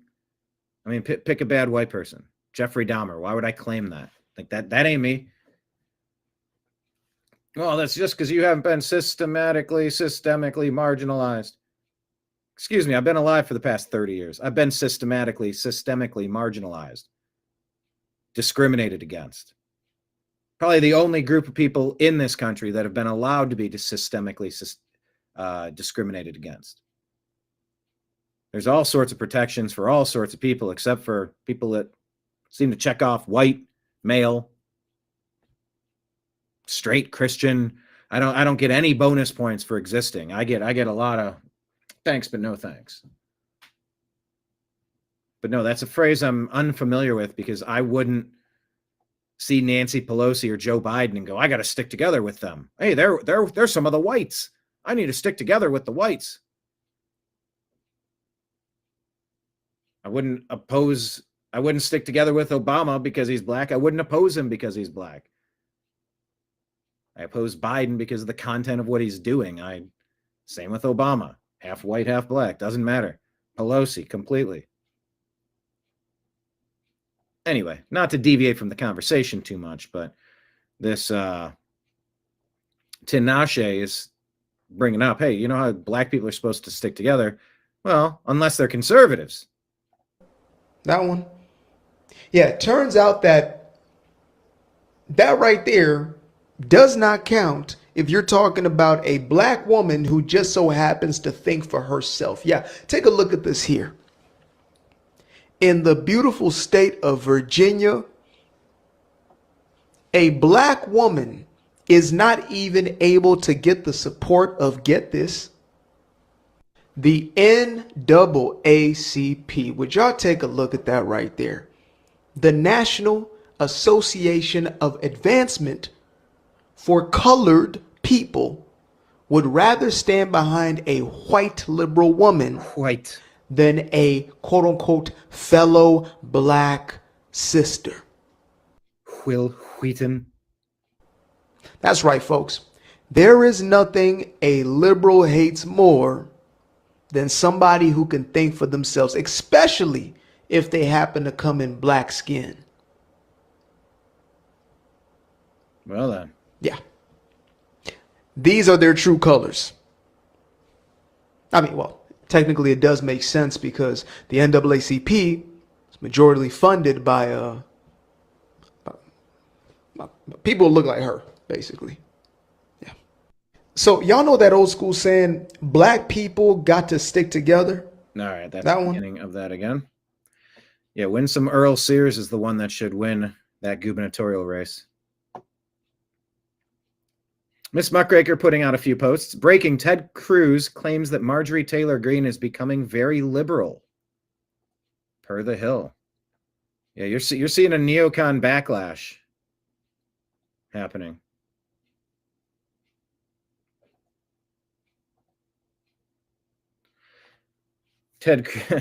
LaBark News says, also Ted Cruz. And I came into Congress 13 years ago with the stated intention of being the largest defender of Israel in the United States. The stated intention of being that. Okay. The comment here, before I read it, Buck Wild Bohemian says, Marjorie Taylor Greene told 0 lies on health insurance. It's a scam and it's beyond out of control. There has to be a solution nowadays. If you are self-employed but don't qualify for Medicaid, you're basically just SOL. So Marjorie Taylor Greene says this is for self-employed married parents in their 30s with 4 kids. Yeah, where's that supposed to come from? $3,800, $3,600, $3,700. 4 kids. Self-employed married parents in their 30s. Democrats did this with Obamacare 15 years ago. And now Speaker Johnson says that the Republicans have a mystery plan that is yet to be revealed to fix it. But no one knows what it is, and we're told to stay home in our districts. Okay. Yeah, these are, by the way, these are the silver plans. The silver plans. Not even the good plans. $3,800 a month. That doesn't make sense.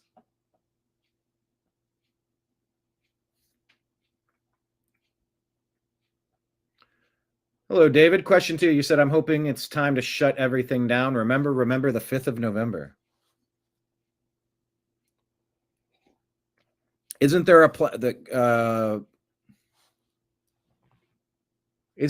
a planned protest on the 5th of November? I got to double check. But anyway, yeah, Obamacare wrecked health insurance. Miss Muckraker says the Senate has voted to terminate President Trump's tariffs on Canada. Republicans who voted to stop the tariffs include Lisa Murkowski, Mitch McConnell, Susan Collins, and Rand Paul. Okay, then.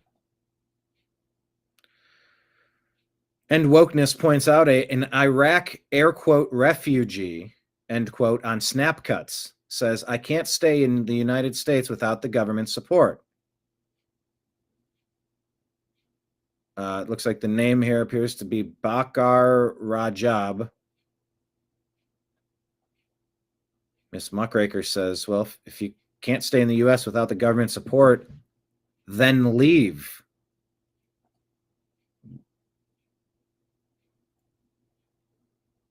We have a million problems to take care of with our own people.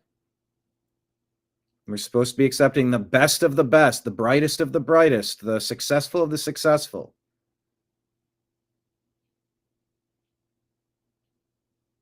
You want to jump in, grab a bucket and start bailing the water out. Can't just kick back and be a drag on the economy. You got to bring something to the table.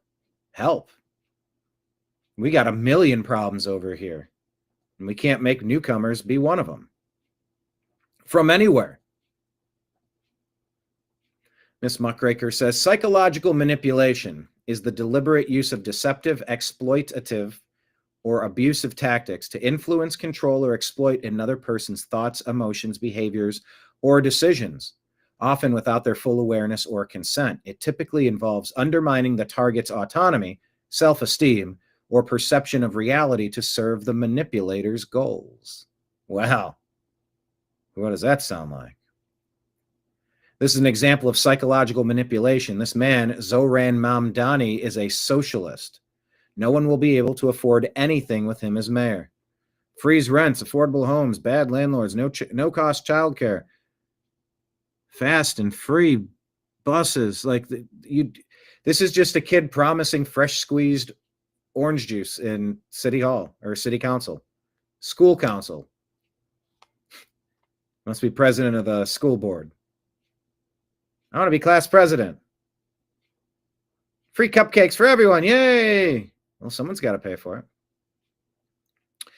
The Pentagon has ordered the National Guard to create quick reaction forces nationwide by January that may respond to civil unrest within the United States, per Wall Street Journal. Why don't we already have that?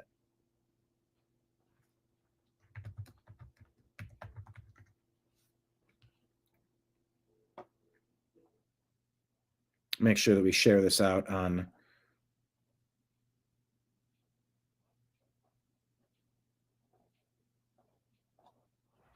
X, so it'll be on that platform as well.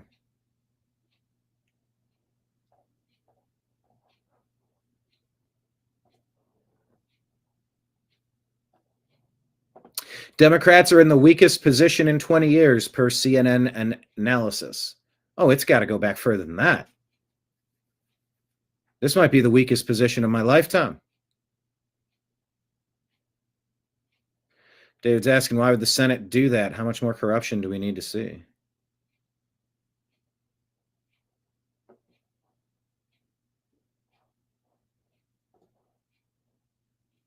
Oh, the Democrats are just about defunct as a party. Okay, the thing that we were told never happens happened again, says Miss Muckraker. Ohio Secretary of State Frank LaRose announced on October 28th that an investigation uncovered 1,084 non-citizens who appear to have unlawfully registered to vote, with 167 of them casting ballots in federal elections since 2018. These cases were referred to the U.S. Department of Justice for potential prosecution after many county prosecutors declined action. And these people need to be removed if they're not going to defend election integrity. These judges that are blocking this. We never got any satisfaction on 2020. We never had the opportunity to get a court case. They all punted and said, nope, nobody has jurisdiction. It wasn't that courts repeatedly ruled against President Trump. They kept ruling, nope, we don't have jurisdiction. Well, there's not a claimant. There's not a participant that can actually bring this to our attention because nobody was impacted. And you're like, no, we were all impacted. Well, what happened in that state doesn't apply to this state. Actually, yeah, it does, because we're linked together in a contract. The results of the 50 states matter to me personally. So I am an aggrieved party. We didn't get that opportunity. And that was one of the biggest travesties that we had to deal with during the 2020 fiasco. And I'll tell you, under duress, for countervailing views on health and elections, go to cdc.gov, who.int, and cisa.gov/rumor control, because they'll tell you 2020 was the only free and fair election in the history of free and fair elections. Don't you know? Don't you know? Get it? Got it? Good.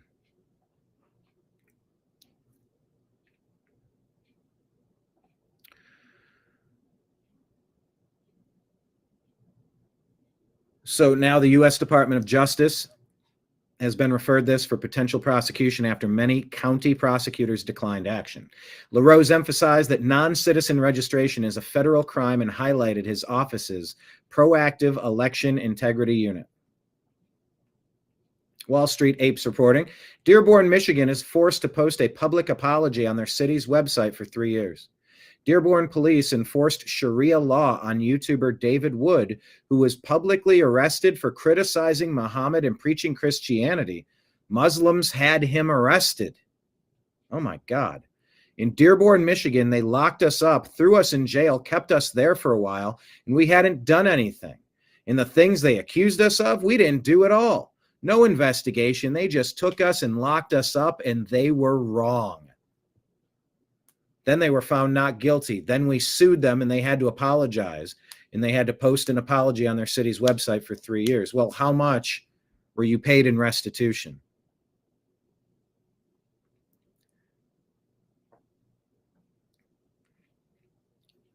What is this here? Ladies and gentlemen, we're doing everything we can to avoid the situation that is being produced where in Muslim countries you have Sharia, and then in Western countries where you supposedly don't have Sharia, you get this sort of replacement Sharia. We're sorry, you can't make fun of Muhammad. Sorry, you can't, because police will come in there and stop you based on other people complaining. Muslims don't want Americans to criticize the following about Muhammad and Islam.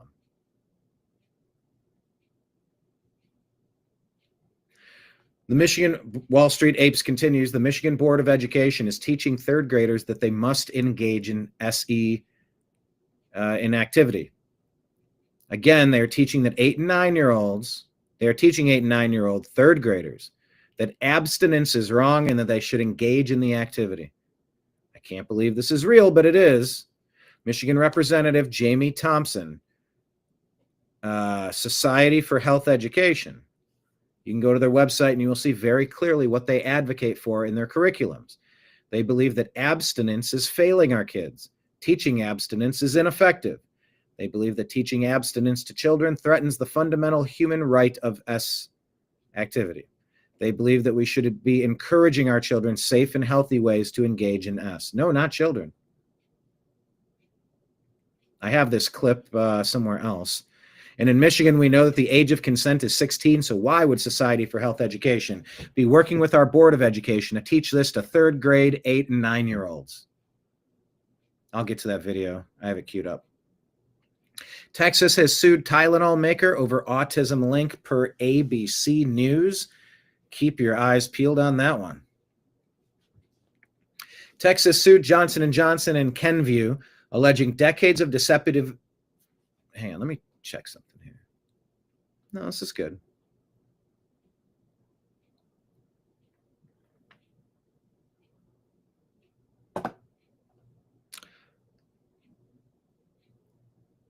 Johnson & Johnson and Kenvue has been sued by Texas, alleging decades of deceptive marketing that promoted Tylenol as the safest pain reliever for pregnant women, while hiding studies linking prenatal acetaminophen use to increased autism and ADHD risks. The state claims fraudulent asset transfer during Kenvue's 2023 spinoff and seeks penalties, ad bans, and label changes. Companies deny wrongdoing. FDA and medical groups say no causal link is proven, and Tylenol remains a safe recommended option in pregnancy when used as directed. Stay tuned. Illegal alien arrests in Chicago will be ramped up, according to Border Commander Greg Bovino. To date, in 2025, they've arrested approximately 6,800 people, while fighting J.B. Pritzker and the psychos of Chicago fighting ICE agents, doxing them, threatening them. Playtime's over. Illegals need to GTFO, says Miss Muckraker. Baddies support the Second Amendment. Okay, also, Ms. Muckraker writes, newly released documents reveal that the January 6 investigations were politically motivated and disproportionately targeted Republicans per Axios. Newly released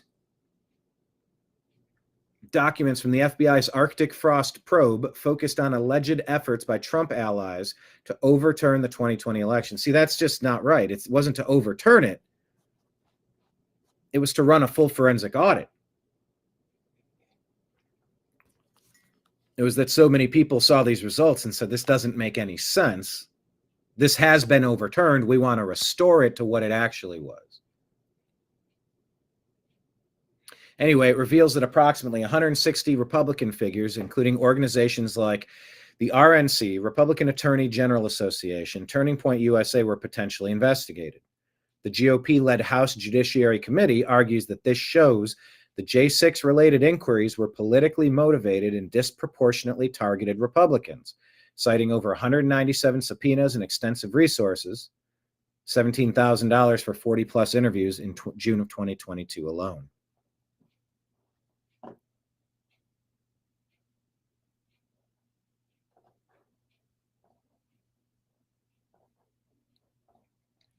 All right, well, this is all the rage. Here's a question of the day. Have you watched the Tucker Carlson interview with Nick Fuentes? A lot of people are talking about it, and it's drawing the lines for MAGA members and neocons. You're finding the very clear difference between a neocon and a MAGA member. I guess in like a larger sense, like the bigger symbol, the thing that I love about it is that you see all the neocons now freaking out. And it's like, yeah, fuck you. You don't control the conversation anymore. And even if that means, that fucking Nick Fuentes gets the thing and like, whatever, I don't care. Fucking you guys don't get to control the conversation anymore. And you know what? Nick Fuentes makes a lot of really good points.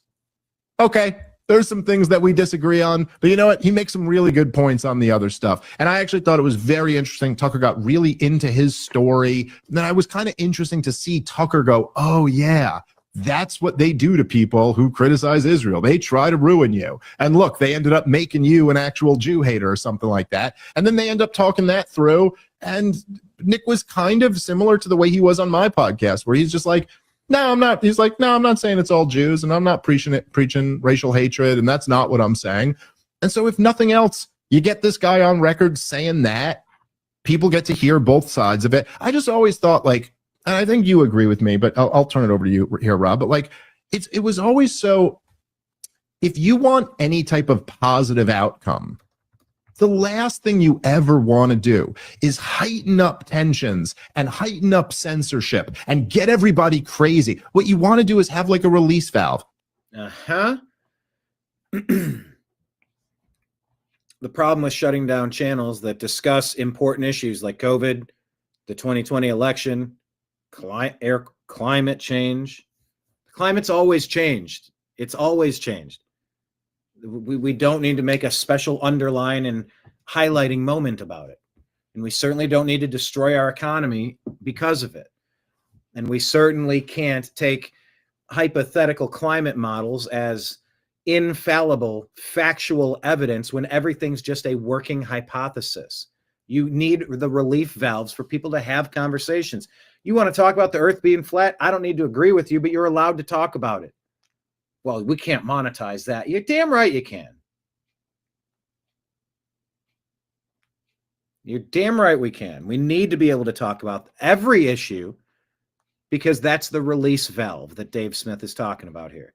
We have to be able to talk about topics even if it triggers us or, I kind of don't like where you're coming from or, it sounds like you're insinuating that something. So, we're going to have to limit your reach. Fuck off.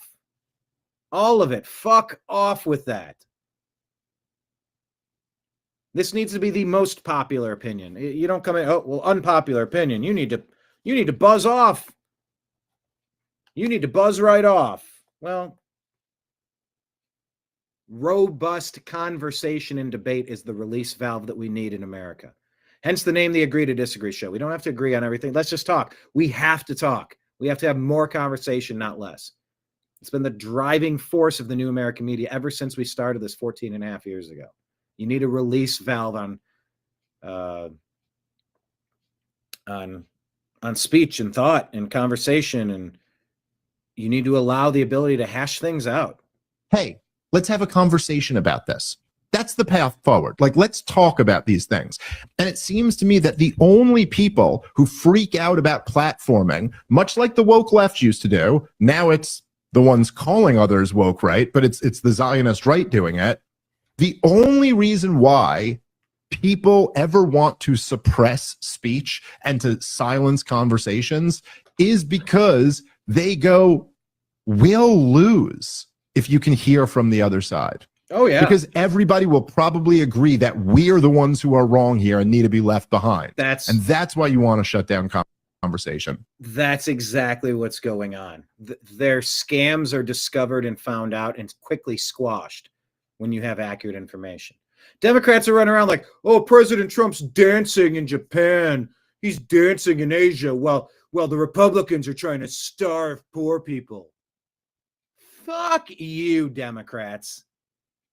You guys are the worst. We all see that's not what's happening. And you keep lying to us because you've gotten away with it for so damn long. Well, you're not getting away with it anymore. Nobody likes you. You're liars. You're deceivers. You're manipulators. You're thieves. You're fucking pirates. You're looting this country. Looting and deluding this country. You're deluding us. You're delusional.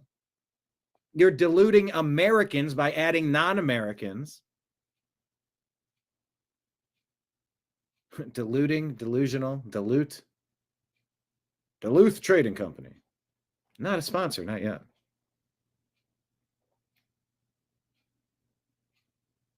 But yeah, now you don't get to be the gatekeepers of all conversation. We're going other places to have more interesting conversations. No other reason. I guess in like a larger sense, like the bigger symbol, the thing that I love about it is that you see all the neocons now freaking out. And it's like, yeah, fuck you. You don't control the conversation anymore. And even if I think that was the top. That means, you know, that fucking Nick Fuentes gets the thing and like, yeah. That's what I said as soon as it happened. Like, guess what? You took out Charlie Kirk. He was one of the most polite people the MAGA movement had. Now you get Nick Fuentes. Now you get Milo Yiannopoulos. Now you get all of it.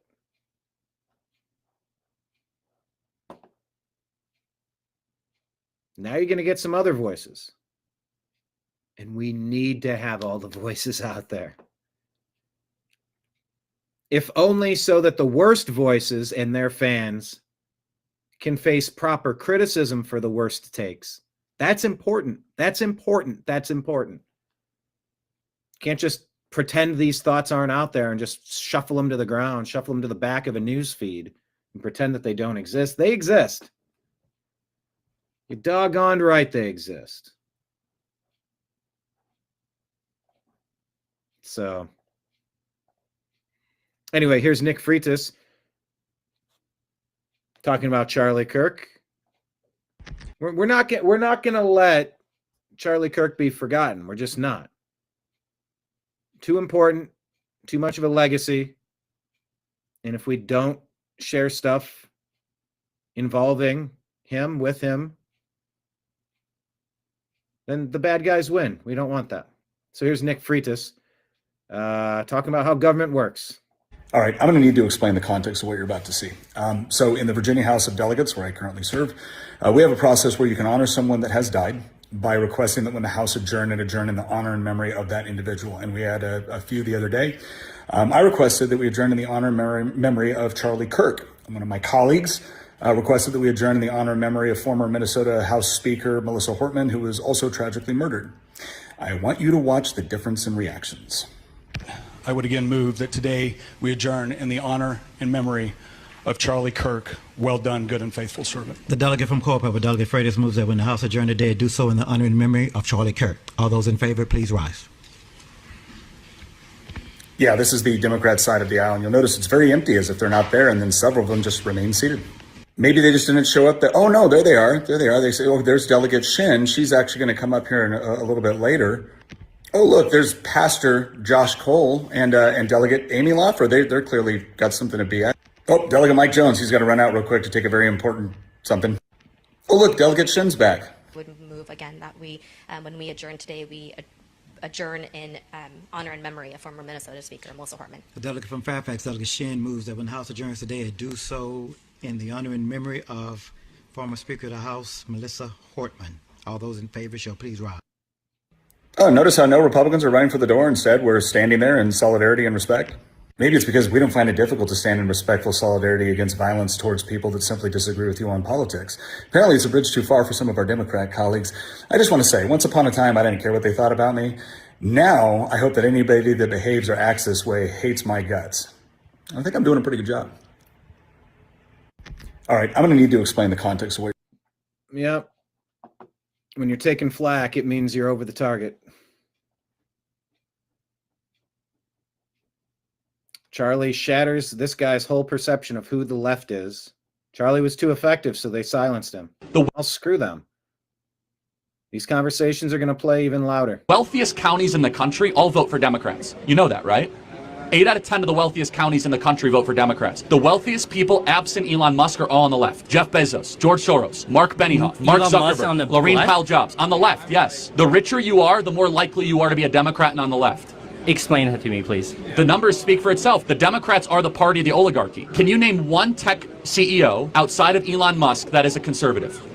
Let me think. Peter Thiel? Yeah, that's one. That's one. Larry Page, Google, on the left, worth $120 billion. Sergey Brin, Google, $130 billion on the left. Laurene Powell Jobs, Mackenzie Bezos, Jeff Bezos. Larry Page gives money to left-wing NGOs all the time. Like, if you're on the left, I don't think you will ever be this rich. Well, they are. You know why? Because the left because they're not. No, because they're not. The left is a scam. The left uses How is this? Let me tell you why. It's a good question, actually. The left uses people like you that think that, oh, we're going to fight the rich. Well, they protect their oligarchy. While you guys have to keep on working hard and never own anything, when we conservatives are the ones that actually want to restore the American middle class and bring jobs back to this country. How would you restore? Let me finish. The left uses people like you every day, and they use people on you by the trans thing, the abortion thing. Keep voting for us because the fascists are going to take your rights away. When who's funding the left? The richest people. George Soros. Wow, he sounded just like Tucker. The fascists are going to take our voting rights away.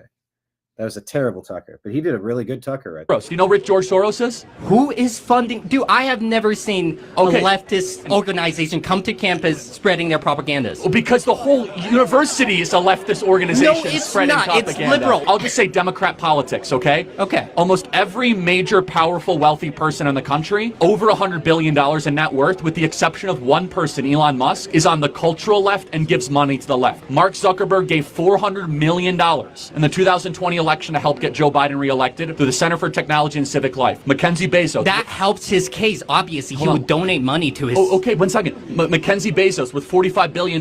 Major Biden backer. Laurene Powell Jobs worth $20 billion. Steve Jobs' widow. One of the most radical left-wingers in the Emerson Collective. Mark Benioff from Salesforce worth $12 billion. One of the most radical left-wing guys that you'll see out there. The eBay guy, Omador, radical left-wing. It's so important for you on the left. You guys are being scammed and gamed because they talk a good game about building the middle class, but it is not the party of democracy. It's the party of oligarchy. And you can go fact check me tonight. Okay. And you might actually have cognitive dissonance. Type in this. Wealthiest counties in the country. They almost all vote for Joe Biden. Who gives the most political donations to the left? All the wealthy people. Go look up the top billionaires on the Forbes list, the top 100. Only about 10 of them give the Republican. The other 80 give the Democrat. The other 10 don't give at all. It is mind-blowing when you realize the shift in power the last 10 years. Republicans used to be the party of the rich. You know what changed? We nominated a class traitor as our nominee, Donald Trump. As soon as Donald Trump became our nominee, all the billionaires said, we don't want him anymore. He talks about things we don't like. He wants to end the wars, close the border, bring jobs back to this country. We want to keep on supporting a political party that doesn't want any of that. The wealthiest counties in the country all vote for Democrat. So you need to keep that in mind when people are trying to say, oh, the Republicans are the party of the wealthy. No. Zoram Mamdani, he's never had a job in his life. He's a Nepo baby. Gavin Newsom pretends to be a hard scrabble up and coming. Oh, it was tough growing up. No, it wasn't. And that's fine. You don't need to apologize for having successful parents. But don't lie to us and claim that your story's other than what it is. I think we owe some honesty in the process. Riley Gaines has been getting attacked by some dorks. So let's talk about Riley because she was in the right here. And the people who are hating on her are really, it ought to frustrate you. It ought to make you think. Matter if I finish first, fifth in the nation, or 55th, okay? The problem is not me. The problem is not my athleticism or my swimming ability. The problem is that we had a 6'4", less than mediocre man in the pool with us. And it's not just me who thinks that. It's not just the Republican Party that thinks that either. Every Gallup poll shows even 60 to 70% of her own party, the Democratic Party, agrees that it's wrong to put men in women's sports. So why in the world does AOC and other Democratic leaders, why do they continue to double down on this issue? I see all of the Democratic senators, all of the women wearing pink to show how they stand with women, to show how they are the party of and for women, when just the day before they voted against our rights to equal opportunity, they voted against our rights to safety in our sports, they voted against our rights to privacy in areas of undressing. It's virtue signaling at its finest. It doesn't matter if I... Yeah, we stand with Riley Gaines. She's been getting attacked, and I'll play you one of those clips. So here's Tucker talking about concern with civil war with Nick Fuentes. Where are we in 5 years? Not anywhere good. I'm really concerned. The things that concern me the most, it's the assassination of Charlie Kirk. Seemed like we crossed a Rubicon there. I agree with that. The other thing I'm really worried about is what's happening at these ICE detention centers. The administration is rounding these people up, which I support, but they're doing it in a very provocative way. They're broadcasting it. They're making hype edits on Twitter of like these raids on apartment complexes, which I think are very cool, but it's somewhat provocative. And Antifa showing up. In order to protect ICE, the administration's putting DHS. The administration of the governor of Illinois and the mayor of Chicago are telling Chicago police, don't help ICE. And they're encouraging the protesters. And what I see there is like a level of tension that just keeps increasing. Yes. And I see all the ingredients of like a low boil civil conflict, full blown civil war. And I'm not that guy, but I see all the ingredients there for that to happen. So I'm deeply concerned about where that will go. If you're the president, what do you do about that? I think maybe this is controversial, but they have to crush the other side. They have to, because you can do one of two things. You can not. Yeah, there's the tug of war is happening. It's going one way or the other way. Somebody's getting pulled in the mud. If it's not you, they're going to do it to you. It's happened. This is a global situation that has reached a fever pitch right now. Not challenge the left and let them do their thing. Or you can utterly confront them and defeat them and remove hope from the equation. If you resist, you will be arrested. Like this is an insurrection. There's 10 million people here illegally. We're getting them out. You're rioting. You're going to jail too. Like it has to be crushed. But if you do anything less than that, if you do in the middle, all you're doing is antagonizing and feeding the other side. And if they think there's a chance they can win, they will get bolder and stronger and they'll start to rally. And that's when it's sort of like people think it's close or like it's contentious. That's when it breathes. That's when oxygen is fed to this kind of fire. So if I were Trump, I would say screw 200 National Guard, like arrest the mayor of Chicago, like arrest the governor. Shut it down, like make it clear, like Washington, bring in the troops and say the federal government is supreme. The immigration law is the law of the land. If you're not on board with that, you're going to jail. If you attack ICE or box them in with your car, you're going to jail for a long time. Anything less than that, you might as well just not even bark up that tree at all. Where are we in 5 years? Not anywhere good. I'm really concerned. The things that it's going to be one way or the other. It's going to be the Democrats' way or it's not. And so, yeah.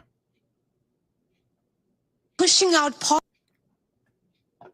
If the choice is acquiesce, bend over, and take what the Democrats are doing, you've given it all away. And if you're going to oppose it completely and destroy the Democrat Party. They've essentially become insurrectionists. They've become domestic terrorists. Holding the government hostage, refusing to pay the bills until they want another $1.5 trillion to steal and give to non-Americans. The answer is no. Vote to fund, vote.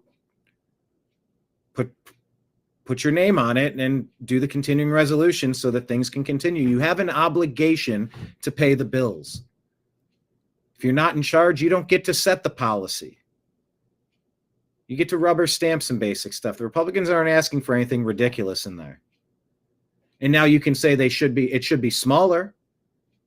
Thomas Massey, Rand Paul, a lot of people are saying even the continuing resolution is too much. We know. But you don't stop paying SNAP benefits, although it's great that we're getting a deep dive on SNAP. How many people are on this? They can get junk food? How many people are severely obese? What is the Health and Human Services plan for unlimited SNAP food? SNAP benefits? How are we making sure that there isn't fraud, that these aren't being sold on the secondary market? 42 million people on government assistance. Is this a real number? Is this inflated? How much is waste, fraud, and abuse? Like, we're having a great conversation, but we need to get to the bottom of it. The goal should be able to get people up on their feet. Maybe there should be some government jobs that you would be required to work in order to get some of these benefits, because it is a job. The equivalent of X amount of hours of productivity for that amount of support. Yeah, once again, you want to jump on the boat and get shuttled to a location. Cool. Well, are you going to contribute, or are you just going to be dead weight to make it harder for everyone else to pull? So that's important. But if it's got to be one way or the other, it cannot be their way. It cannot be the Obama doctrine that wins. It's destructive. It's divisive. It's detrimental. Here's our sitting vice president, J.D. Vance, taking hostile questions for a straight hour from the American people. No vetting and no screening. Policies that hurt us, and these policies are not even solving the problems. These policies are just creating chaos. Ma'am. Okay, so again, I'm gonna finish answering the question, and then if I've answered all 9 of your questions in less than 15 minutes, then we can keep on going. We got to have a little fun, right? So here's the thing. I can believe that the United States should lower its levels of immigration in the future, while also respecting that there are people who have come here through lawful immigration pathways that have contributed to the country. But just because one person or 10 people or 100 people came in legally and contributed to the United States of America, does that mean that we're thereby committed to let in 1 million or 10 million or 100 million people a year in the future? No, that's not right. We cannot have, I'll go and finish. We cannot have an immigration policy where what was good for the country 50 or 60 years ago binds the country inevitably for the future. There's too many people who want to come to the United States of America, and my job as vice president is not to look out for the interests of the whole world. It's to look out for the people of the United States. Now, I'm just wondering, well, it's not necessarily something you did wrong, but it's what could someone else do wrong? Let's say we get a complete tyrant in office, and That was well said. And that is a refrain we've heard from J.D. Vance. He's tweaked a different version of that. It's like, well, if that used to be, just because something once used to be a certain way doesn't mean that we need to keep committing national suicide in maintaining a policy that doesn't make sense. That's not an argument. Well, it used to be this way. Okay, well, it's a good thing it's not anymore. That is a very good point. Let's say Turning Point USA is having a huge protest against something really bad that we don't like, and let's say a president is saying that it's getting violent. How can we? I'm trying to think. My mind's kind of blank. What is the difference between what you're doing and how could we prevent someone from abusing that power? Yeah. So look, I understand where the question is coming from, and I think it's a fair question. And it's going to sound like I'm being sarcastic, and it really is not meant in any offense. But when you talk about what could another administration do, to take a wild, hypothetical example totally off the top of my head, what if Joe Biden sent the Federal Bureau of Investigation to start arresting his political opponents? Yeah. Okay? Yeah, remember when that happened? So here's something that I want every conservative to remember. It's an important part of my entire political philosophy. And we know that okay, Joe Biden, but we know that was Obama and his team. But still, it was Biden did that. Is we cannot be afraid to do something because the left might do it in the future. The left is already going to do it regardless of whether we do it. That is the takeaway of the last 40 years. I think the premise of your question, I don't totally share it because I don't think perfect neutrality is possible. What is it? You talk about history. Was Christopher Columbus a great explorer, or was he a guy who committed genocide against the native populations? These debates, I'm happy to have them, but I reject the idea that there are truly neutral debates. Anybody who's telling you their view is neutral likely has an agenda to sell you, and I'm at least honest about the fact that I think the Christian foundation of this country is a good thing. Ethnic cleansing in Gaza. I'm just confused why this idea has come around, considering the fact that not only does their religion not agree with ours, but also openly supports the prosecution of ours. Yeah, so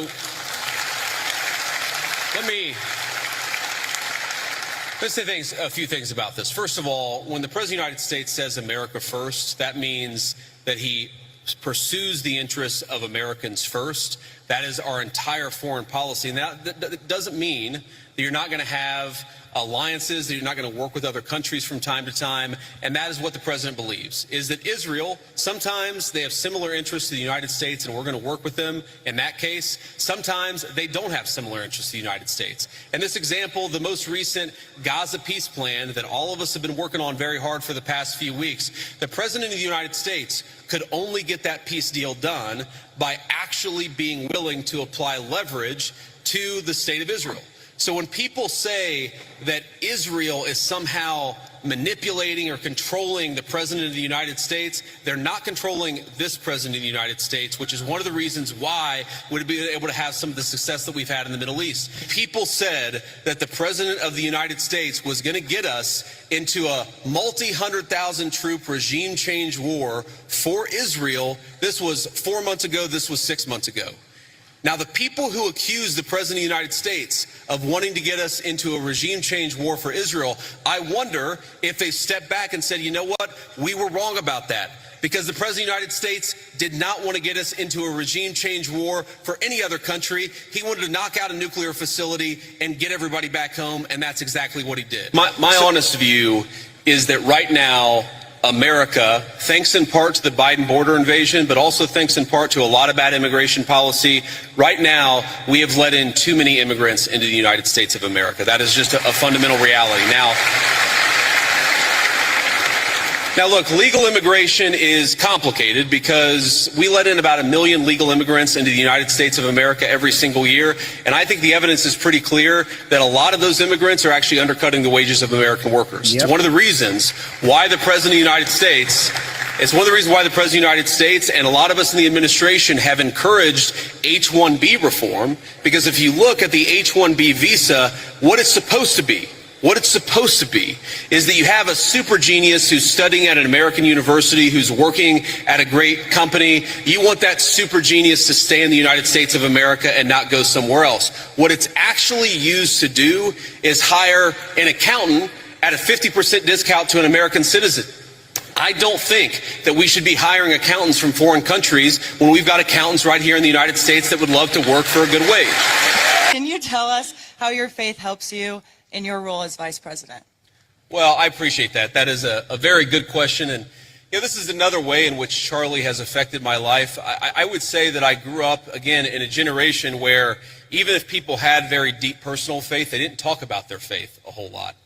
And I grew up in a country where you just didn't hear political leaders talk about their faith. But the reason why I try to be the best husband I can be, the best father I can be, the reason why I care so much about all the issues that we're going to talk about is because I believe that I've been placed in this position for a brief period of time to do the most amount of good for God and for the country that I love so much. And pushing out policies that hurt us, and these policies are not even solving the problem. So JD's on the national stage as President Trump is on the international stage. Hand up, not a handout, exactly. They've lost track of that somewhere along the way. Somewhere along the way. All right, let me share this with you. This is our X feed. This is at American_media_. If you scroll just underneath, it's our Patreon link. It's a great way to donate to the channel. Very reasonable fees are taken out, and it's already linked up. So we do know that it transfers immediately, which is great. But there is our interview on Patreon with John B. Wells of Caravan to Midnight, talking God, Trump, Biden, Deep State, and World War III. So check that one out. All right, we had to ask Grok to clarify, is this video really showing Zoran Mamdani, the New York Assembly member speaking at a July 23 pro-Palestine rally in Times Square? where globalize the intifada chants were common? Is this him rallying the crowd against U.S. support for Israel? Okay, it says he doesn't utter the phrase verbatim here. However, he later defended it, globalize the intifada phrase, as an expression of Palestinian rights and refused initial calls to condemn it. The timeline aligns with 3 months pre-October 7. Also, this was going on months before October 7 attacks, almost like they were gearing up for it. Reflecting his consistent anti-Israel activism. This guy wants to be mayor of New York. Take a look. So who is ready to end the exception? I want to hear you say, not on our dime! Not on our dime! Okay.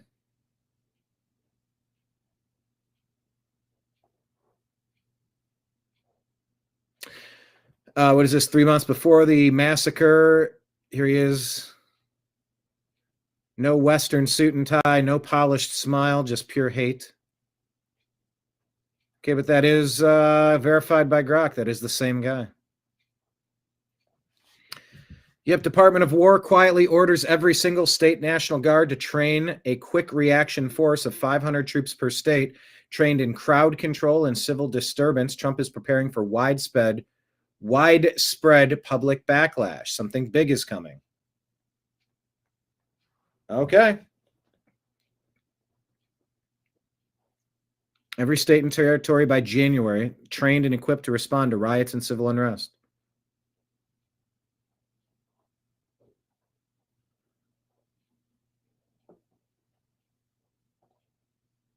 Chuck Schumer, what is your plan? Well, your plan might just be pain for the American people.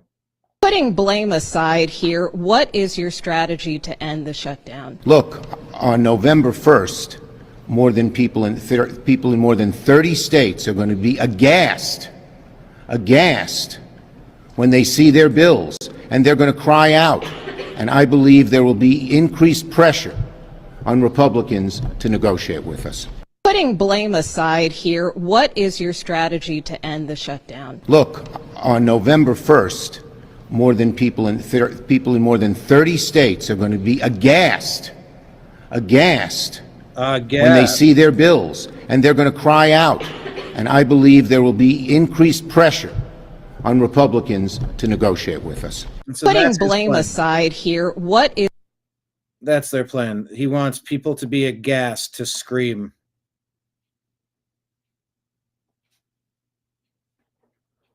That's the Democrats' is plan. your strategy to end the shutdown? Look, it's not a strategy. By the way, here's Jon Stewart taking a strategy of becoming a propagandist. Zoran Mamdani and Jon Stewart. Oh, Jon Stewart. I wish you all the best. Honestly, you know, I think any New Yorker who looks at someone getting an opportunity, who's representing communities that have not been as representative, a Muslim, a young person, a progressive, a democratic socialist, you know, there are so many different communities that are looking to you, and this, I hate to put it on you, as a bit of a Jackie Robinson moment. And I know that probably wields some weight, but man, oh man, what an exciting opportunity. Thank and you. I wish you the best. Thank you. Wow, Jackie Robinson. Okay. Jackie Robinson literally couldn't eat at restaurants or stay at hotels due to his race.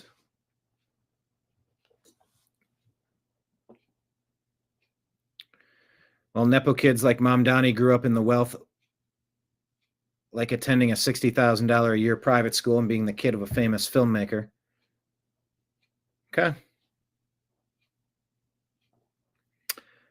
Okay. Glamour UK magazine chooses 9 men as their 2025 Women of the Year. Jennifer Say, just founder of XXXY Athletics. Just when you think we're making progress, 9 men are awarded Women of the Year by Glamour UK.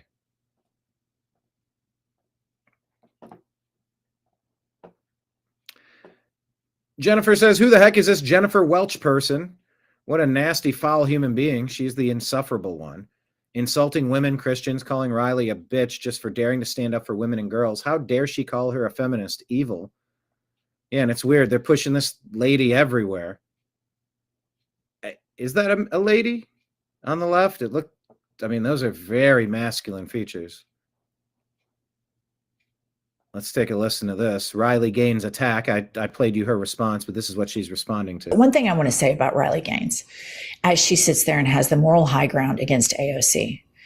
When I look at people, if I were to say who's more Christ-like, I would pick AOC and the atheist Jew Bernie Sanders and the Muslim Zoran Mamdani a million times over you, Riley Gaines, because Riley Gaines, all you do is hate on people.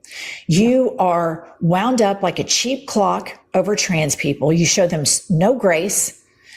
Grace? You don't get to compete against women as grace. That's foolish. You are wound up like a cheap clock over trans people. No, she's not wound up about trans people existing. She's wound up against people competing in a sport against her, as we all are. This is a horrible mischaracterization. Show them no grace, no compassion. You defend billionaires. You cheer and celebrate when children are zip-tied. And then okay, what are you talking about, children being zip-tied, being celebrated? That is the dumbest thing I've heard. She's reading off a script. Billionaires. You do what with billionaires? No compassion. You defend billionaires. Yeah, we already been over this. The Democrats are the party of the billionaires. We've been over this. All the big tech giants, all the biggest funders, except for maybe Elon, a couple of people. It sounds like she's talking about her side. You cheer and celebrate when children are zip-tied, and then you have the odd. No, you're in favor of removing criminal illegal aliens. People that haven't entered the country properly, people who haven't been vetted in their backgrounds to determine if they're here to cause problems or not, if they're likely to cause future problems. If they've been a monster in another country, they are not welcome here and they must go. I mean, come on. Audacity to get on television and try to lecture people who fight for the people that are suffering. For people that fight for the people. What are you talking about? Try to lecture people who fight for the people that are suffering. Yeah, women are suffering when men are competing against them in sports, and you know that. Unless you are a man in women's sports. Looking at the eyebrows, the cheekbones, the jawline. That stand and put their arms around people that need sanctuary. Yeah, women in their safe spaces of sports need sanctuary. That's where you start. And you try to act like you're better than they are, you're an insufferable twat. Nobody likes you. No, this is the Democrat Party. Nobody likes you. You got about a 19% approval rating. You are insufferable. You're an insufferable twat. Nobody likes you. And no matter what, you will always have been the dumb bitch that tied for 5th place. And the only place that you could get a job is at bottom feeder Fox News, you insufferable twat. Nobody likes you except for the other fake Christians that enjoy in their spare time watching children get zip-tied and then sit there and justify it while they read the Bible with their hideous crucifixes around their necks. So fuck you, Riley Gaines. These people suck. One thing I want to say about all right, Newsmax reporting this. Grassley, Smith tried to tap Cruz's office phone. Yep, the Obama doctrine, the grand conspiracy. Obama, Biden, Clinton, Harris, Mayorkas. I mean, go down the list. Brennan, Clapper, Comey. Making Watergate look like child's play. Ted Cruz says Judge Boasberg ordered that I not be informed that my cell phone records had been subpoenaed because he believed that I'd tamper with evidence or intimidate witnesses. That's a complete abuse of judicial power, and Boasberg should be impeached. A hard line for Senator Cruz's office and a staffer's cell phone for former Senator Loeffler. So they tried to subpoena Verizon to tap the office phone in your office? Well, to get the phone records, and they also subpoenaed AT&T to get my cell phone records. And I'll tell you, AT&T did the right thing. They refused to comply with the subpoena. Their legal counsel concluded that it was protected by the speech and debate clause of the Constitution. But you know, one of the things that is amazing, along with that subpoena they sent to AT&T, they also included an order from Judge Boasberg, who's one of these left-wing radical judges who's issuing nationwide injunctions. Judge Boasberg ordered AT&T, do not tell Cruz we are subpoenaing his cell phone records. Why? And he makes a conclusion. He says, because I conclude if he's informed, Cruz will destroy or tamper with evidence and intimidate witnesses. That is utterly without factual basis. It is a complete abuse of judicial power.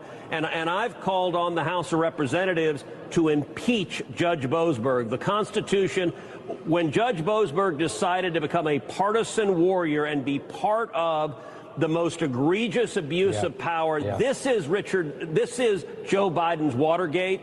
And I believe the House should impeach Judge Boasberg, and I also think we are going to get to the bottom of every partisan who signed off on surveilling and spying on 20% of the Republicans in the Senate. That's what Joe Biden and their DOJ did. It's wild, these judges. Senator Ted Cruz, good to see you. Thanks so much. Thanks, Rob. All right. There need to be penalties for what was done. Watergate on steroids. And the ones complicit in all this fraud.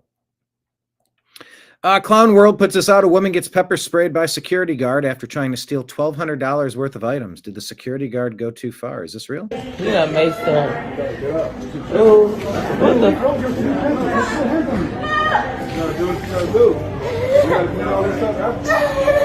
What the hell? I have money on me and everything. You get arrested. You're arrested, people, nigga. No, I can't have you in the Oh, shit.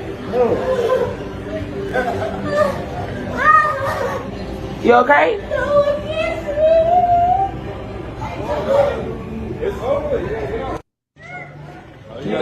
Yeah, amazing. So there's a lot of stories coming out about people stealing items in grocery stores. Right Angle News Network says conservatives are demanding NBC's Kristen Welker have White House press pool credentials revoked this morning after she disrupted President Trump's bilateral meeting with Chinese President Xi Jinping by shouting hostile nuclear questions. Take a watch. Mr. President, why did you change your nuclear plans? Why are you going to be doing more nuclear testing? Thank you very much, everybody. Thank you. Thank you. Thank you very much.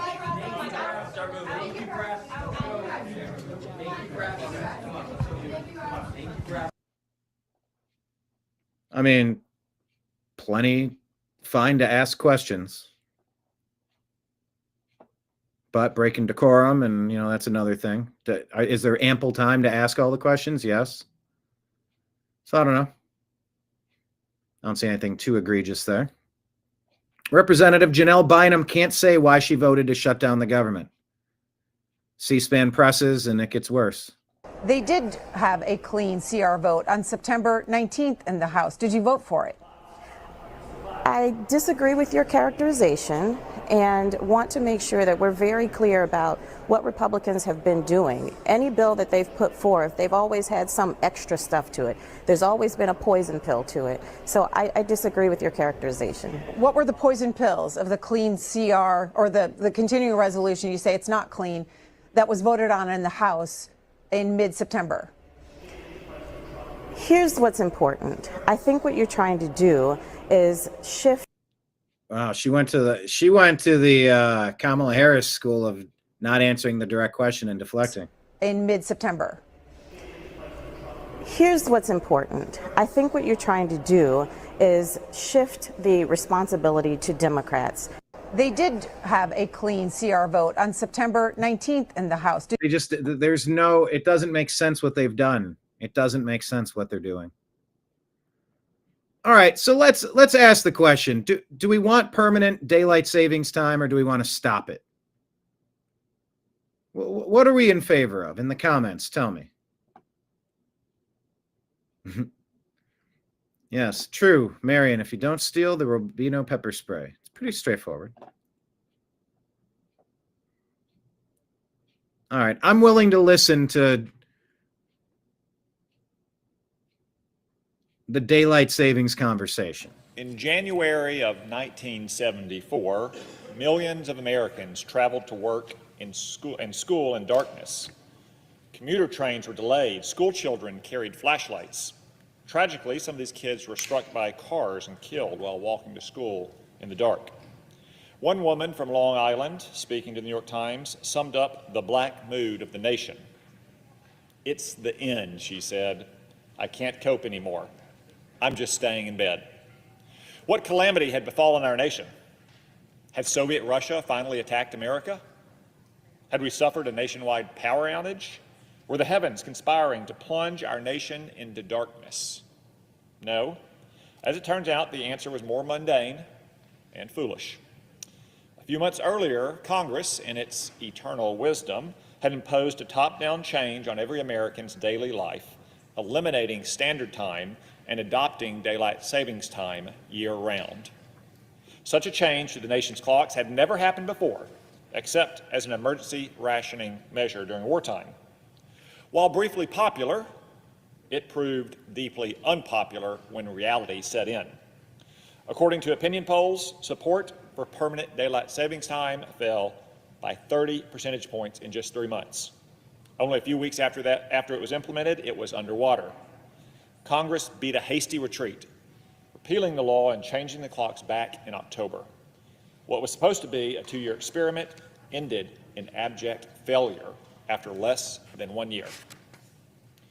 It's said that those who don't learn from history are doomed to repeat it. And that's what would happen if Congress passes the so-called Sunshine Protection Act, once again ending standard time and imposing daylight savings time year-round.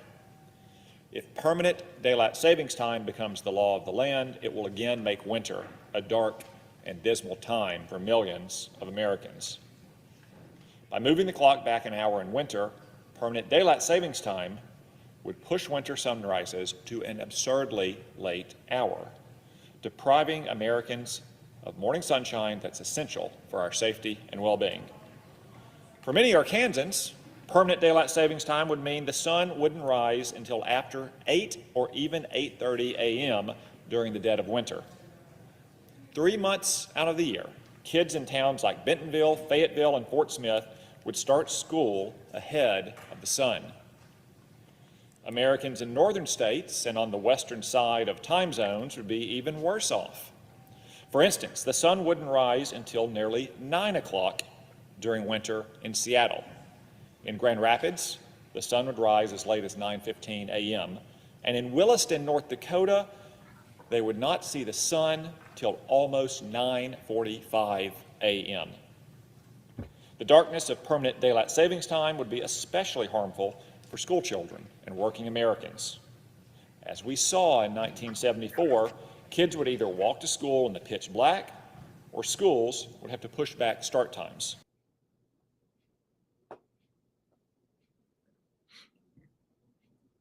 I'm just so used to the clock being changed.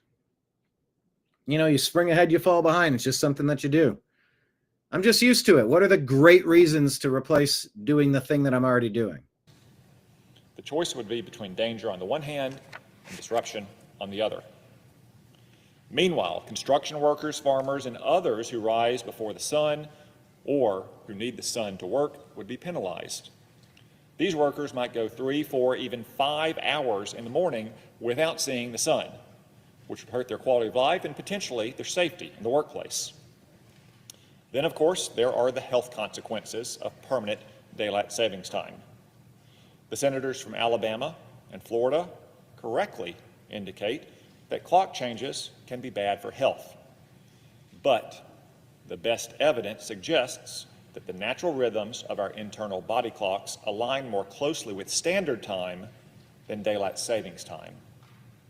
A shift to permanent daylight savings time would make it harder to go to sleep at night and harder to wake up in the morning. Some of the nation's top medical associations, including the American Academy of Sleep Medicine, the American Medical Association, the American Academy of Neurology, and the American College of Chest Physicians have called for daylight savings time to be abolished, not extended. As one sleep scientist put it, of all the options available to us, permanent daylight savings time is the worst solution. Of course, the advocates for permanent daylight savings time try to put, well, a sunny face on this bill. Back in 2022, the senator from Massachusetts argued that it would mean more daylight hours and more smiles. And by the way, since the senator from Rhode Island mentioned it, let me say a word about what happened in 2022.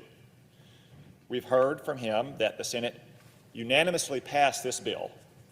It's true as far as it goes, but the story is a little more complicated than that. To let you in on how things operate, when senators want to seek unanimous consent to pass a bill without a recorded vote, as my friends are doing today, an email goes out to all other Senate offices asking if a senator objects. I didn't personally object in 2022 for two reasons. First, I hadn't adequately communicated to my staff the depth of my opposition to this bill.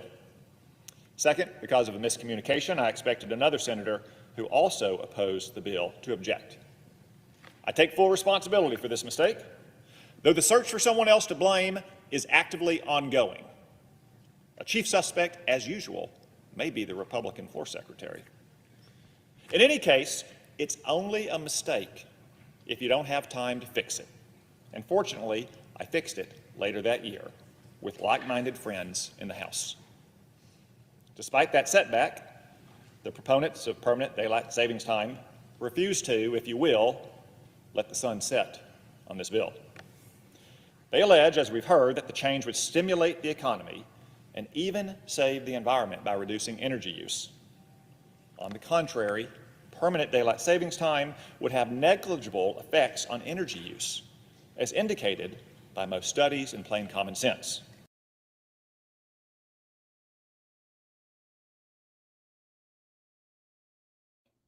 All right, I don't know where I stand on this. Well, but I think isn't that a different question, though? There's still going to be time zones, but daylight savings time would just shift it back or shift it forward an hour. I mean, time zones do make sense, I think. And now I'm questioning everything. Yeah, but they're not saying to get rid of Eastern Standard Time, Central Standard Time, Mountain Standard Time, Pacific Standard Time. I think that's a different, and there are states, what is it, Arizona? There's a couple states that don't have standard time. Or, let me ask Grok. What states don't change their clocks? That don't observe daylight savings time. Hawaii, Arizona, with the exception of Navajo Nation, because they do observe daylight savings time. Those who do not, American Samoa, Guam, Northern Mariana Islands, Puerto Rico, U.S. Virgin Islands. Hawaii, most of Arizona, 5 U.S. territories. Everywhere else in the U.S. springs forward and falls back, except for the Navajo Nation in Arizona, which does change.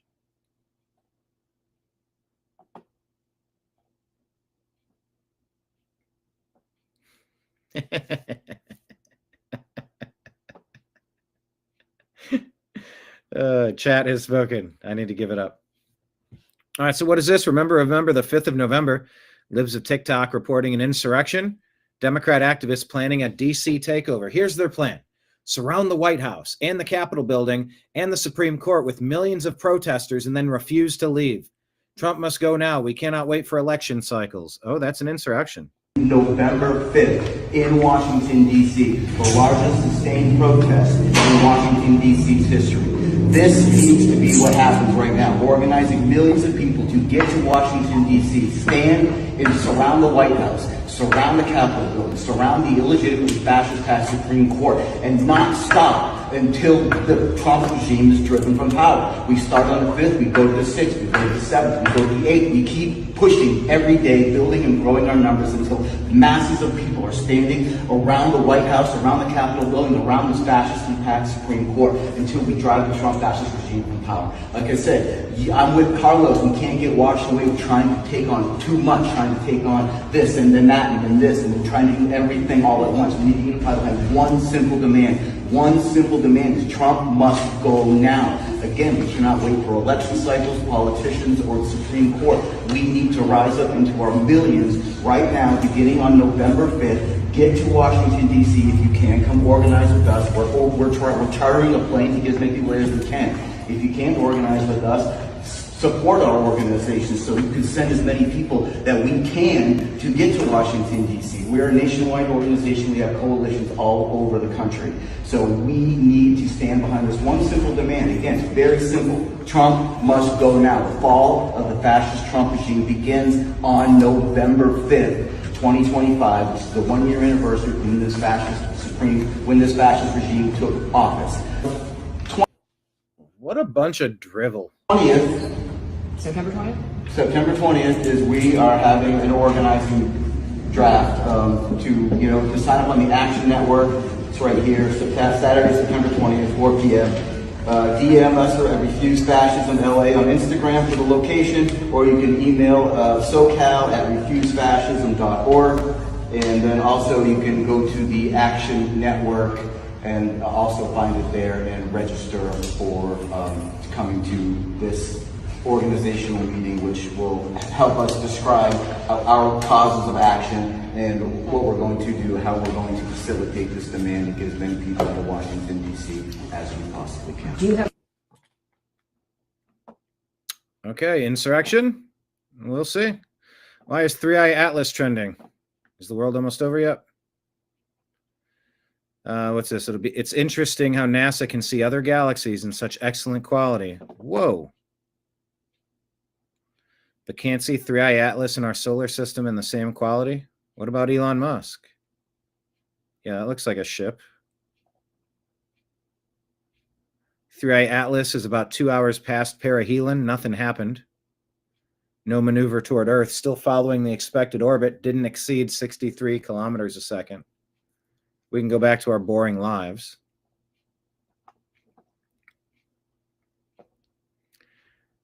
Avi Loeb reveals on Joe Rogan's podcast that NASA secretly took images of Three-Eye Atlas near Mars, never made them public, and he requested data but hasn't received a response yet. Seeing here is the glow of light around the object from scattering sunlight, and the question is, what is producing that light? What is scattering sunlight? And the unusual thing about it, as soon as this was released, the comet experts said, oh yeah, now it's proven it's a comet. No, but I said, look, it's the sun facing emission that is elongated. It's not the other side. The extent of the glow backwards away from the sun is the same as sideways. You don't see any cometary tail here. Right. And in fact, we're looking at it just like a cigar along the long axis. So it should be 10 times longer than it is wide if you were to look at it from the side. Amazingly, the best image was obtained on October 2nd, 2025, when Three-Eye Atlas came within 30 million kilometers of Mars. And it was taken by the high-rise camera on board the Mars Reconnaissance Orbiter, which is operated by NASA. As you remember, October 1st was the government shutdown. So October 2nd, the data was taken, but it was never released. I wrote to the principal investigator of HiRISE, asked, can I get the data? I'm a scientist, you can do the press release afterwards. I would like to see it. Right. No response. And so it's already 3 weeks. Okay. So Three-Eye Atlas is changing. Perihelion occurred at 12:40 UK time on Wednesday the 29th.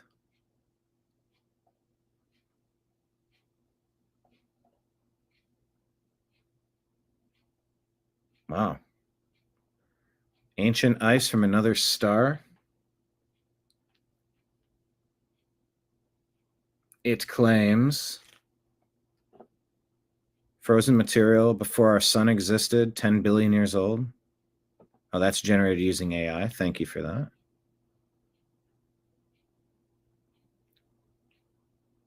Comet 3i Atlas, totally natural, some say.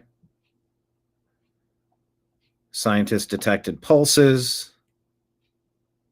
Is this a different clip? 123. What was the length? This is 123. It's the same clip.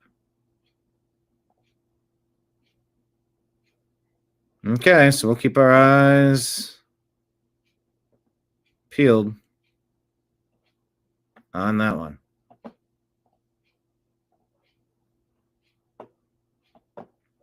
Hey, Gavin Newsom's reminding you why you don't vote for Democrat. This guy's so full of it. And we'll continue to build on the legacy, I would argue, of our former president, who I think was one of the most successful presidents in the last century, and that is Joe Biden. And I will defend that till my grave in terms of the CHIPS and Science Act, the infrastructure bill, the work he did on the IRA, the fact that he had a worker-centered industrial policy, and the fact that those are the right policies for this country. They're all getting undone, right? I mean, everything. A lot of them, but not, well, many aspects are being celebrated by the Trump administration as his. And we'll continue to build on the He has strange hand movement. Legacy, I would argue, of our and very strange facial mannerism. former president, who I think was one of the most successful presidents in the Like what? Successful at what? Dave Rubin asks if there's anyone in politics more dishonest than Gavin Newsom. Last night, trying to put my son to bed, he's like, "No, Dad, what time? What time's Charlie gonna be here? What time?" And I'm like, "Dude, you're in school tomorrow." He's 13. He's like, no. This morning, wakes up at 6 something. He's like, "I'm coming." I'm like, he literally would not leave the house. Did you let him take off school? No, he did. Of course not. He's not here for a good reason. But the point is, you canceled school for like 2 years. One day. The point is the point, which is you are making a damn dent. Thank you. A few moments later. That's your son, obviously a fan of Charlie Kirk. What was the conversation like between you and your son after Charlie Kirk was assassinated? Well, he called me, I don't know how he got a phone, but he called me from school that day, really alarmed. And all his friends were around the phone that wanted me to somehow express or understand what was going on. He wanted to know if he was dead. He wasn't a fan of him as much as he was familiar with him. I don't believe you. Last night. Wow. I never noticed that he did that right at the end. He wasn't a fan of him as much as he was familiar with him. I don't believe you. Last night. Wow, I didn't see that before. What a liar. Wall Street Ape says we cannot coexist with people that want us to stop breathing. Journalist at the University of Texas at San Antonio. What can we do as a whole to ensure that what happened to Charlie Kirk does not happen again? It can happen again. I don't really care. Wait, say that again? What can we do as a whole to ensure that what happened to Charlie Kirk does not happen again? It can happen again. I don't really care. Wait, say that again? What can we do as a... Okay. It can happen again. I don't really care. Big smile and laughs. Shame on you. I meme, therefore I am, shows surveillance footage of a girl rushing into a Union City home just before school as 4 armed thugs chase her in an attempted home invasion. Welcome to Gavin Newsom's California. What is this? A young girl in Union City. A surveillance camera captured the moment a group of armed suspects chased her during what police say was an attempted home invasion robbery. This happened just before 8 last Friday morning outside a home on Tidewater Drive. Video shows the girl walking down the driveway before she notices 4 people hop out of that white car you see across the street. She immediately runs back inside the home as the men run toward the home. Police say the girl made it safe inside and that the group took off after the family confronted them. Police say 2 of those men were armed with handguns. They all got away and police are still looking for them. Oh, still terrorizing the community. Isn't that special? Gavin Newsom's California.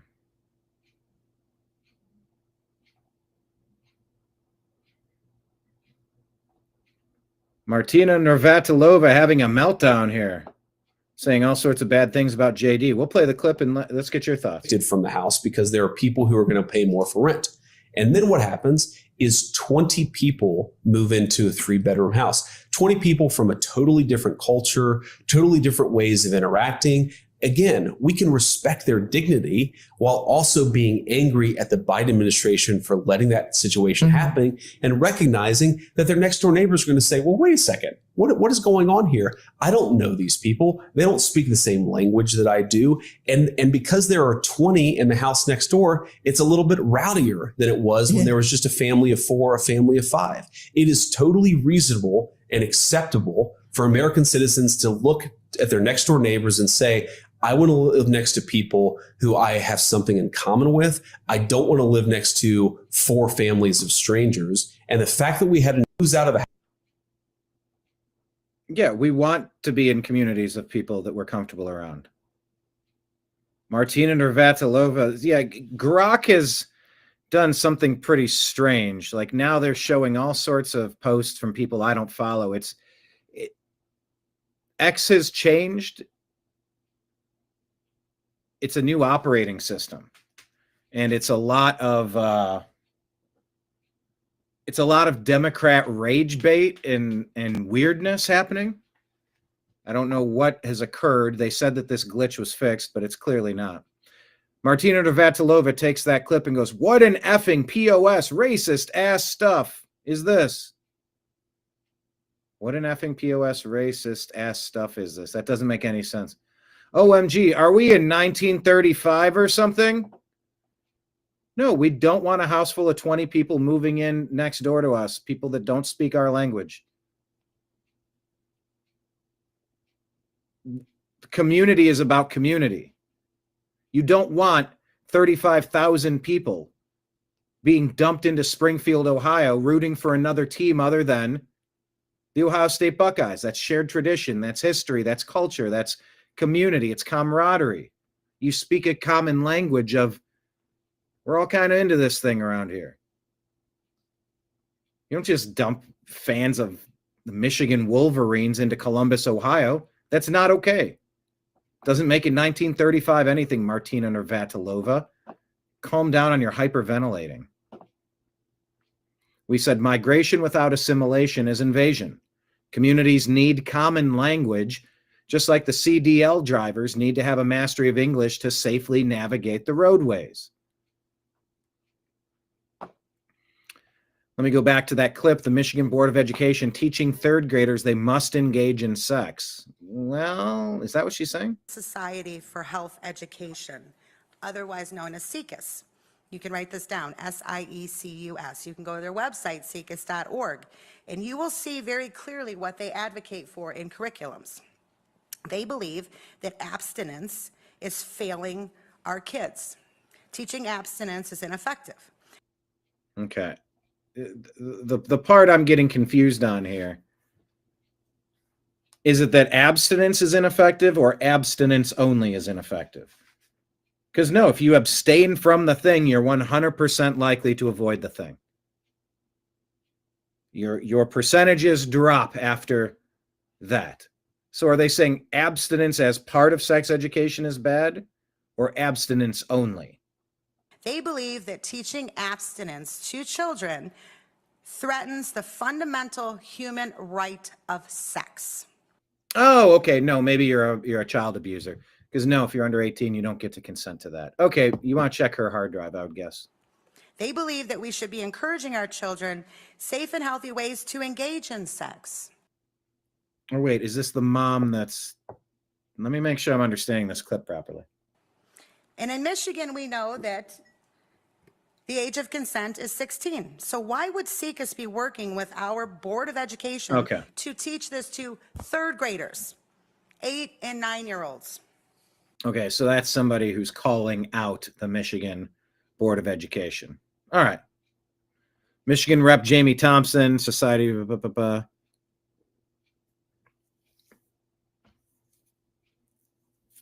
Republican Representative Jamie Thompson. All right, she's one of the good people. Got it. Lauren Boebert is calling for an executive order to keep daylight savings time. I do not ever want to fall back again. Lock the clock.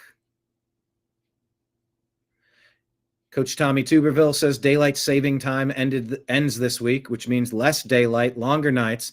In a rise in seasonal affective disorder, it's long past time we lock the clock. Mr. President, I come to the floor today to once again talk about the outdated practice of changing our clocks twice a year. This weekend, my constituents back home in Alabama and across America will be forced to change their clocks. As a result, it will be dark in Washington, D.C. at 5 p.m. next week. In the 5 years I have served here in the Senate, making daylight savings time permanent is the number one issue that I hear about back home. I'm proud to have joined my colleague, Rick Scott, early this year in reintroducing the Sunshine Protection Act to make daylight savings time permanent on the federal level. Unfortunately, it has been brought to the floor for a vote. So here I am advocating once again to make the outdated practice of changing our clock a thing of the past. For nearly 60 years, Americans have changed their clocks back and forth twice a year, but the roots of daylight saving time trace back much further. Daylight saving time was introduced during World War I and then reused again during World War II as a temporary way to help conserve fuel and energy. Following the ends of both wars, the decision was to spring forward and fall back, was returned to individual states. It was until 1966 when the system of changing our clocks twice a year that we use now was made permanent. Changing our clocks twice a year might have made sense in the 60s, but it doesn't make sense anymore. The twice a year time change doesn't make sense today. We know the devastating impact of the disruption from so-called standard time has on Americans' health. Studies have suggested that disruption of sleep patterns due to time changes increases the risk of cardiovascular disease and physical injury.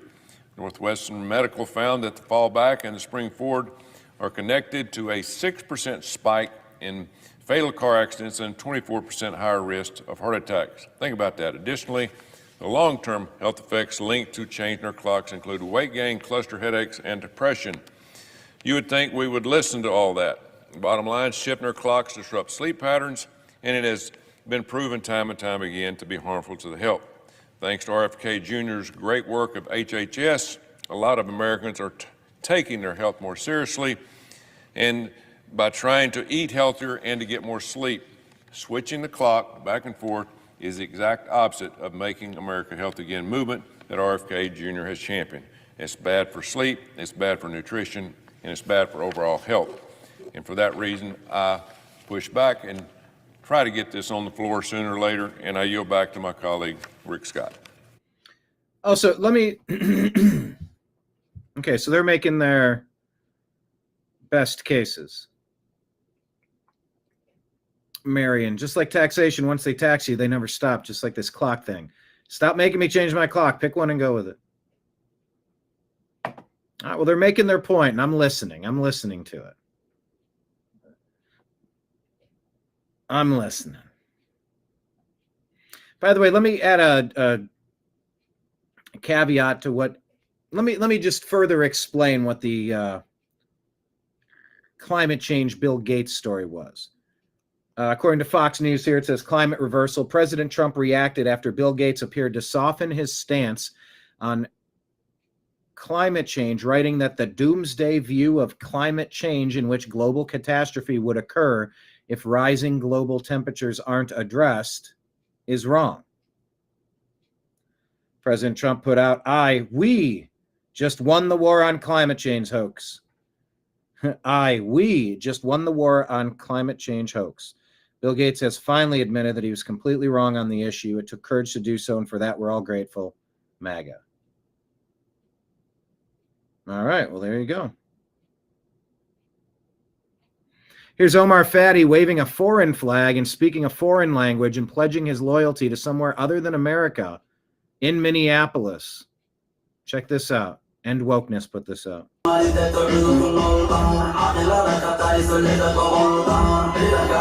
Oh, there's music. Shit, I didn't even realize. Assalamu alaikum. Assalamu alaikum. Somalia. Somalia. So this is a conquest of Minneapolis. This is a takeover of Minneapolis.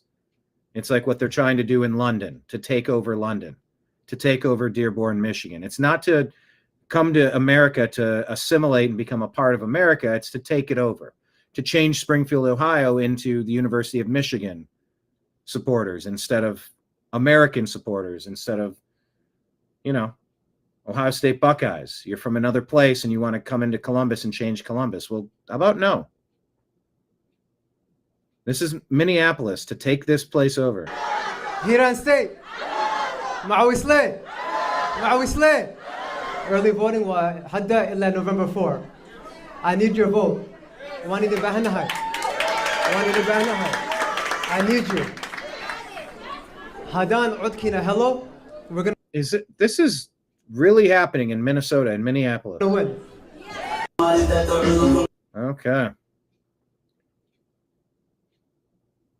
By the way, I think that South Korean honor that they gave Trump, they're saying was the Grand Order of Mugun Gwaha, the only U.S. president to receive it. I don't know if any of that's true.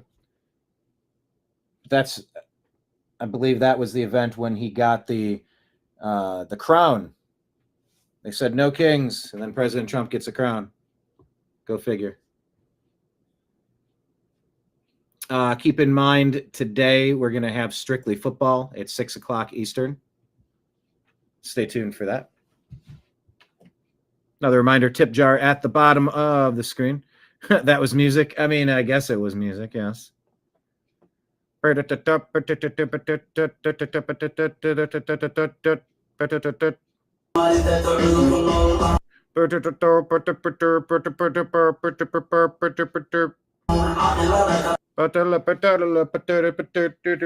Anyway. Rand Paul says this is an alarming trend. We need to ask ourselves why so many Americans are on SNAP, boosted right up there past $140 million in 2022. What in the world is going on with all this SNAP stuff? Federal spending on SNAP has more than doubled in the last 5 years, from 60 to 140. It's a very alarming trend. And we said this appears to be a direct result of the Obama doctrine. The agenda is to closely follow the Cloward and Piven strategy of collapsing the United States under the weight of the theft. America must recalibrate. Rand Paul, would you be our guest on the Agree to Disagree show to discuss? We'll see if he accepts the offer. Here's yesterday's show about Trump in Japan. Dems Schumer shutdown stops SNAP. And California creates dangerous drivers.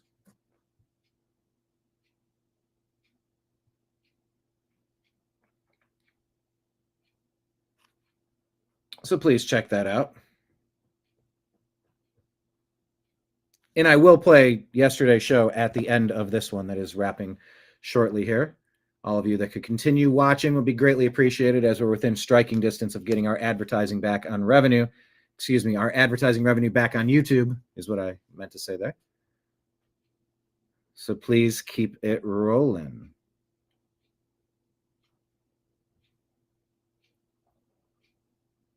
All right, what is this? Treasury Secretary Scott Bessent says, Senator Elizabeth Warren,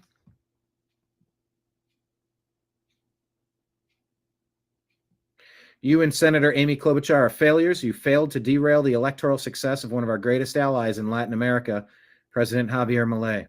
You won in a landslide with the poorest members of society voting for economic freedom, a notion anathema in particular to the Senate's resident American Peronist Senator Warren.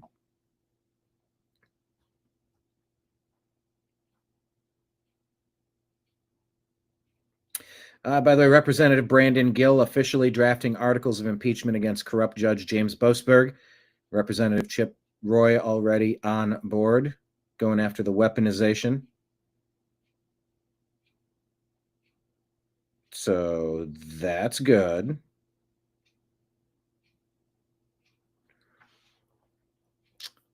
Scott Bessent, Treasury Secretary, says you failed to reopen government, preventing our administration's effort to get aid to American farmers, as well as our planned activation of Farm Credit Agency to assist our farmers with next year's crops. As the attached photo demonstrates, President Trump is in Asia, showing what successful American leadership looks like.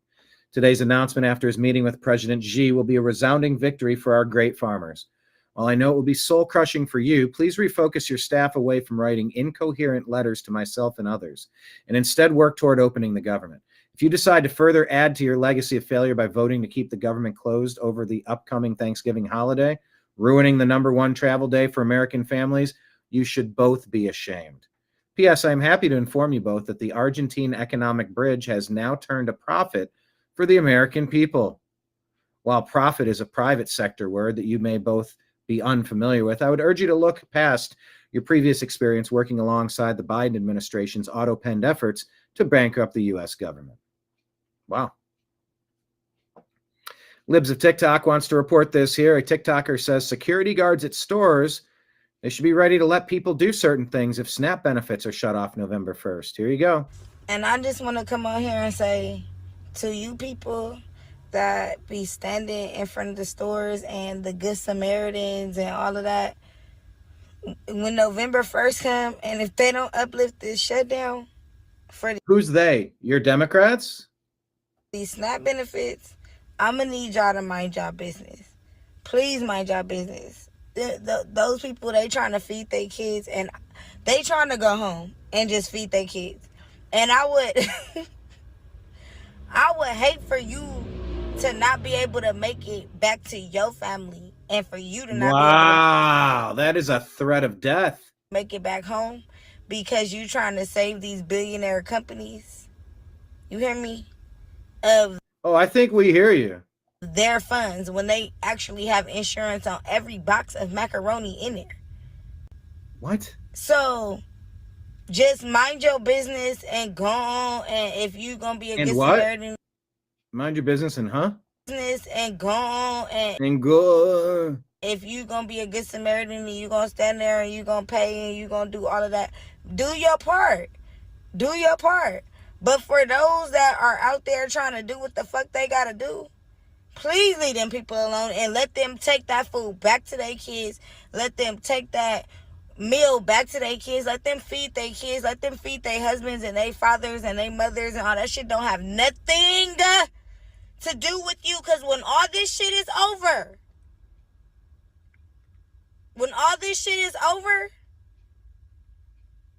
you either will be here or you won't. I'ma just say that. Either you gonna make it out or you won't. Because people are not gonna let you come in between their kids' next meal. Who the fuck are you? I'm trying to figure it out. Just mind your business. Don't get to taking pictures. Put your phones away. Put the fucking phones away. What are you recording them for? So what is this all about? Are they reading off scripts like they're trying to scare America? That's what this is about? So what are they supposed to do? They supposed to let Or they're just out here saying, you know, I'll take your life if you get in my way, if you try to stop me from stealing? Like there's that many people crashing out and saying these things publicly, knowing that they can be visited by law enforcement for, you know, how did she begin this? Saying, you better be careful so that you don't end up in a situation where you can't go back to your family, snuffing out a life because you want to be able to get away with stealing because corporations insures macaroni. Like you're pretty hard to follow here. This is really what the Democrats are promoting. they kids just This is the point to the Schumer shutdown, the Democratic shutdown? Are we following this right? You know what I'm saying? I'm not gonna go all into it, but they supposed to just let their kids just go without? Because the government is having a kindergarten argument? The government or the Democrats? Get the fuck up out of here. Like, mind your business. Do what you do. And go home. And lock your door. Because you're about to see the beast come out of a lot of people that y'all ain't seen. The people that didn't even know that they had that in them. If they do not fix this, you will see a side out of people that you be like, damn, I don't even know that person. Yeah, get the fuck out their way and let them do what they gotta do. That's all I'm saying. This is bigger than you. This is bigger than the program. This is bigger than all of that. And people are gonna be loyal to their kids and to their families before they be loyal to who you are out here trying to do right. When most of y'all that will be trying to have not been in their shoes before. Don't try and wear the shoe, bitch, because it ain't your size. That's all I'm going to say. That's all you're going to say? Because you said plenty there. If they don't let robbers and looters get away, they're going to be K'd. It's a clear threat, FBI. Mario Naufel says that Optimus will do anything you want and cost less than a car, according to Elon. Probably less than a car is my prediction long term. At scale, you should be able to buy an Optimus robot for around 20,000 to 30,000. You'll be able to do anything you want: teach, babysit your kids, walk your dog, mow your lawn, get groceries, serve drinks, or just be your friend. Whatever you can think of, it will do. It's going to be awesome, and I think this will be the biggest product ever of any kind. Yeah, it's going to be awesome. I probably less than a car is my prediction long term. Now, it'll take us a minute to get to the long term. Yeah, so it's going to take a minute to get to long term. But fundamentally, at scale, the Optimus robot, you should be able to buy an Optimus robot for, I think, probably $20,000 to $30,000 long term. So, and what can it do?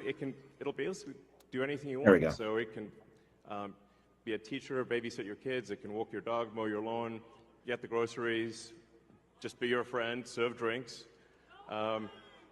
whatever you A bartender. can think of, it will do. And yeah, it's going to be awesome. It's going to be awesome. I think this will be the biggest product ever of any kind. Yeah. Probably less. Well, we'll see. God and Country says no one, and I mean no one, has done more to harm America than Democrats. Agree or disagree? Here's a compilation of Democrats who've been crying wolf for years. Now they pretend that they weren't. Don't let them get away with this and vote them all out of office in November, we said. Nicole Wallace actually gets on air and says, no one calls Trump Hitler. Okay. Well, we'll start with Martina Navratilova. Now we'll go to the Democrat politicians and talking head pundits. Here you go. I haven't suggested that Donald Trump is Hitler. I wouldn't say I don't think any Democrat has. I actually, and I think it's a smear that they project back on to critics. What is the natural extension, Justin, if he pursues this to Harvard and beyond? There was an authoritarian leader several decades back called Adolf Hitler. Hitler came to power and the scientists left. The military survive in that climate. In the same way that it happened in Russia with Stalin, the same way it happened with Hitler, eventually you get generals and admirals that are in there that only tell the leader what he or she wants to hear. To the extent that the rule of law and an assault on the rule of law was an obscure, intangible thing, we're now seeing it in action. If you look back in history, you can see very similar parallels that took place in other countries that really went down that authoritarian road, including in pre-World War II Nazi Germany, when Hitler and Nazi officials basically took over Frankfurt University, which was the bastion of independent thought and progressive thinking and independent thinking, which is what Hitler didn't want. And so again, this is what authoritarians do. They try to control all of the aspects of social life. When Trump talks about peace and Putin talks about peace, it's autocrats getting their way. That's it. And Mussolini and Hitler said they were being the purveyors of peace. I resisted for a long time analogy. Oh, and that's that same lady with the dorky creep glasses. And Hitler said they were being the purveyors of peace. I resisted for a long time analogies to Hitler's Germany. I've got in my Substack today, though, it's really uncanny. The same episode where Hitler, early in his tenure, before he's totally taken over the government, some local prosecutors go after his brown shirts and they convict them, sends them, and then he releases them. It's really the same thing. Throwback to what? Yeah. Throwback to what? Poisoning the blood. I mean, that is literally Hitlerian rhetoric. Right. And What do people think of what happened to us? The parallel here is to maybe show up on the shores and say, no, we'll go with Hitler. I mean, what do they think? What a weirdo. Think about the switching of sides with the turning of who occupies the Oval Office. I believe every voter who casts a vote, regardless of who they vote for, has to know that Donald Trump believes Hitler did some good things. Good grief. Isn't she married to a... Let me ask Grok. Is Nicole Wallace married to a deep state hack?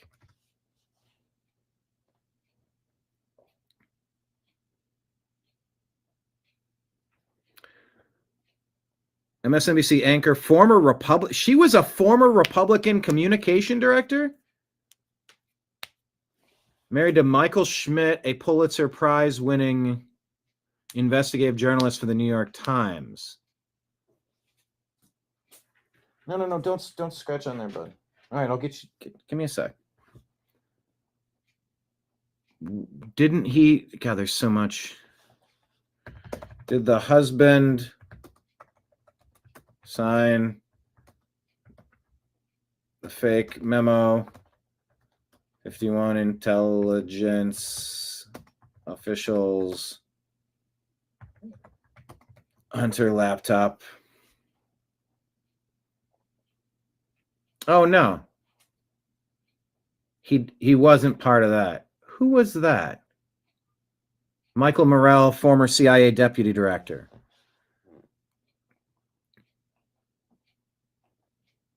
So which media husband signed the fake Hunter doc? No media husband. Okay, that's not. No media spouse was a signatory.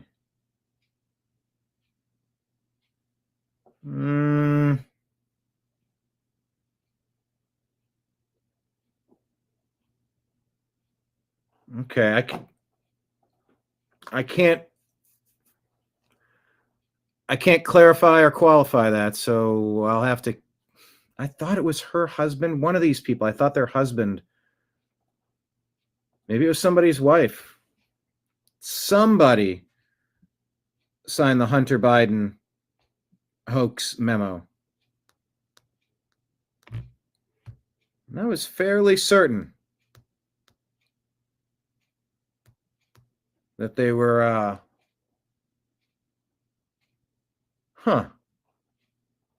okay. So I'd ask Jamie to look something up, but I'm Jamie, so it takes me a second, and I'm doing two things at once. This Naomi Siebt, a German, applies for asylum under President Trump due to political persecution. She's a supporter of AFD, where a lot of people are turning up deceased.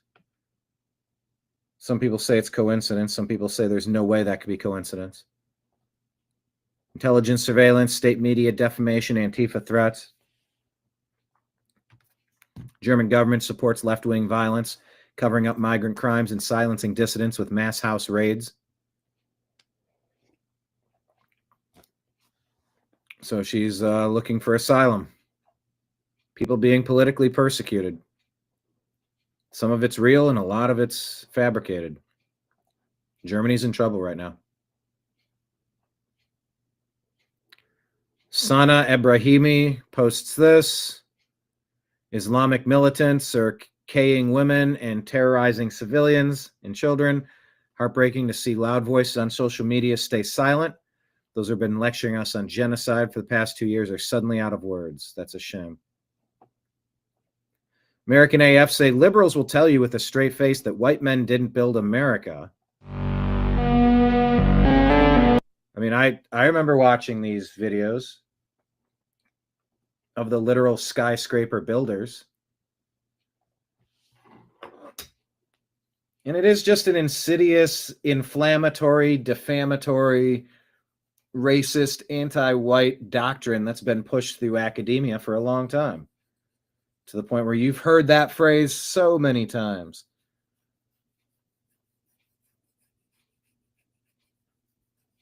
And it's strange. It's very coordinated.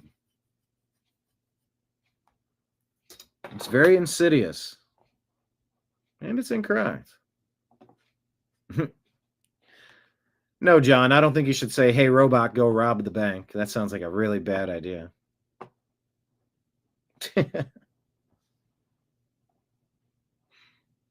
Be easy to track back to you if you did.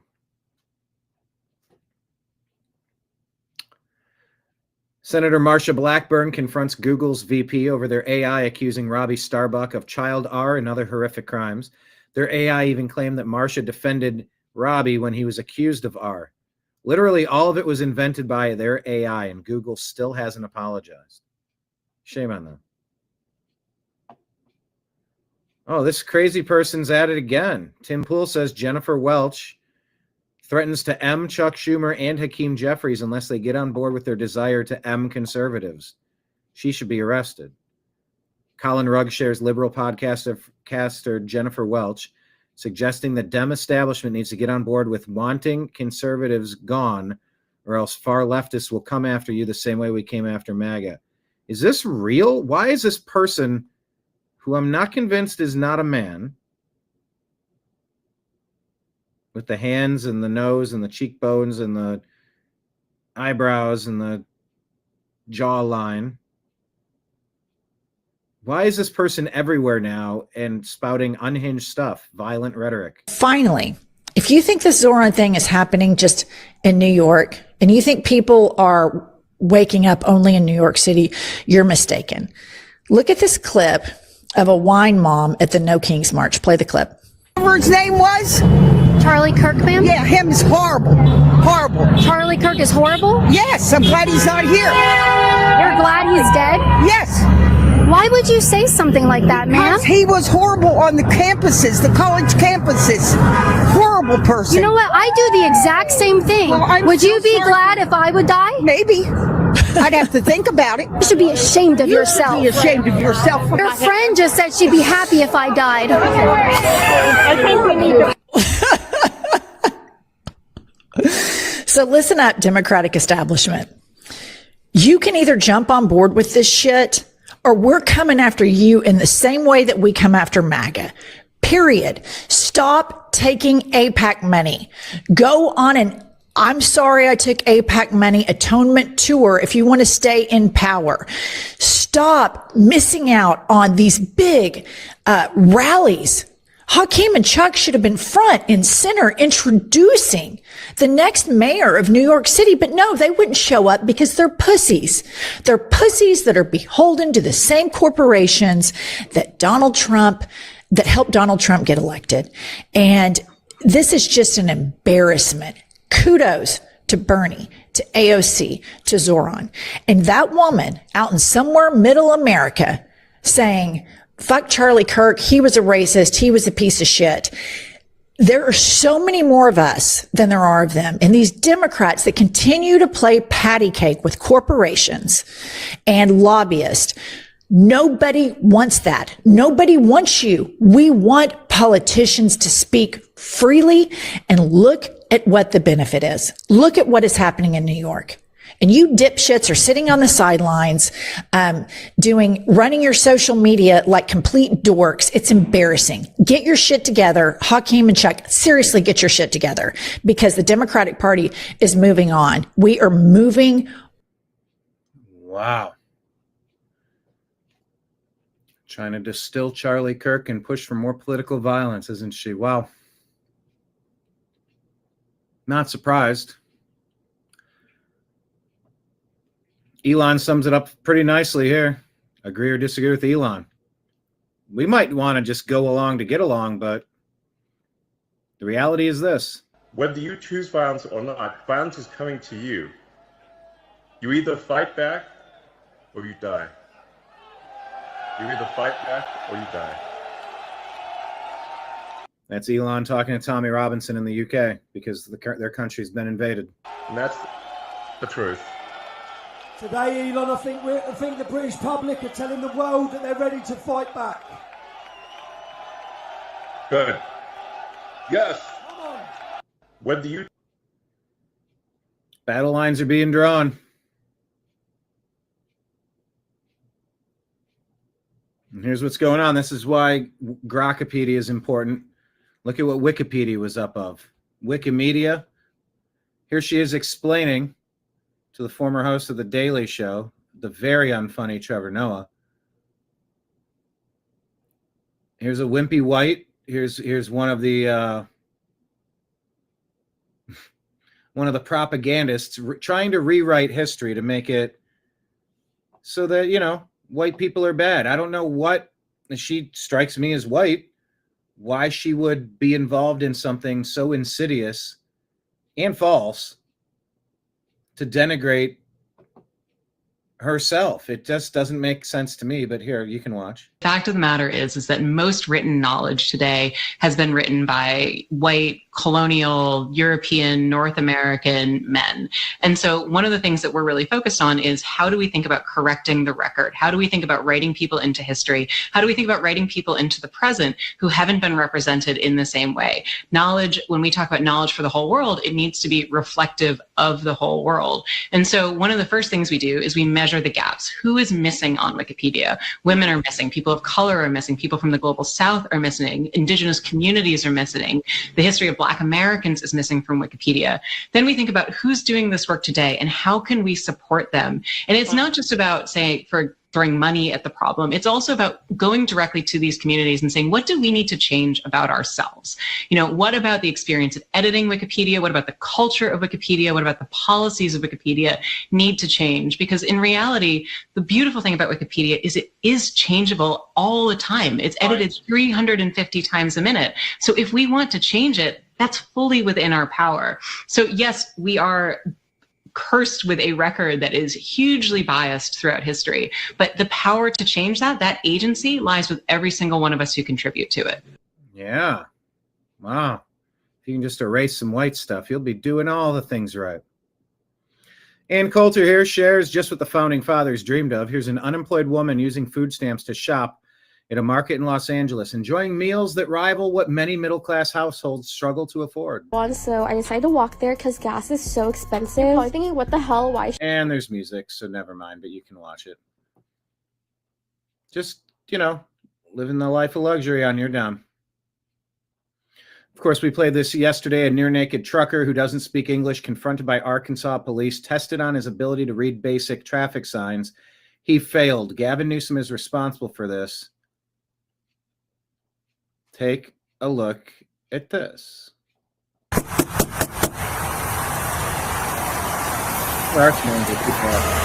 it. Hello. Good morning. Yeah, I'm good. Why are you parked here? Yeah, I parked here 3 hours. Why did you park here?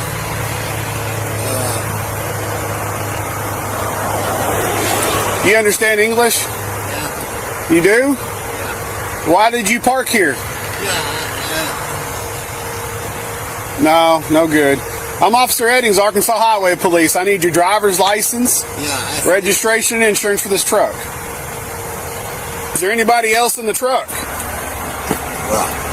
Is there anybody else in the truck? My company. Your company. Okay, you don't understand English. Yeah. Where's your logbook at? Put you some clothes on.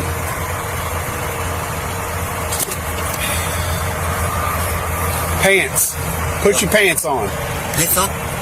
What? Put your pants on.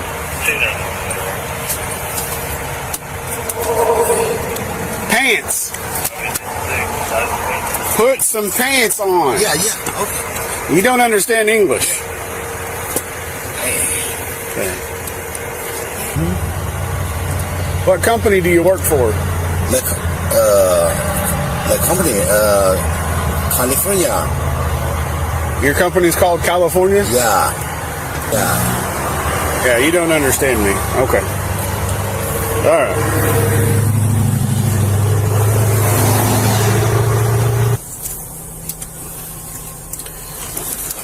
All right. You see this sign? Yeah, truck. Over. What's that sign say? Things must enter, right? Do you tell me? What does it say? Yeah. I need you to read that sign. Yeah, with station. Next red. Okay, read it again. Read again. Read it again. Oh, trucks. over 10 must enter waste station next, right? What is this word?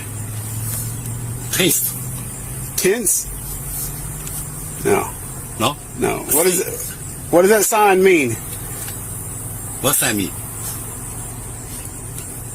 10 things. What does this sign mean? Master enter. Master. Waste station. Okay, so if you see this sign, what do you do? Yeah, driver going. Yeah, driver going. Must. Go where? Waste station. All trucks go? Or what's it say? What kind of trucks have to go to the waste station? Waste station. I don't know. Over 10. Over 10 what? Over 10 what? Okay. All right, let's try another one. You don't get that one. All right, let's go down here and try another one. Let's see.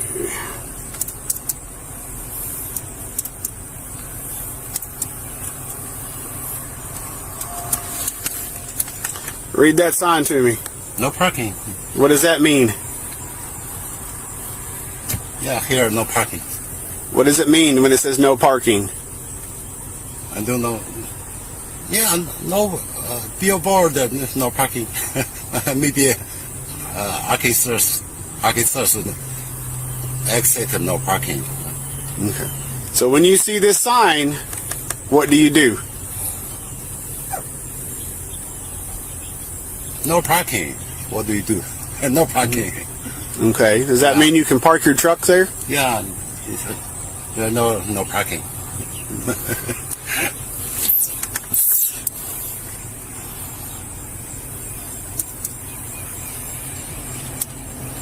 Yeah. I called my friend. My friend Read this sign to me. Yeah. Because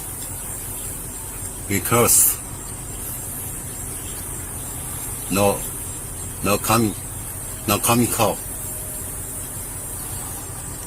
What does that mean? That sign, read it to me. What's it mean? Okay. No coming call. All right, one more. This doesn't get any better. These are dangerously unqualified people. Dangerous people brought in by the Democrats. A near-naked California trucker can't speak English. Can't read basic traffic signs. MJ Truth Ultra says, oh boy, into the heart of darkness we go, breaking Bill and Melinda Gates Foundation being investigated. Did you hear that one? Here, first, let me play this. Well, last year, and we raised this concern, last year the Democratic majority and the governor put into place a law that said we were going to provide free health care for undocumented citizens from age 42 on up, that we were going to provide them free health care. At the time, they said they anticipated about 10,000 residents would take advantage of this program. We raised the concern. We said that was going to be a problem. By the beginning of this year, the state said, well, we're wrong. That number is about 52,000. Now, this week, the state came out and said, we're wrong again. That number is now 120,000 undocumenteds are going to be receiving free health care at a cost of over $1 billion. That's money that's not in the budget. That's going to create a significant problem. And so here in Illinois, we are now adding thousands a month as you have unhealthy and sick undocumented citizens from around the country, from frankly around the world, that are coming to Illinois because of the fact we are the only state that covers these individuals for total health care. And so this is something that is really creating a significant problem for our budget. Let's talk a little bit more about kind of the coverage that they are receiving. It's my understanding that the federal government provides no matching dollars for this program, that it's fully Illinois taxpayer funded. What about the health care that they're receiving? It's my also understanding that it's probably even better than people on Medicaid or citizens on Medicaid who really need coverages. Can you kind of talk about that? This is an important issue as well. And another frustrating thing, the president opens the borders up, but then he says, but we're not going to pay for any of the health care. This is 100% paid for by state taxpayers. The program of health care that they get is actually better than those of our own residents that are on Medicaid. So our low-income, struggling families in Illinois that are on Medicaid, they do not get as good as services as these non-citizens are getting that are coming into Illinois. So that's costing us significantly more than it costs our own residents. And in addition to the over $1 billion cost of health care, we're also providing free daycare for their children. We're including free housing, food subsidies, cash subsidies. So the total cost of this program is in the billions of dollars, and that means key programs for our developmentally disabled, for our seniors. These people are now being crowded out. Our own citizens' programs are not getting the funding they need because now we are becoming the healthcare provider for every sick individual in the world that can come to Illinois. If this doesn't stop, I can guarantee you this does not end well for Illinois. About There you go. Illinois state senator confirming illegals were provided health insurance. But Illinois Democrats all said that this wasn't happening. So what's true? Go figure. Here's President Trump and North Korea's president hearing about the no king stupidity, gifts him a golden crown to President Trump. Well, I think it was because of other reasons. The Cheonggyecheon gold crown symbolizes the divine connection between the authority of the heavens and sovereignty on earth, as well as the strong leadership and authority of the leader. 경주를 국빈으로 차리시는 트럼프 대통령님께 한반도에 처음으로 평화를 가져온 신라의 정신과 함께 한미 동맹의 푸른 길을 상징하는 이 금관을 선물로 준비하였습니다. We present this gold crown to you on this joyous occasion of your state visit to Gyeongju, because it symbolizes the spirit of Shilla, which brought peace to the Korean peninsula for the first time, and the opening of the golden age of the Korea-U.S. alliance. The golden age. And that's a phraseology that Scott Adams has been using, and he's worked with President Trump.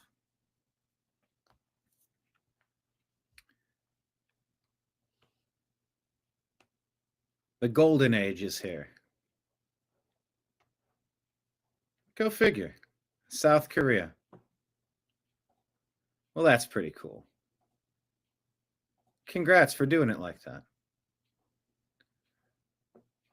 Abigail Sparnberger says voter ID laws might prevent her from winning. When someone chooses to vote absentee for the first time that they're also voting, there are additional hurdles. And they need to provide a photocopy of their driver's license. For some, it's they need to have a signature that's matched nearly identical to their voter registration. And some of these hurdles might really disadvantage newer voters and particularly younger voters. When someone chooses to vote absentee for the first time that they're also voting, there are additional hurdles. And they need to provide a photocopy of their driver's license. For some, it's they need to have a signature that's matched nearly identical to their voter registration. And some of these hurdles might really... Yeah, well, you know, it's the most sacred thing we have is the vote. So, of course, you need to be able to get that handled. Gunther Eagleman here says, in a stunning act of goodwill, Japan's newly elected Prime Minister Takeichi is gifting 250 cherry trees to President Trump for his Washington, D.C. beautification project. We'll extend a gift of 250 cherry trees to Washington, D.C. In addition, I understand that fireworks from Japan, from Akita Prefecture, will be shown in Washington, D.C. on July 4th next year. And this is about just kind of getting global governance, getting let me rephrase this. This is about forging partnerships and relationships with other nations while promoting peace and a cessation of aggressive, hostile activities of war. This is what we voted for. This is what people are aiming for. You know, yeah, it's gift giving. There's diplomacy involved. Getting people on your team. So it's like now you have an ally here. You're locking in your ally status. These are very important tasks that Biden was not performing. Hillary Clinton's concerned of something. Let's see what concerns her and keeps her up at night. Man, is she looking... Oh, boy. We haven't gotten to the more perfect union, and we fought a civil war over part of it. Mm-hmm. And people have been protesting, for... You're saying this isn't more perfect than it used to be? I think it is. For hundreds of years that, things were not as they should be, given our ideals and how we should be. I don't know what you've talked for 15 seconds and said nothing. We are more perfect than we used to be. Moving toward them.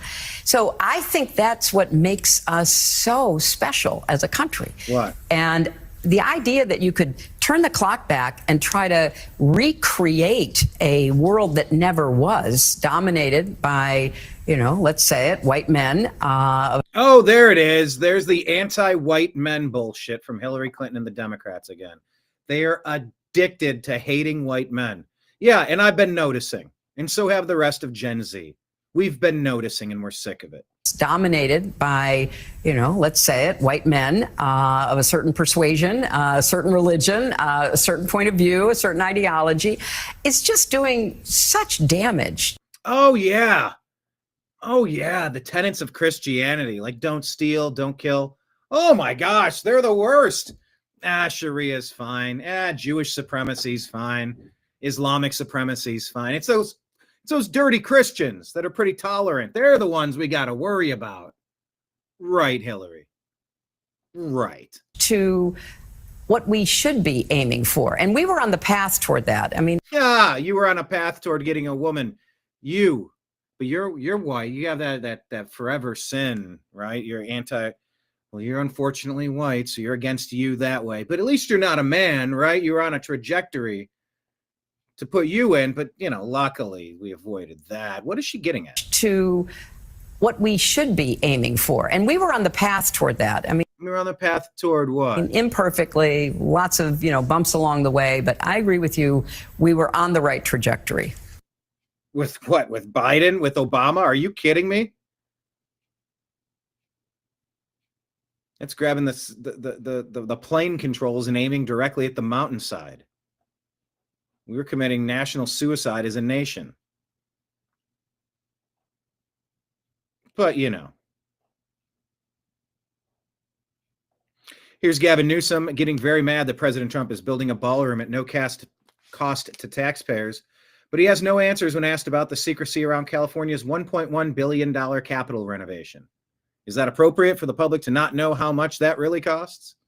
1.1 billion Capitol renovation in Chicago, Sacramento. Whoopi Goldberg makes the most ironic statement imaginable. I mean, it's kind of crazy. I kind of agree with him. If you, instead of investigating a man who is no longer in office, I would like y'all to find out why the U.S. military is striking vessels without verifying who's in them. Yeah. I want the government shut. What is going on with her head?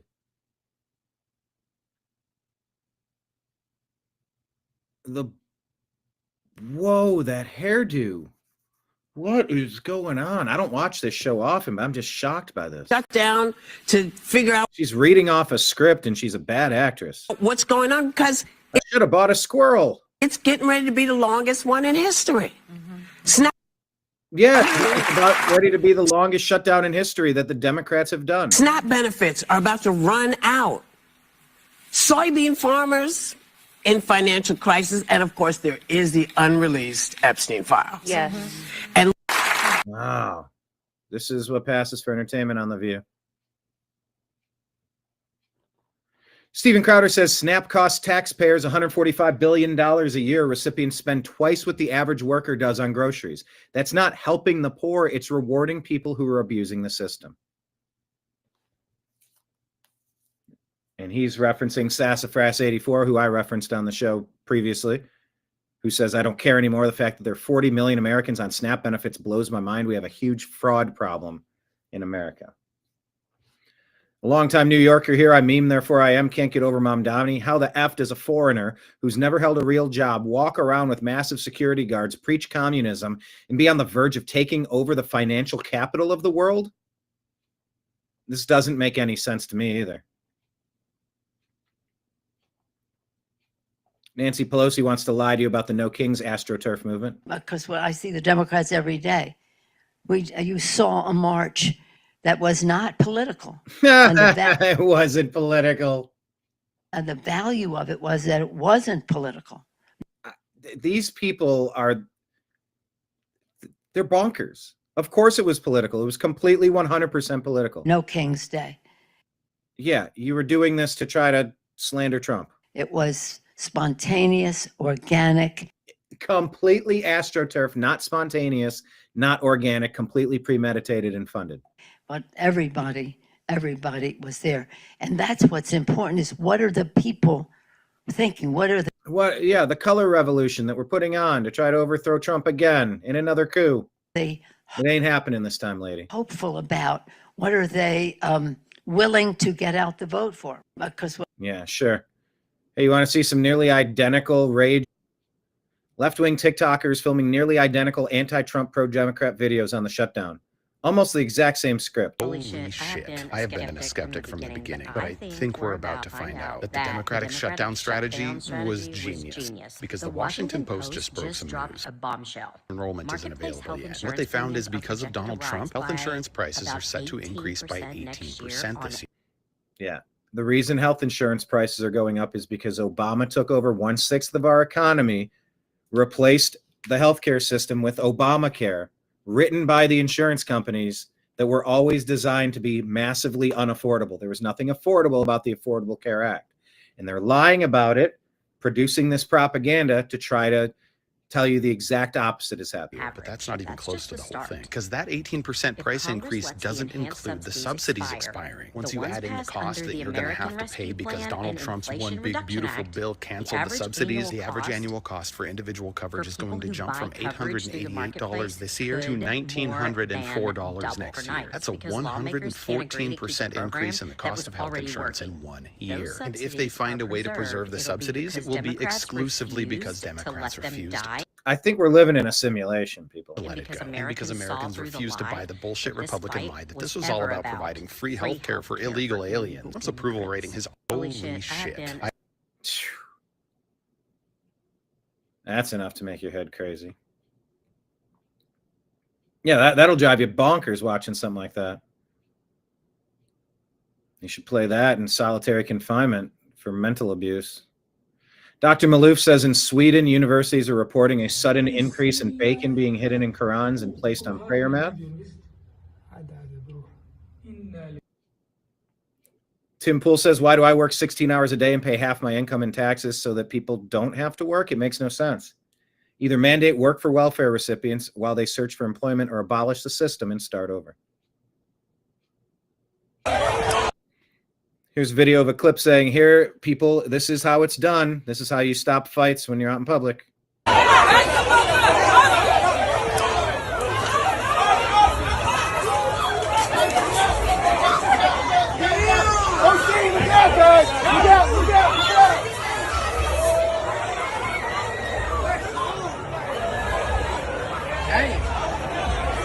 A little pepper spray will shut that down.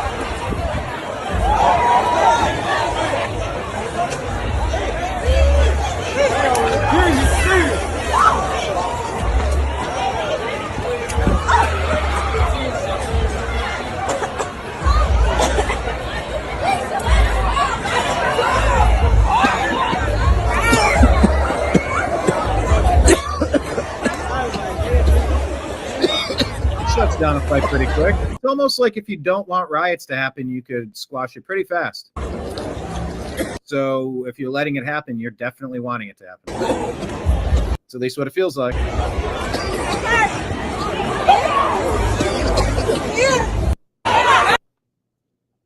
There you go.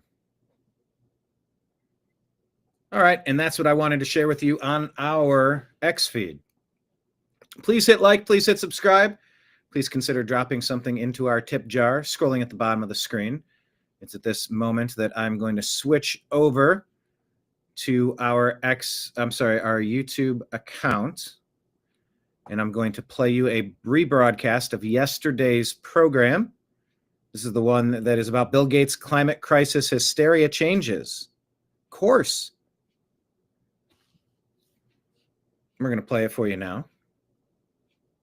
I actually got a couple of views on this yesterday on the YouTube channel. I'll take it. Put it on here on the TNAM Daily Show. Hit done. Hit save. Perfect. We'll go to YouTube and pull it up, and we will make the switch.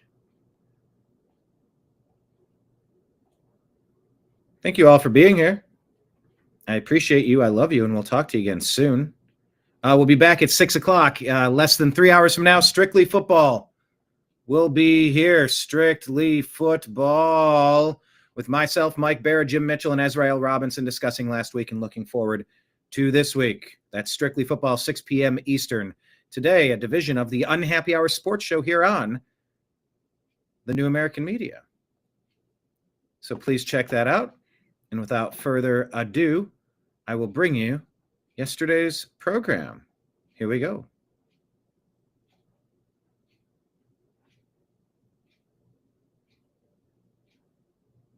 Oh, this is where I get it right. Oh, the mute button is off on this side of things. Oh, that's wild. I didn't have it shut down. It automatically had the volume off. Having volume issues. It's okay. Here we go. United States of America. We'll just leave it at that for reasons of security and therefore insecurity. If you know, you know. My name's Brian Engelman. Today is Wednesday, October 29th, 2025. And this right here, the thing that you are watching, it has a name and it is called, well, here we go. Better snap. The TNAM Daily Show, TNAM, T-N-A-M. That stands for the New American Media, because the old American media has failed you. On today's program, we're going to discuss Bill Gates and his climate crisis hysteria. What's caused him to shift gears? And by shifting gears, isn't that an admission? Would you consider that to be an admission? I think maybe you could. I think maybe you should. Because if this is no longer the urgent priority that we've been screeched at for so long, if it's not that much of a priority, then was it ever? And does it just mean that it's not going to be a priority because it's no longer profitable? You know, so there are people out there that want to black pill you. They want to say that, oh, it doesn't make any difference. If Trump's in there, if Obama's in there, it doesn't matter. It's the same thing. And I know I said Obama because he's the one who was running the last administration, the auto pen administration. I said that intentionally. It makes a big difference to consider where so much of our treasure has been going, how many of our resources have been looted from the American people. Instead of increasing the purchase power of our currency, we've been taxed and taxed and taxed through inflation to the point where, I mean, there's a lot of people looking around having a hard time. There's a lot of people trying to figure out what comes next because what's been here hasn't been working.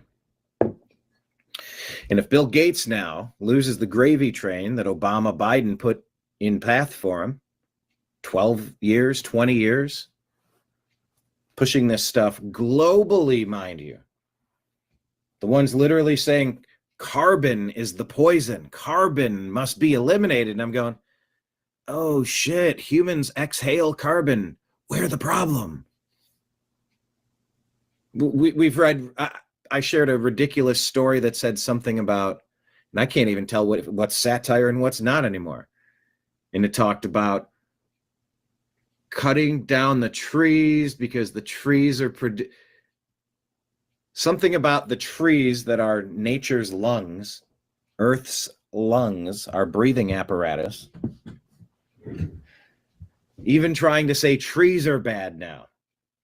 I can't recall the context and who put that out. Even if it was satire, I feel like it was a real cope that someone was trying to make. But the point is, it's been all about energy, dominance, dependence, and harming the American people and price gouging and stealing from us.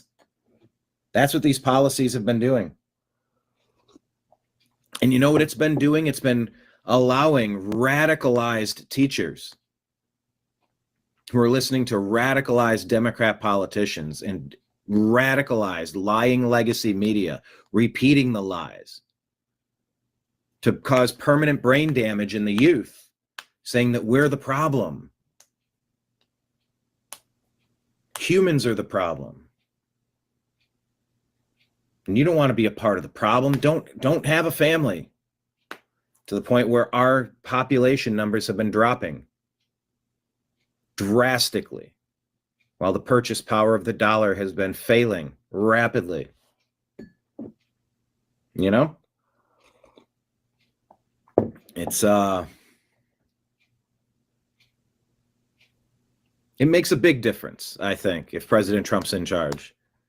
And look at where Bill Gates just decided he's pivoting off of this crap.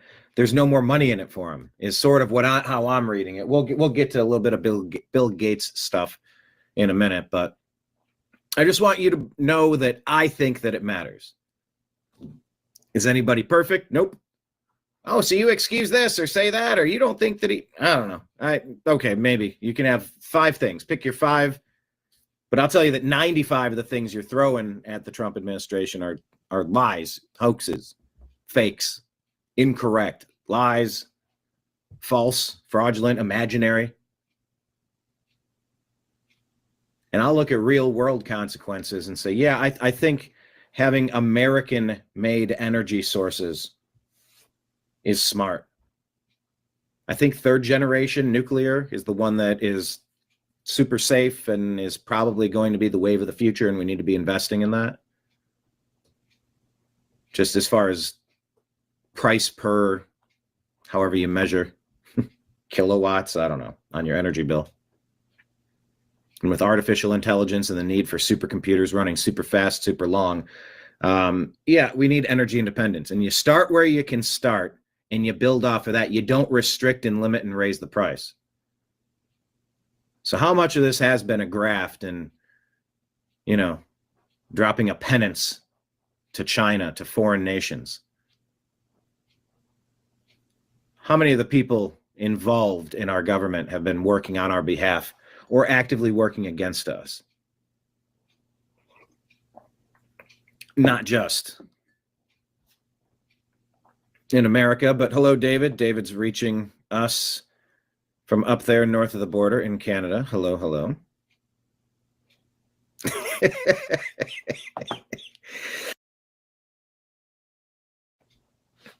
See, look, I got to change the design again. They make me do this every show. Yeah, I nearly did a show that wasn't on mute. And I've been leaving the studio on mute prior to launching the show. And then when the show goes live, the mute button. So this whole thing where I'm talking but not talking. Yeah, I caught it. I think on the first sentence, I looked down and noticed it. But yeah, the last couple shows have been fun though. I've been playing the previous day's show after the show that I do. And I think it's a good way to program. since there's so much content, there's so many stories to get through, I think just being on the air often enough is going to be helpful. We'll see. We'll see how it goes. But yeah, we do daily shows. Yeah, I nearly did it again. By the way, the places to follow our daily shows, take a look at the bottom of the screen. It's scrolling across. You can find the New American Media on Instagram, Facebook, Truth Social, Rumble, Odyssey, Twitch, Kick, DLive, Locals, and YouTube at the New American Media. We're on Telegram and Signal at TNAM and TNAM Chat. We're on X at American_media_. And subscribe to our podcast at the Agree to Disagree Show on Spotify and Apple. Also, welcome to my bar. We're going to discuss all the stories on the television sets, including Jamaica, man. Pray for Jamaica. I like Jamaica. I like the people of Jamaica. There's places that could use some critical infrastructure assistance. And I think working with groups like the Earthships would just be crucial. Minimal investments, you could really batten down the hatches. A lot of the domiciles are very flimsy at that. And the weather's so nice and so breezy, you just kind of, you don't care.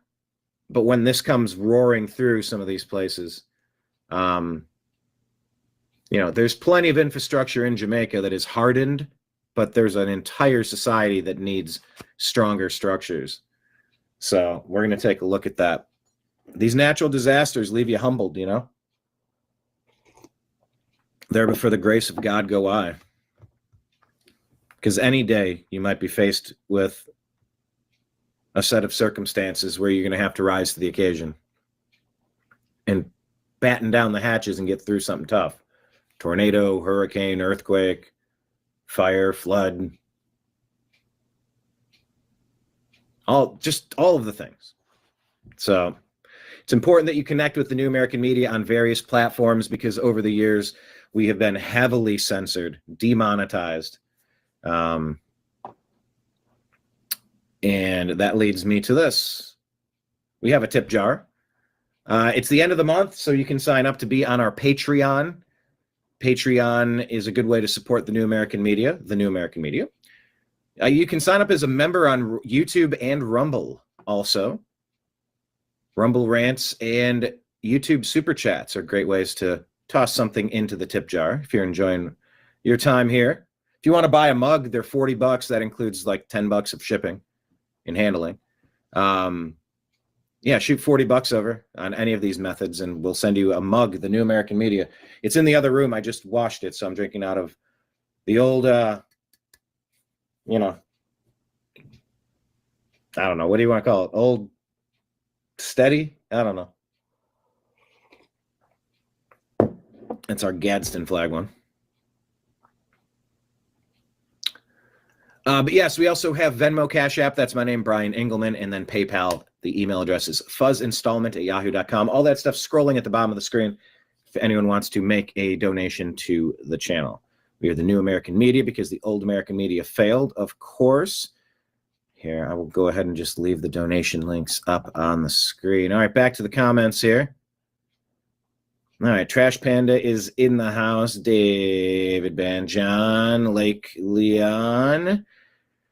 There we go. Awesome. David asking, why is Bill Gates not arrested for crimes against humanity? Well, a boy can dream, can't he? Wise words from the muted man. Confucius say, wise words come from muted man. Oh my God, I can't believe you did an accent. Yeah. You imitate the things that you hear. And it's fun. It's fun when you can get good at it. If I've asked you this question before, forgive me, but in the comments section, is there an impression that you do? Like, do you have a voice that you do that people usually go, hey, that's pretty good? Type it in the comments, please. David has been to Jamaica twice. Yeah, I flew into Montego Bay, and then we took a shuttle to Negril. Trash Panda was there once and won a beer drinking contest. Did you? Hey, man. Were you drinking the red stripe, man? Was it Irie? Was everything Irie, man? Everything Irie.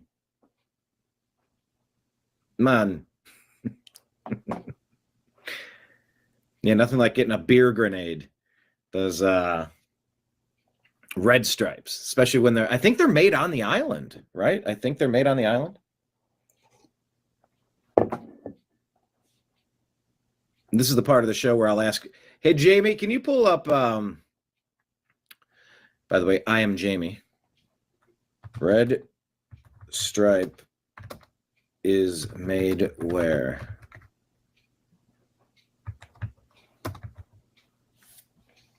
Primarily made in Jamaica by Desnos and Geddes. Originated there in 1928. Brewed in Kingston.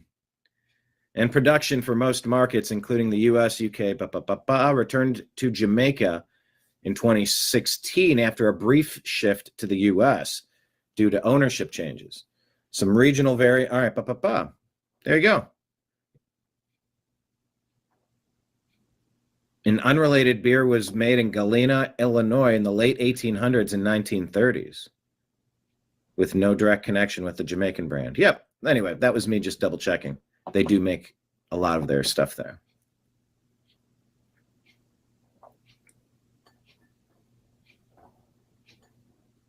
Oh, a bunch of impressions. And RFK, you do an RFK Jr.? Pay Jamie what you owe him or her. Oh, yeah, it's great when you can win prizes while drinking. Yeah, they're saying that the drinking is going down in this country. Like, we might never get back to the days of the drinking culture that, you know, might have peaked 10 years ago, 15, 20 years ago. Anyway. All right, so we're going to get to all of the stories that we can on today's program. So buckle up, tell a friend, hit like, hit subscribe, hit the notification bell, leave comments, hit the hearts and the confetti on the YouTube channel. Share this out on X, text it to somebody that you know, put it on Facebook with the link, and just say that we are dumping the news stories out and we're all talking about it. Please join us. So, without further delay, let's launch today's program, the TNAM Daily Show here on the New American Media, a division of the Agree to Disagree show. We do a lot of shows. Let's go.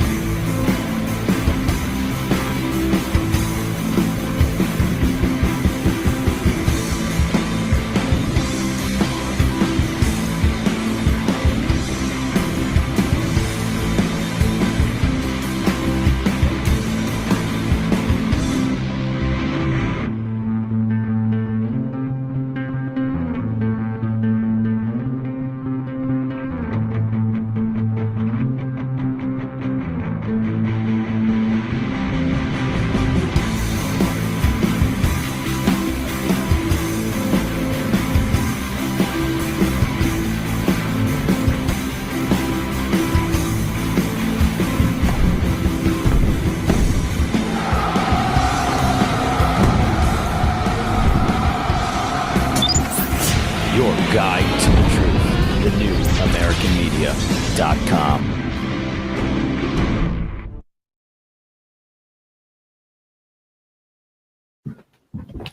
Hi, everybody. Thank you for being here.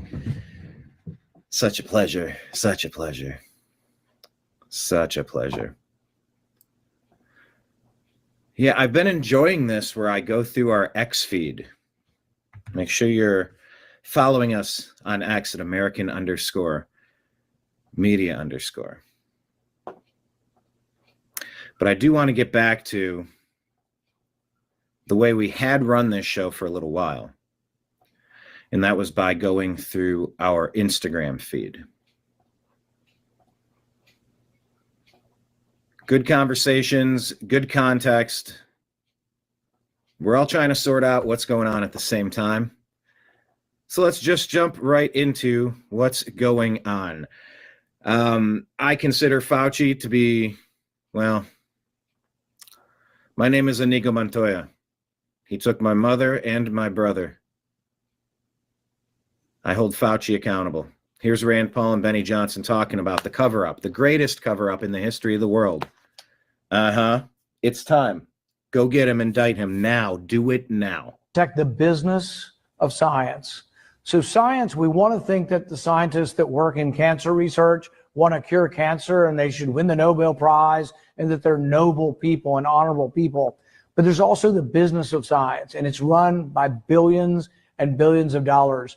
Anthony Fauci was the head of the business of science ever since 9/11. After 9/11, we became more concerned with biological warfare, so we directed billions and billions of dollars into biological warfare research. Now, if it became known that a virus that killed 15, 18 million people, which COVID did around the world, if it became known that he knew about it and didn't provide oversight and that there were safety lapses because this was done in an unsafe lab in China that doesn't have the same safety protocols and that he approved it, then he would have culpability and that the business of science might get less money. People might say, well, maybe we shouldn't put billions of dollars of research into creating viruses that don't exist in nature that might kill us all. If you preside over an accident that kills 18 million people and you're an air traffic controller and two planes run into each other and hundreds of people die, you're no longer the air traffic controller. One of the punishments is, and it doesn't mean you were made necessarily an evil person, but you made a horrific error. Fauci made the largest error in modern medicine and in public health policy probably ever of someone. And for that, he deserves the rebuke of history, but he also deserves never to be in a position, nor should his lieutenants be in a position of managing any of our taxpayer money again, because they made such a profound mistake to fund dangerous research in Wuhan without adequate safety that led to the deaths of 18 million people. We found evidence that he destroyed federal records and he directed others to destroy federal records. These are separate crimes. Now, there is a question whether or not his pardon will cover that. We're going to see if he will voluntarily come in and testify. But if he doesn't, we will subpoena him. There are a lot of shenanigans going on. Things that really, you talk about Watergate or you talk about scandals, they all pale. The COVID cover-up, I wrote a whole book on this, Deception, the Great COVID Cover-Up, because there's never been a cover-up more thoroughly documented, because we got most of their conversations trying to protect the business of science. So, okay, I think that was the beginning. Yeah, we put an indict Fauci button.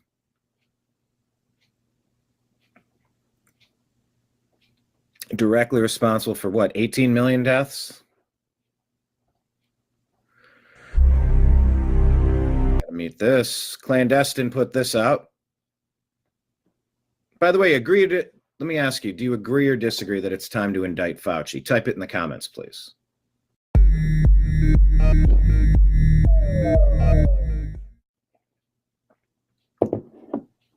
I agree with me. That was maybe one of Ben Shapiro's one of his best lines. I do agree with me. David saying Dr. Fauci does need to see a jail cell. Yeah, I want him to renovate Alcatraz now. I guess they got the funding from the big, beautiful bill. And Alcatraz, it's too expensive. It needs to serve as a reminder. Like, you should put Obama, Pelosi, Biden, put them in that prison. Like, we need to have an example of what you don't do to a country. These people have just been traitors.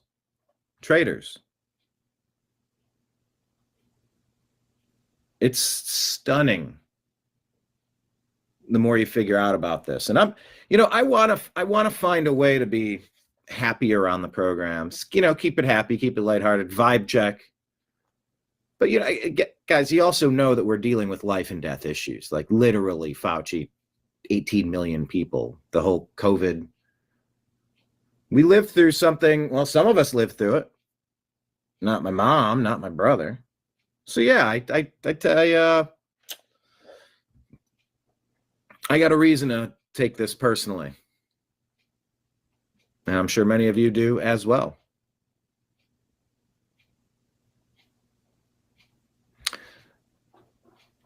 But yeah, Trash Panda, agree, way past time. Way past time. But we're working on it, right? We're working on it, right? Yeah.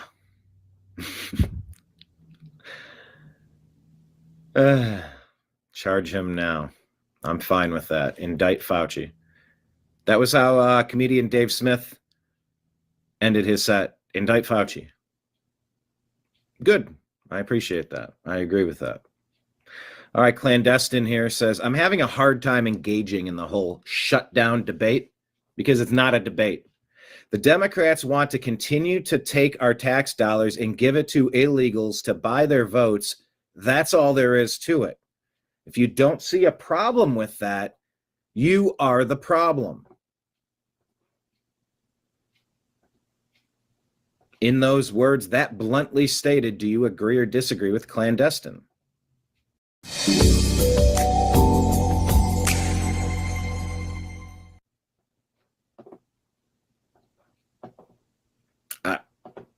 It's pretty obvious what they're doing. They don't need to shut the government down. This is all unnecessary. This is all on the Democrats.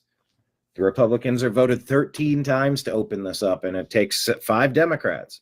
They're all blocking this. They think this is going to help them by harming America. This doesn't make sense. All right, I saw this. Is kind of interesting. This says a Charlie Kirk hating man hangs around a conservative for a week and finds more in common than he ever anticipated. Here's a must watch. This is Cam and Jake.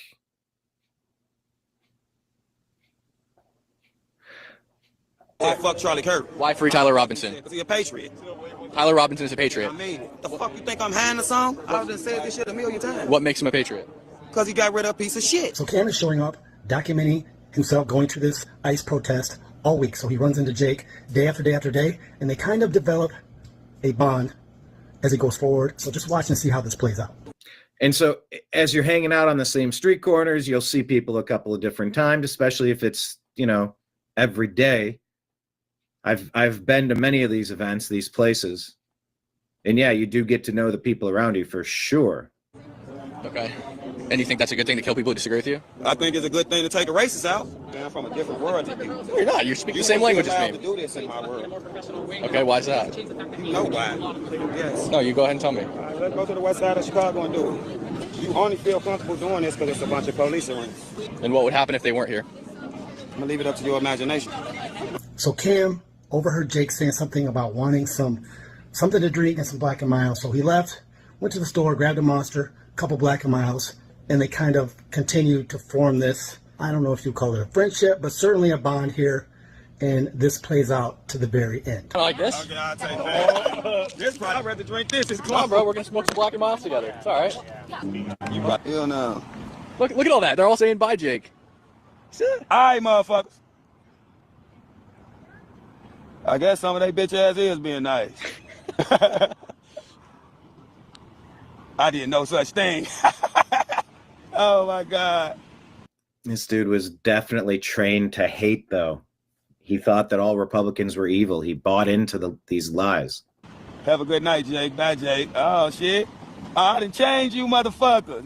Eventually, I managed to get Jake to be cordial with me. He was still saying Charlie Kirk deserved to die. He was saying vile shit about Erica Kirk. He's actually an undercover ICE agent. Stop playing, Cam. I'm trying to help you. After this week, Jake. And then he says he's actually an undercover ICE agent. Okay, that's pretty funny. How has your opinion on Republicans changed? I got you. So now he's got him on the phone. Biggest thing is I just don't think they all bad. Like, I thought they all was bad. And then I learned that I share a lot of the same beliefs with them. And that's weird for me. That's a big one that I agreed on. Yeah, MAGA is not Republican because there's a lot of Republicans on the same team as the deep state Democrats. But MAGA is just pretty much common sense stuff. If you're having a house party, you want to filter bad people out before you let them into your home. That is the most obvious thing on earth. And if the house party's been crashed, you everybody out. That's it. And it's just common sense stuff. Yeah, my daughter's, she's playing volleyball. No. We're not going to play against a dude. Well, that person identifies as a lady. That's fine, but they're a male. They can play with male sports.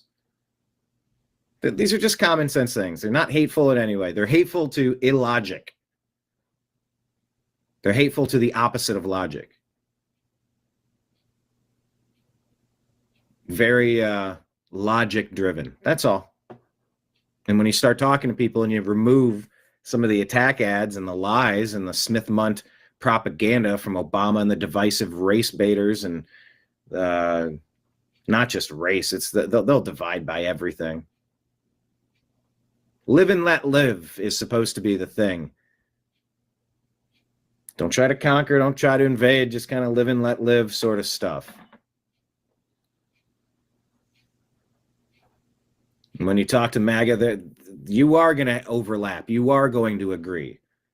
It's Bill Maher and, Tulsi Gabbard, RFK Jr., Dave Rubin. There's a lot of people who either left the left or they never left anything. The left went so far left, they didn't recognize them anymore, and they were something different that they can't support.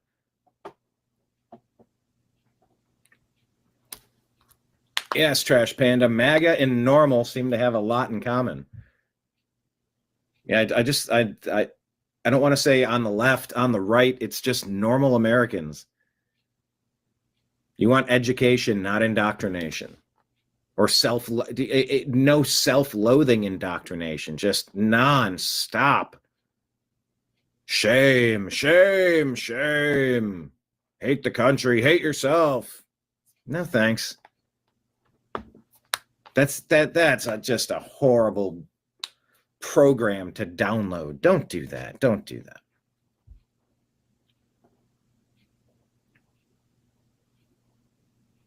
Unholy is saying YouTube didn't agree with how I responded just now. Damn Dems at YouTube. How did you respond? Did you just say damn Dems? Damn the Dems? I think you need to do the @ sign for the A instead of the letter A. Anyway, they find they have a lot in common, which surprises this dude. A lot of shit that Republicans feel, and I didn't realize it. It actually bothers me how much I agree. It actually bothers him. Like, damn. With the whole narrative you being lied to, and then I sit here and agree with these motherfuckers on 10 straight topics, and it's like, oh, shit.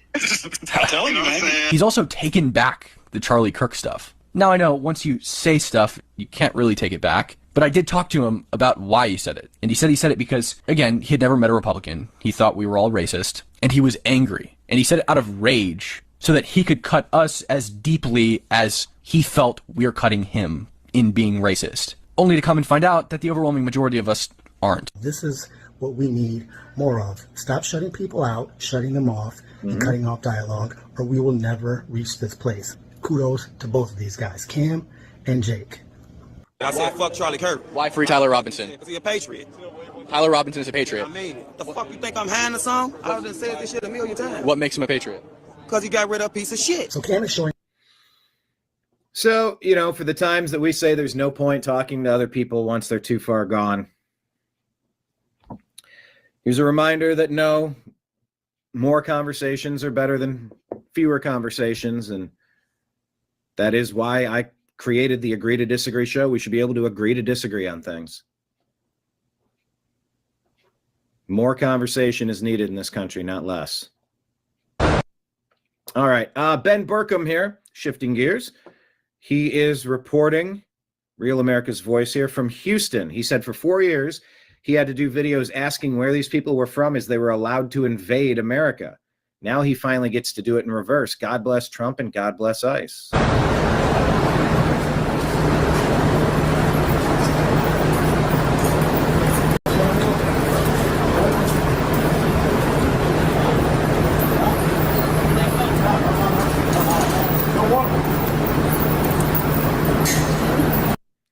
Okay, that person's shoes look comically large. I mean, do you see these shoes?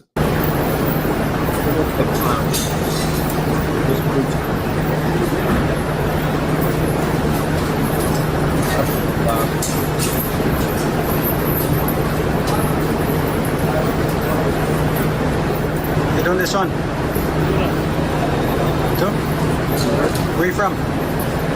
Cambodia.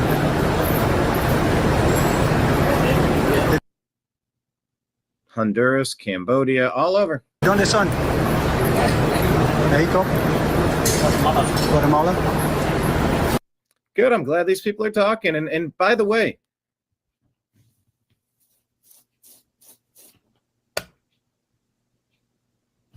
I don't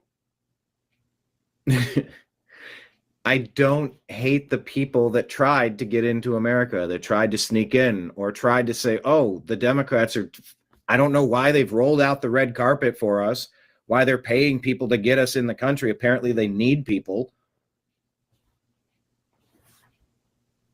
You know, and I will apologize on behalf of Americans, because what the Democrats were doing, that was not agreed upon by the country. That was not okay. That was never okay. And if any of these people, you know, I don't know, what I would like to find out is, what is the process from here? You know, what I don't know in the context of this video are any of these. I don't know the demographic breakdown. How many of the people that Ben is speaking with here, how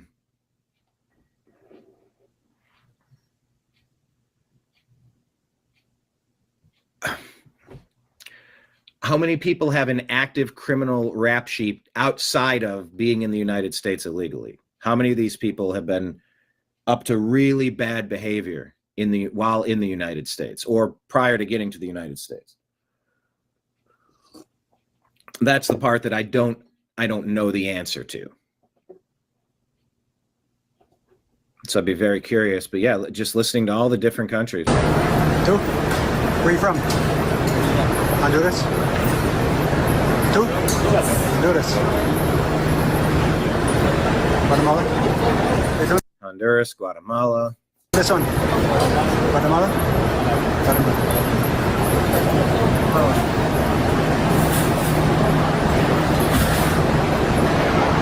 Well, I had to do that video a lot under Joe Biden when they were letting him in. Now we get to see the reverse. So from here, they'll be sent to the main detention center outside of Houston. They'll be getting what the left loves to talk about, their full due process. And once they get their final removal orders, they'll be sent home. God bless President Trump. God bless ICE. God bless America.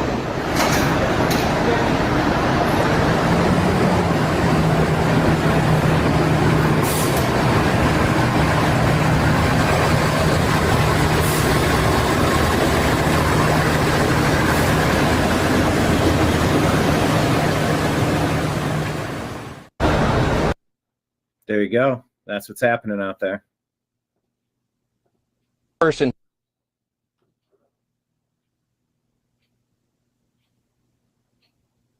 Yeah, look, if there are people that haven't been causing problems since they've been here, what does it look like to reapply? To say, all right, how do I do this in a way? Now, I don't know, maybe every one of those has an active warrant out for them. I don't know.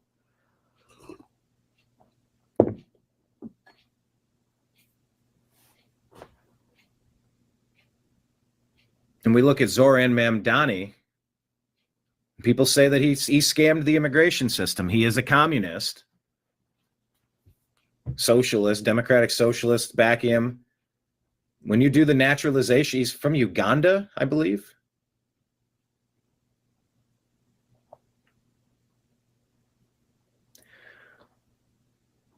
Part of becoming a U.S. citizen is that you have to say that you're not going to be I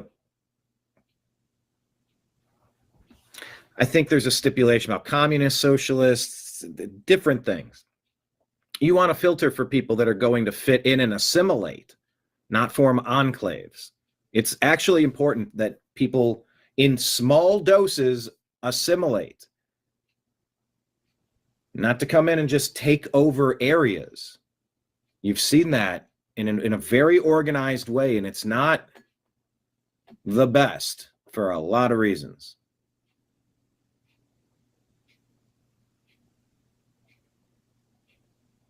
But yeah, like, okay, so if you snuck in to the nightclub and you didn't have your wristband, you know, I've I've literally done that before. I wasn't vandalizing while I was in there. I wasn't spiking people's drinks. I wasn't getting into fights. I wasn't throwing stuff. I was tipping.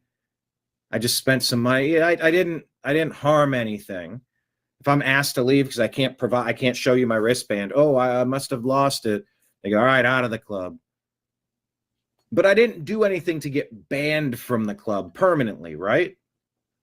So like on the finer points of people that are deported, how many of them are allowed to then raise their hand, go through whatever proper channel? What do you need to know from me? You want me fingerprinted? You want to look at my criminal record in my home country? Please do. You want me to, what do you want for me to try to enter? Because I would like to do that. You know, if that person wasn't harming the people of the nightclub, they're not banned. I hope they're not banned. Well, you snuck in once, you're never allowed to come back. And I think on some extreme levels, there is some of that. And on some levels, you know, like I said, I can understand how people would have taken advantage of what the Democrats were trying to pass off as policy. That's a little different than you took that sandwich out of the hands of that starving child. We all watched you do that. There's a bit of a difference there. So Trash Panda says, nope, go home, come back the correct way, fully vetted. Well, yeah, that's what I'm saying. So then what if they get dropped off at a location? Is that at the center where they can say, yes, can you take my thumbprints? Can you look at my criminal record? Can you provide them the official report on me and who I am? I'd like to go back there. I was trying to work. I was working on a job site. I thought they needed houses. Okay, I just want to work. Like whatever that legal way looks like, I am actually in favor of some of that. Not a ton, but some of that, yeah. He's not that nice. Nope, go home. You say not the same. That was one night. This is a way of life. Yeah, well, things are changing. Things are definitely changing. And so now you have CNN trying to frame the Republicans for shutting down the government. This is a Democrat thing that they've done. Michael Cabanara says, breaking, the number 2 House Democrat just admitted on the record they shut down the government and are making families suffer to force $1.5 trillion in wasteful spending. It's hostage taking, not governing. Americans deserve better than politicians who weaponize your hardship for leverage. Who can answer that question is Chuck Schumer and his Democrat colleagues in the Senate. They've now voted a dozen times to keep the government closed. And this is really important, Caitlin. Today, there was a big development on Capitol Hill that the second highest ranked House Democrat in leadership, Whip Catherine Clark, admitted openly that they have shut the government down and that they are using hardworking American families as leverage for what? So that they can show a fight against Trump and also so that they can restore $200 billion in free health care paid for by U.S. taxpayers to illegal aliens. Yes, that's in their bill. And it's just part of the $1.5 trillion that they have demanded to spend.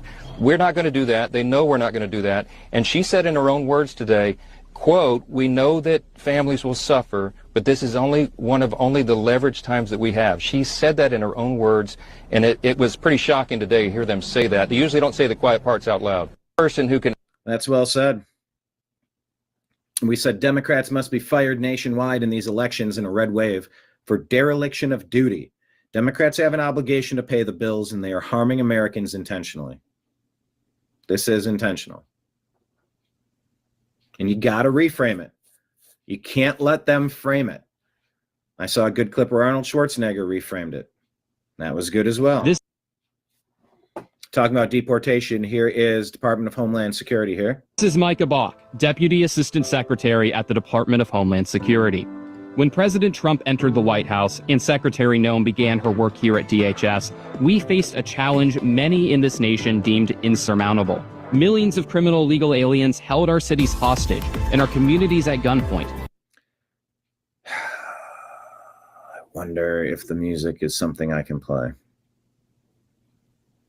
While our wives and daughters face devastating physical abuse at the hands of these invaders. Now, just 10 months in, a glimmer of dawn has begun to shine through the clouded skies over our nation, and the resurgence of the American dream has begun. Despite relentless and overwhelming attacks from Antifa terrorists, smears from the corrupt globalist media, and the subversive and sinister tactics of sanctuary politicians, the Trump administration is on pace to shatter the U.S. deportation record by the end of 2025. We have a long way to go. And rest assured, our resolve is only strengthening. But the results so far have been nothing short of historic. Over 2 million illegal aliens have left the United States, including 1.6 million who have self-deported. Over 515,000 illegal aliens, oh, that went too fast.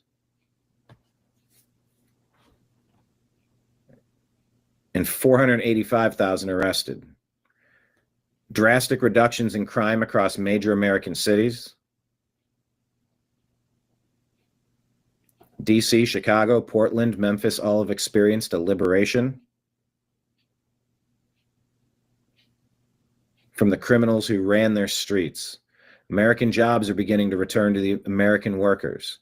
Drug trafficking has taken a stunning hit due to the efforts.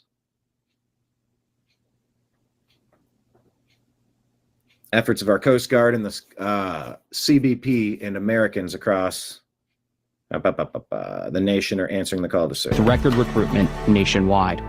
All of this matters because it shows that here today, we sit at the turn of the tide, the reversal of course. In the charting of a new destiny. All right. Secretary Noem meets with federal law enforcement.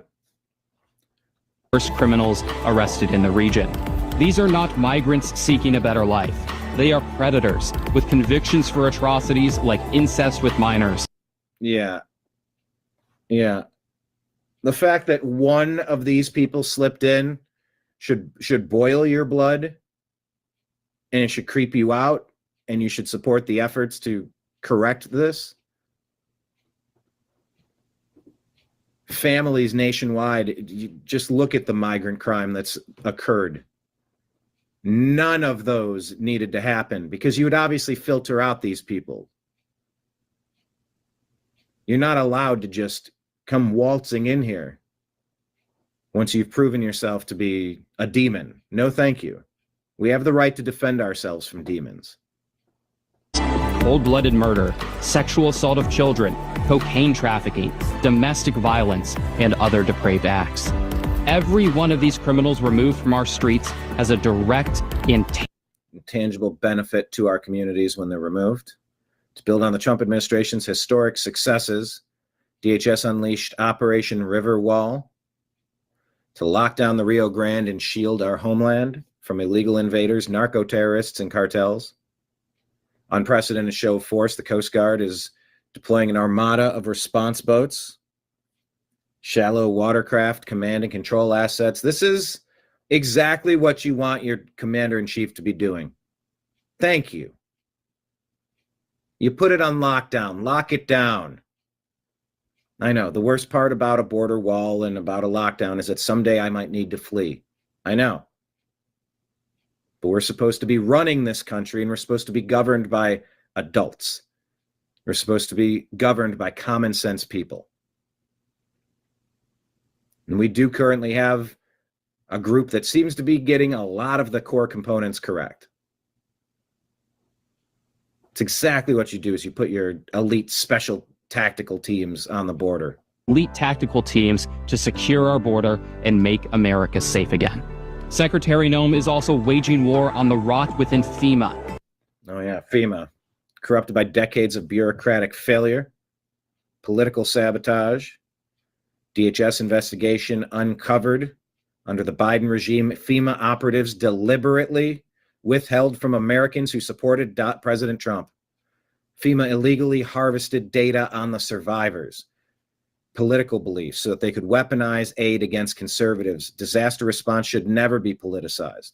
Secretary Noem has referred those involved to the Department of Justice. Good. and our commitment to eliminating FEMA as it exists today has only been strengthened. Much work to be done, and our efforts and energy have only increased. To restore national identity and return our country to greatness. How about that?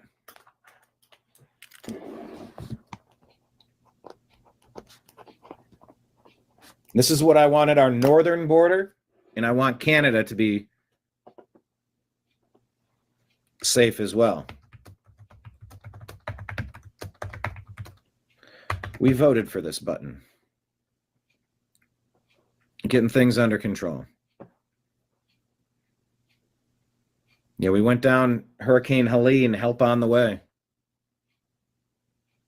There were all sorts of stories. Actually, now that I'm thinking about it, let me ask,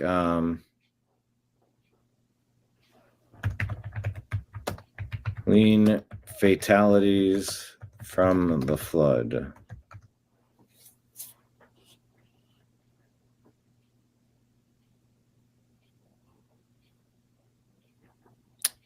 Uh, 249.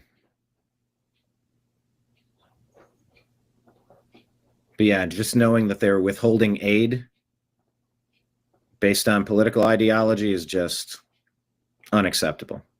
All right, here's Jack Posobiec talking about what's going on by barricading illegals. Here's Ben Bergquam again.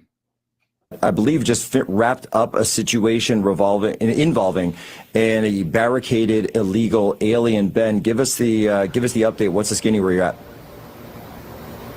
Yeah, in Houston at the field office, we just picked up 3 illegals, just wrapped up a 2-day operation with 260 illegals picked up across the city. But what we're seeing all over, including places like Plum Grove, they hit heavy in Colony Ridge, you know that area, basically an entire community built for illegal aliens. But what we're seeing here in Houston, just like I saw in Chicago last week and in Portland the week before and in New York, everywhere we're going across the country, are these activist organizations, the same NGOs that were aiding and abetting the invasion of our country are now aiding and abetting the illegals. And in this case, with these barricaded ones, we were told that they were actually talking to an NGO from inside the house. These guys were at a field or at a traffic stop. They ran from ICE officers, ran into the house, created a major situation. Thank God nobody was injured in it. But this is what ICE is dealing with every single day because of these activist judges and these activist organizations. Ben Bergquam just got, I believe, just wrapped up a situation involving a barricaded illegal alien. Ben, give us the update. What's the skinny where you're at? Yeah. So you're going to see story after story after story of stuff like this across the country as this is ramped up. And with the budget that's in place, I think the Democrats are freaking out. They understand their goose is cooked, so they'll take the whole ship down with them. They're taking their ball and going home. They're very reckless right now. Oh, yeah, talking about Colony Ridge is huge. Thanks, Greg Abbott. This was allegedly a DoorDash driver who got frustrated waiting for his order. Hodge twins say black guy punches a white woman. What a shocker. So here's a terrible video. Did you see this one? Unreal. Relax. Hey, relax. Crazy. Yes. I have him on video. Yeah. You know, people are freaking out. Why isn't this leading the news? It's just, there's only one type of story that you have to lead the news with for the past 20 years.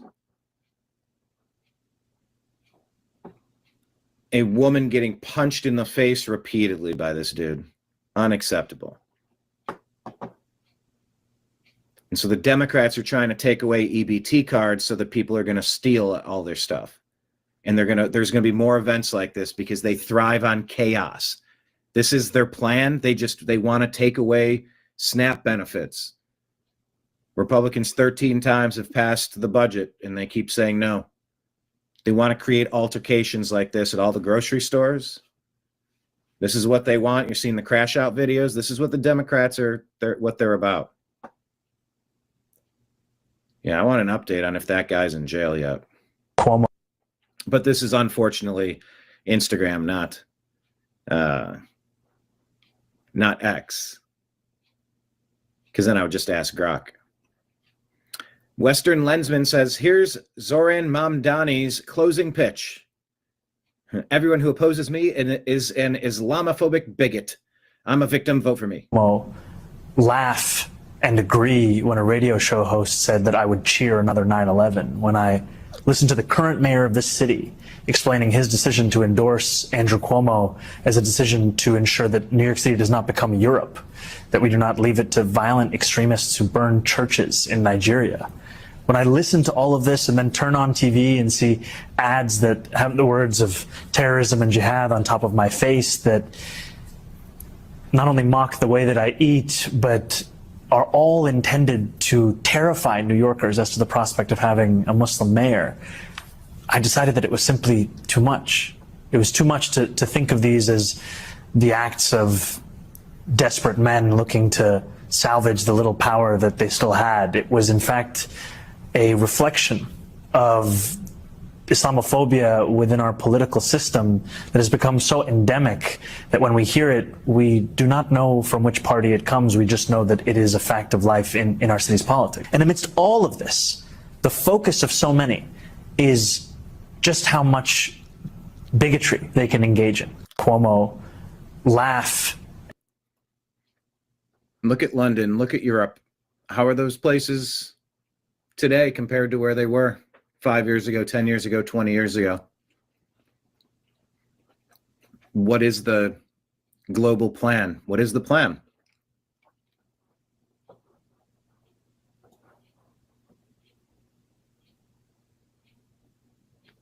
He's an overactor too. Straight out of Central Casting, we know this. All right, Republicans HQ says Senator Rick Scott now working to suspend the paychecks for members of Congress during this government shutdown. We shouldn't get paid if we don't do our job. Do you agree or disagree that Congress shouldn't get paid if they don't do their job?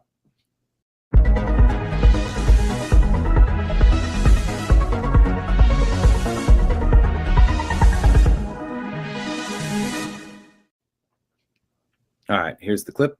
Type it in the comments section. Hit like, hit subscribe. If you didn't do your job in business, you didn't get paid. You don't show up and do your job, you don't get paid. Why are we getting paid? We shouldn't get paid if we don't do our job. We need to figure out how to work together to get our budgets done. It's as simple as that. So you're going to offer legislation to not get paid during shutdowns? Absolutely. I already have a bill. We've got a bill that we don't get paid during the shutdown. Ron Johnson's got a bill that will never have shutdowns. That should pass also. If you didn't do your job in business, you didn't get paid. You don't show up and do your job, you don't get paid. Why are we getting paid? We shouldn't get paid if we don't do our job.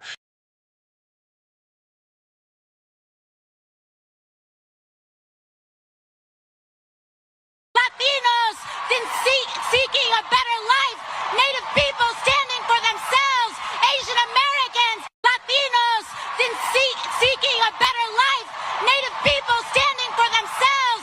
Asian Americans. Latinos.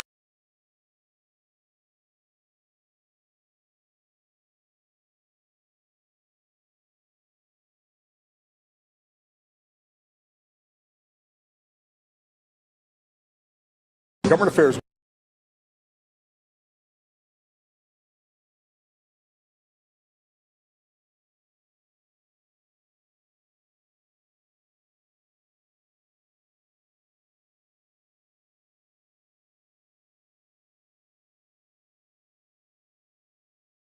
Reporter Melissa Russo, senior politics editor at Politico, Sally Goldenberg, and Telemundo 47 anchor Rosarena Breton.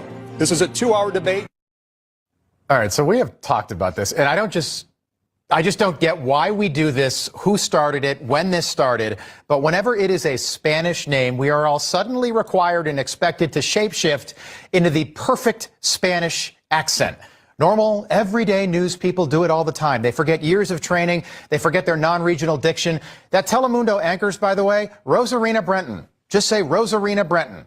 But for whatever reason, we all feel the need to pronounce it like we're living in Mexico, like we're living in a country where Spanish is the native tongue. That's not the case here in the U.S. Rosarina Brentania. He said it. I couldn't understand what he was saying. As I've said before, I am Irish. And if I was moderating that debate, would the host introduce me as Robert James Finnerty, don't you know, the little lad? That he is, Robert James Finnerty. If the host was Chinese, would they then introduce that person with a Chinese accent? I don't think so. So stop doing it when they're Spanish. Just stop it. Also, we don't need to say all three names when they are Spanish. No one describes me as Robert James Finnerty. I'm just Rob Finnerty. We don't need to say Kilmar Abregu Garcia. It's just Kilmar Garcia. I don't know who started this, but enough's enough. Stop. Just stop. Government affairs. Yeah, I've often pointed out by the time people have 3 or 4 names, by the time you get to 4 names, you know, you're sort of asking for it. All right, check this out. David Harris says this is alarming. Arkansas police pulled over a California trucker. Let's see. Do you think he could read traffic signs? Let's take a look. Why are you parked here? Yeah, I parked here 3 hours. Why did you park here?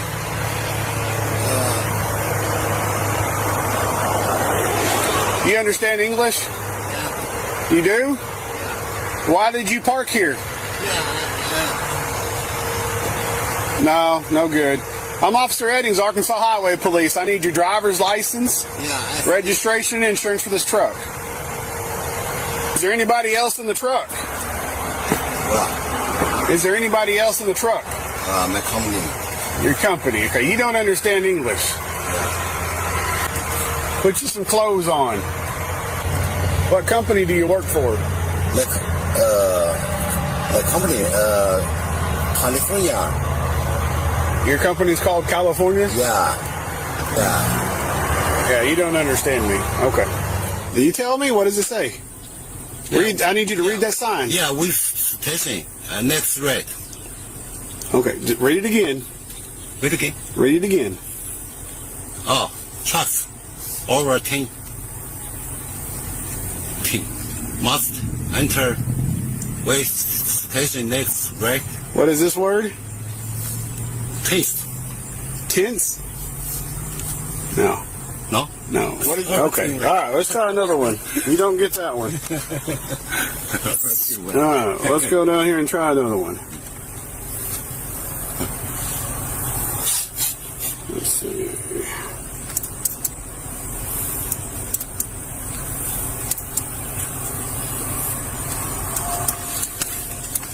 Read that sign to me. No parking. What does that mean? Yeah, here, no parking. What does it mean when it says no parking? I don't know. Yeah, no billboard, no parking. Maybe Arkansas exit, no parking. Okay. So when you see this sign, what do you do? No parking. He got the no parking sign right, but the rest of them he had no clue. So, he had no idea. Like, he had trouble answering those questions, like where he was loaded, where he was taking it. Yeah. Guys, it makes you see a video like this. This is the evidence you need that we need to get turn the lights up on the nightclub. Put your right hand up. Do you have your wristband? Cool. Anyone without a wristband, everyone comes this way. And if you don't, you walk right out that door. Let's go. These are people hauling who knows what, to who knows where, for who knows what reason. We've seen far too many accidents from people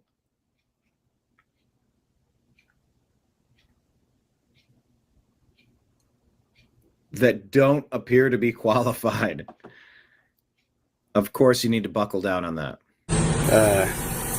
Asking him company questions, and if anybody else was in the truck with me, he kept saying California. I was like, California's in the truck with you? And he's like, yeah, California. I was like, oh, okay. Why are you parked here? Yeah, I parked here 3 hours. Why did you park here? This is a problem that needs to be addressed in America, okay? All right. Take a look at this video talking about Joe Biden and his decline. Let's take a listen to this simple question. Dr. O'Connor, were you ever told to lie about the president's health? On the advice of counsel, I must respectfully decline to answer based upon the physician-patient privilege and in the reliance on my right under the Fifth Amendment of the Constitution. And I said, here, I mean, Putin. I said, no, I'm sorry, Zelensky. Dr. O'Connor, did you ever believe the president was unfit to execute his duties as president? On the advice of counsel, I must respectfully decline to answer based on the physician-patient privilege and in reliance on my right under the Fifth Amendment of the Constitution. Gotta mute it. Mr. Bernal, did any unelected official or family member of President Joe Biden execute the duties of the presidency? On the advice of counsel, I respectfully decline to answer the question pursuant to my Fifth Amendment rights under the Constitution.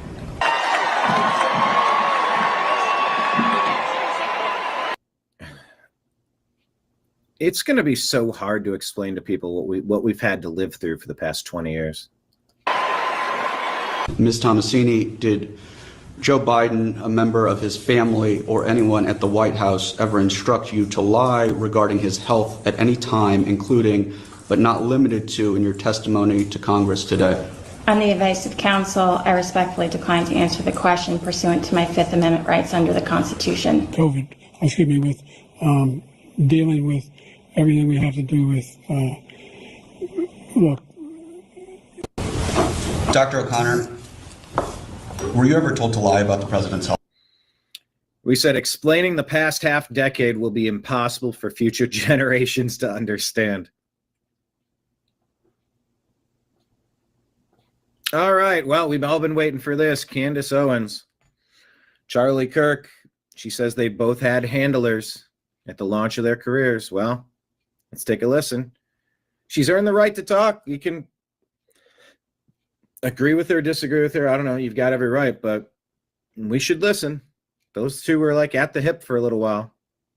I believe, and I'm saying this retrospectively, that from that moment onward, Charlie and I were assigned handlers. Okay, this is an expression that Kanye used to say, I have a handler. I thought that he was just saying that. I thought that he was referring to just Hollywood.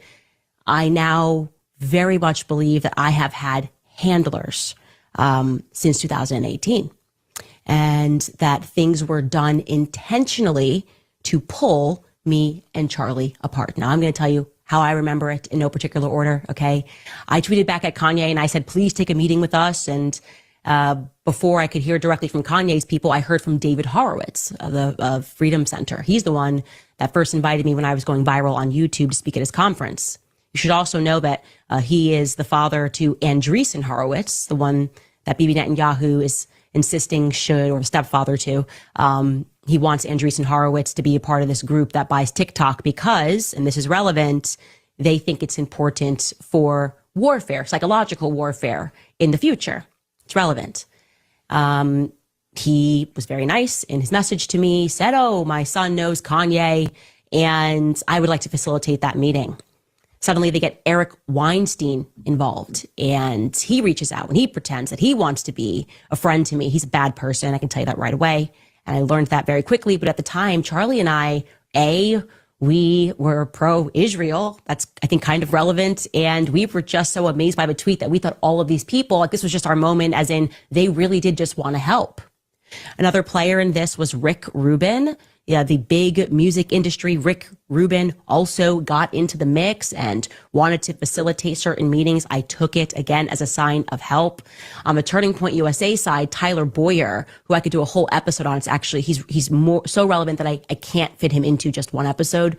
He was with the only person that was with Charlie before. He introduced him to every person that Charlie knows. He starts hiring a bunch of people, telling Charlie that we need to hire bigger and more professional money raisers, PR people like Andrew Colvett, you name it. And it feels like at every moment there were forces that were trying to tell us this is not allowed to happen. I believe, and I'm saying this retrospectively, that from that moment onward, Charlie and I were assigned handlers. Okay, this is an expression that Kanye used to say, have a handler. I thought that he was just saying that. I thought that he was referring. Well,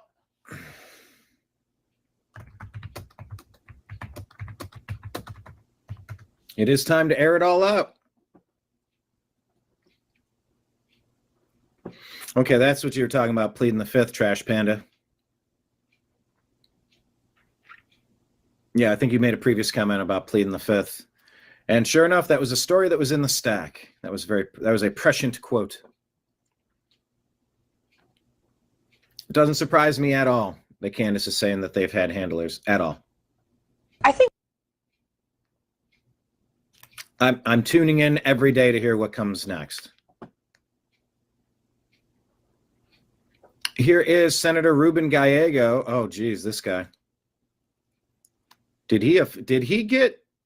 Was he actually elected or did he get installed?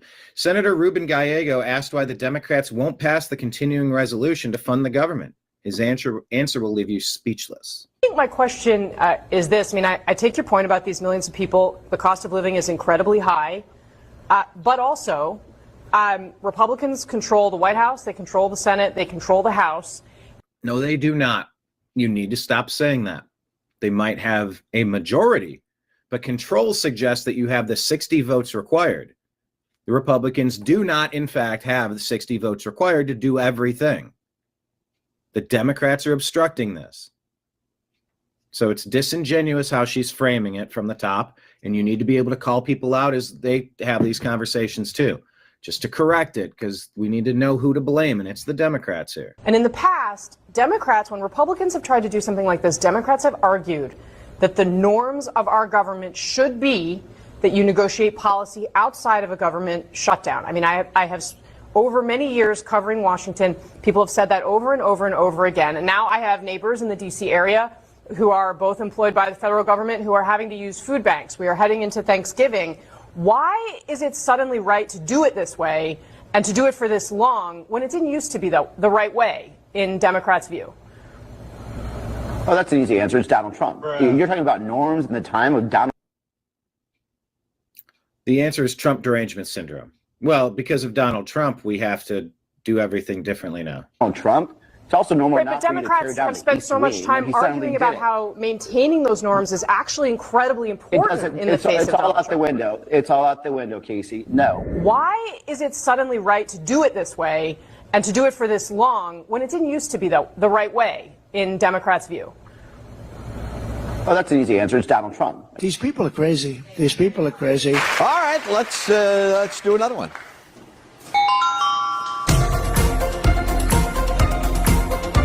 Oh, that's music.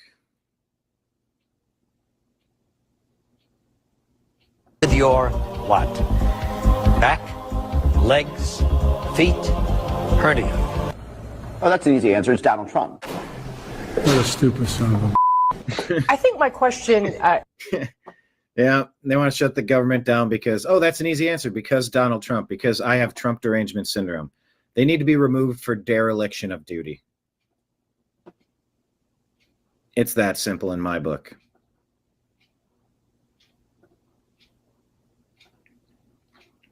All right, let's go ahead and take a look at our X feed. Please hit like, please hit subscribe. Brief friendly reminder that we do have Super Chats and Rumble Rants available. Please subscribe and sign up for us on the various platforms. As I scroll down here on X, that's where you will see pinned to the top of our X feed. That is our Patreon. That's a good way to support the New American Media on a monthly basis. That's our interview with John B. Wells of Caravan to Midnight, discussing God, Trump, Biden, Deep State, and World War III. Gad Sad says that you can smell anger. I'm sorry, I'm going backwards, clicking.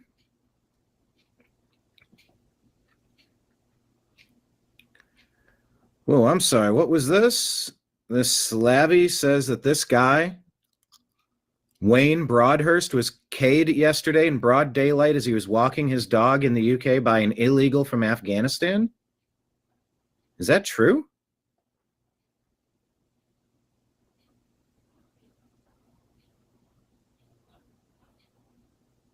John James says you can smell the anger across the UK tonight. Decent people have had enough.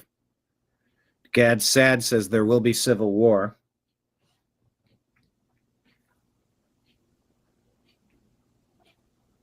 Agree or disagree with this? Change my mind there.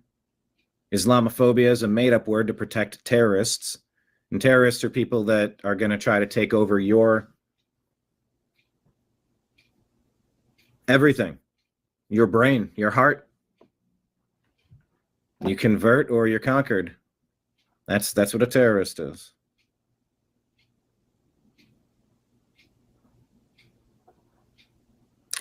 Elon Musk says civil war in Britain will be inevitable. It's just a question of when. Well, that's too bad for Europe. Johnny Maga puts this out. Chicago mayor, let's check more locally here. Chicago Mayor Brandon Johnson, he's going to make some pretty outrageous claims that I don't think are remotely true. No one is going to convince me what the Trump administration is doing against black people and brown people can ever be justified. It is racist. When you have black... And by the way, this is being done against people from Cambodia, people from Russia, people from Ukraine, people from... This is just people. It's happening to people. And the fact that he's trying to frame it in that way, it's disgusting from this Brandon Johnson guy. Disgusting. Shame on you. No one is going to convince me what the Trump administration is doing against black people and brown people can ever be justified. It is racist. When you have black babies being thrown in the back of vans, zip tied in the middle of the night, and masked men sticking guns in the faces of black and brown people, that is nasty, is vicious, is racist. Dr. King described it as an evil. Militarism and that formation is an evil. No. Your Democrat Party, people. Here's Obama. Let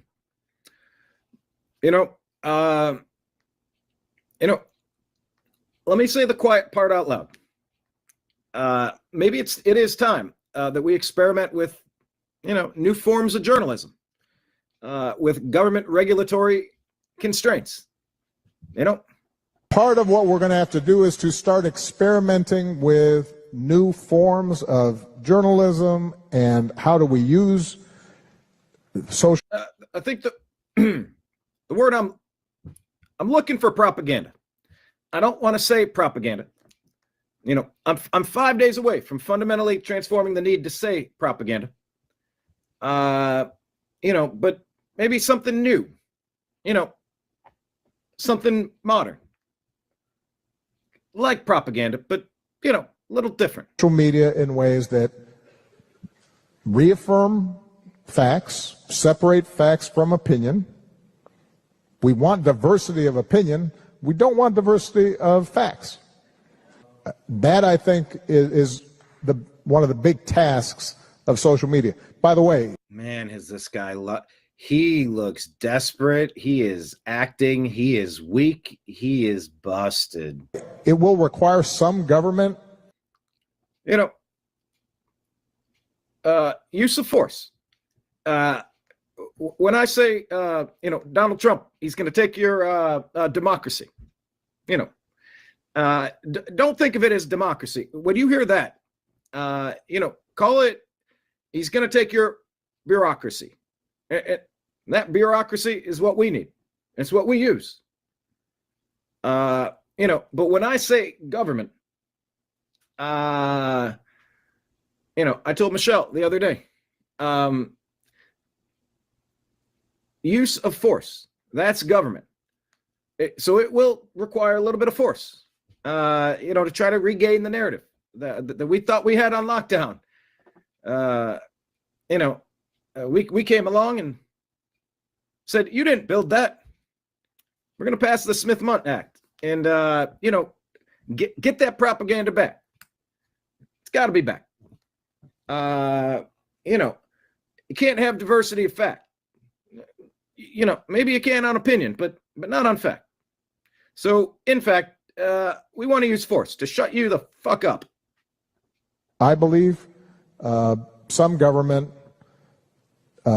regulatory constraints around some of these business models in a way that's consistent with the First Amendment. But regulatory constraints on business models gets a round of applause. Around some of these business models in a regulatory constraints around some of these business models in a way that's consistent with the First Amendment, but that also was that artificial applause that didn't belong there. Also says, look, it also says, look, look,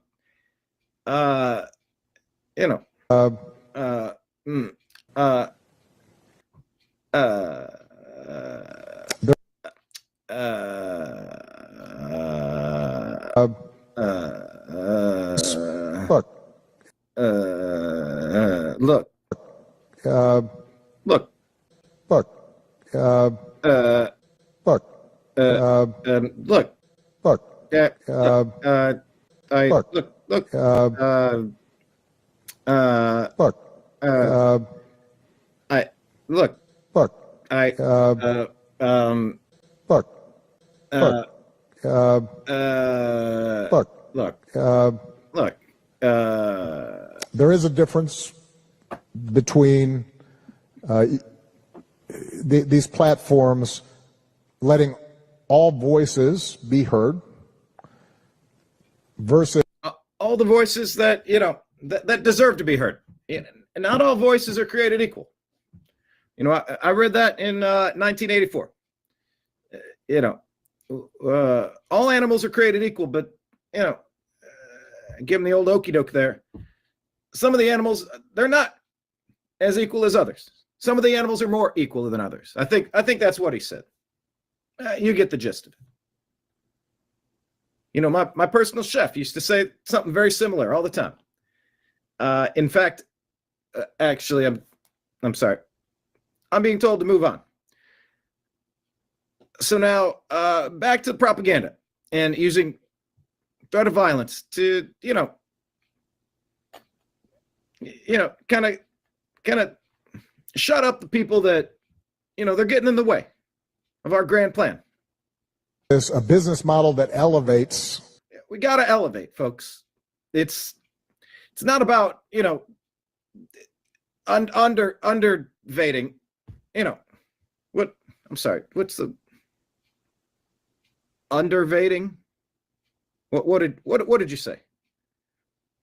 Well, you got to elevate and you don't want to, or no, you don't want to undervate. The hell's the word? Guys, without that teleprompter, I'm toast out here. Devaluate? I don't know what the hell you mean. Anyway, we're going to elevate. Gotta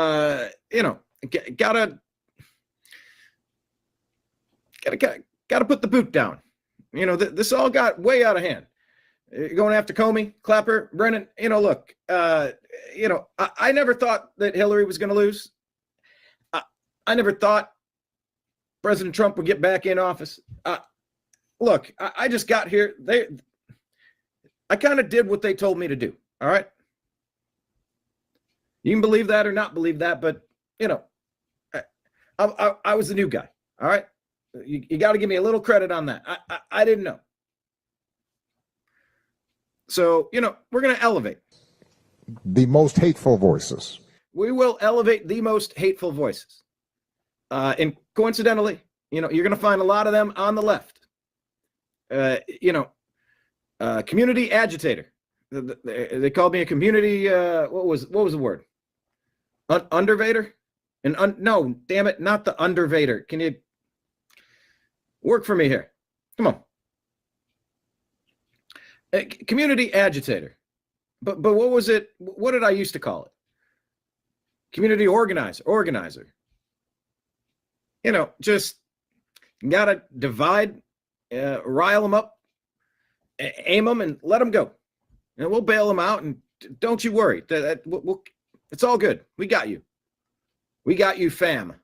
Or the most polarizing voices. Yeah, we got to get back to those polarizing voices. Or the most Um, uh, you know,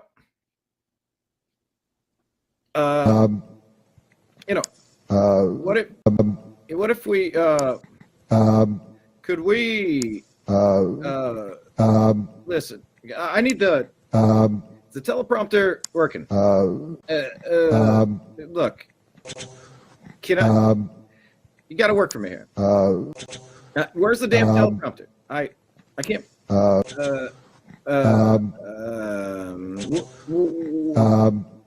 Where's the teleprompter? Look at my eyes. Look at me looking off. You know, I'm trying to pretend I don't know, man. I'm just kind of looking off. I'm tired. I'm weak.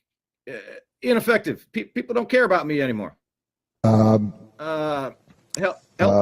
me with the dangerous in the you got to get the dangerous. Elevate by putting danger. sense of inciting violence voices. And yeah, it's kind of a shame people are figuring out. In some ways, I am Kamala.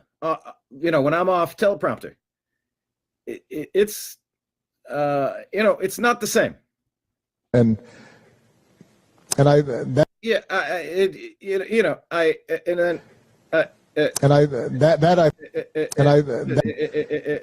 voices and that I think that I think is just like that I think is going to be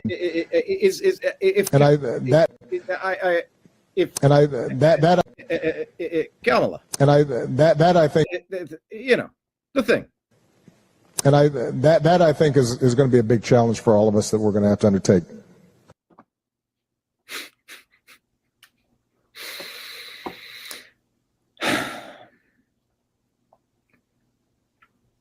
The reminder of what that was before I interrupted it 1,000 times. He said, part of what we're going to have to do is start experimenting with new forms of journalism and how we use social media in ways that reaffirm facts and separate fact from opinion. We want diversity of opinion. We don't want diversity of facts. That I think is one of the big tasks of social media. By the way, it will require some government regulatory constraints. Cue the applause. And we said Obama is the Smith-Mundt. He peddles divisive deep state Democrat propaganda disguised as media/journalism. Basil the Great shares an absolutely horrific call.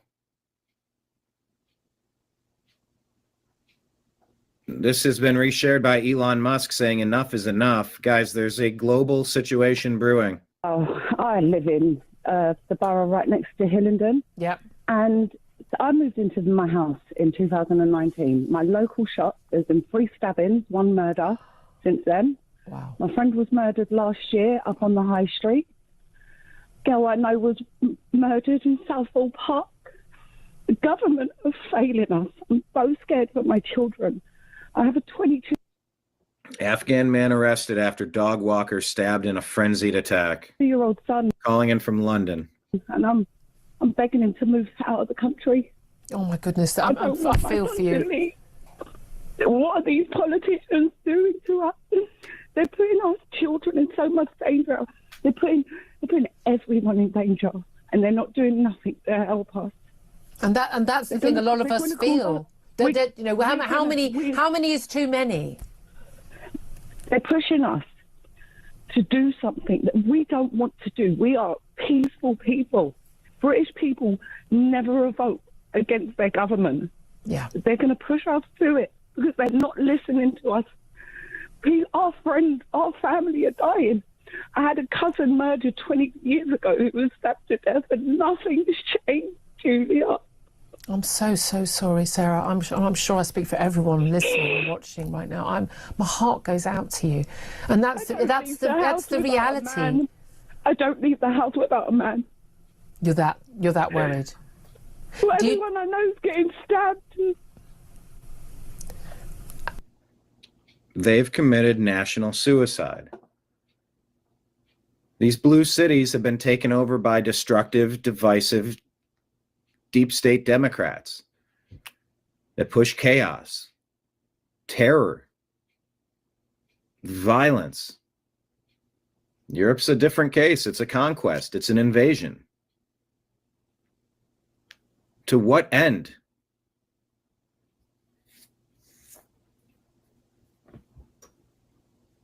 When is enough enough? What does that look like? They're getting raped in parks. This is where I live, not where the politicians live. And you've brought in hordes of violent attackers to cause chaos in your neighborhood. What are you doing? We used to talk to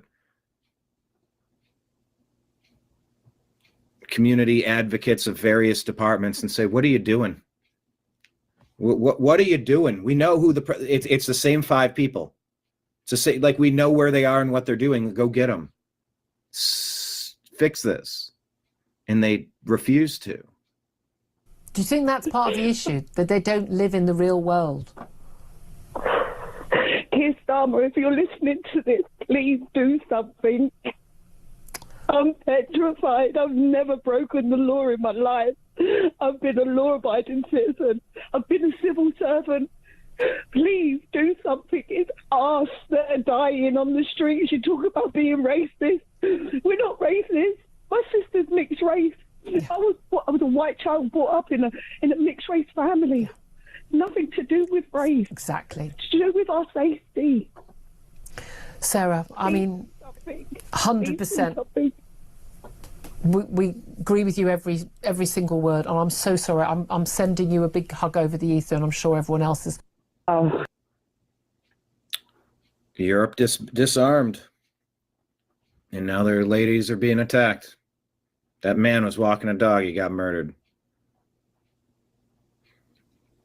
What is this here? It's just whatever we're dealing with, there's global stuff going on. Here's one. U.S. Air Force Reserve hurricane hunters flew straight through the Category 5 Hurricane Melissa, capturing an incredible view from inside the storm's eye. This is U.S. Air Force Reserve the U.S. Air Force Reserve hurricane hunters.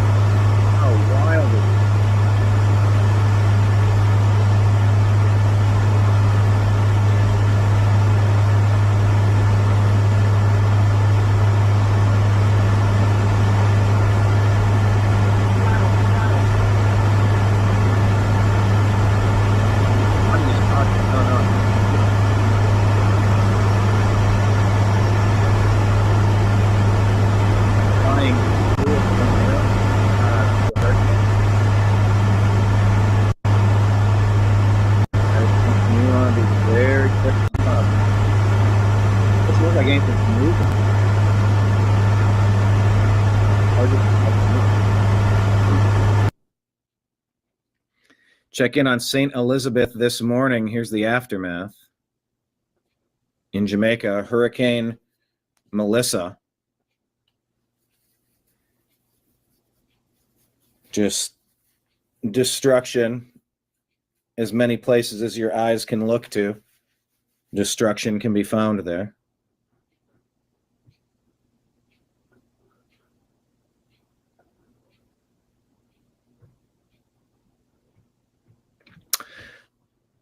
What is this? Mike Lee reminding us that non-citizens sometimes vote, far more often than many on the left have been willing to admit. Congress must address this by passing the SAVE Act and doing it now. Spread the word if you agree. Ohio has uncovered 1,000 non-citizens who are appearing registered to vote and sends the cases to Department of Justice for prosecution. Secretary of State Frank LaRose says 167 individuals appear to have cast ballots in federal elections since 2018. Hold on, we were told this never happens, and of course we always knew it did. Elon says the real amount of illegal voting is vastly greater than this. Consider that California and New York banned the use of ID for voting. They legalized fraudulent voting. Check out yesterday's show about Trump being in Japan and Democrat Schumer shutdown stopping SNAP, as well as California creating dangerous drivers. That's yesterday's program, and I will play it after today's program, mind you.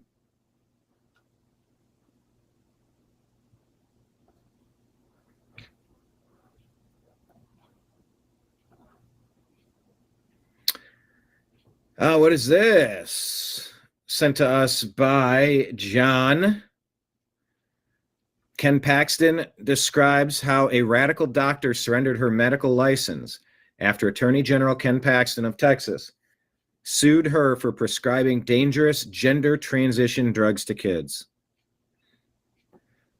In here it says, doctors who permanently hurt kids by giving them experimental drugs are nothing more than disturbed left-wing activists who have no business being in the medical field.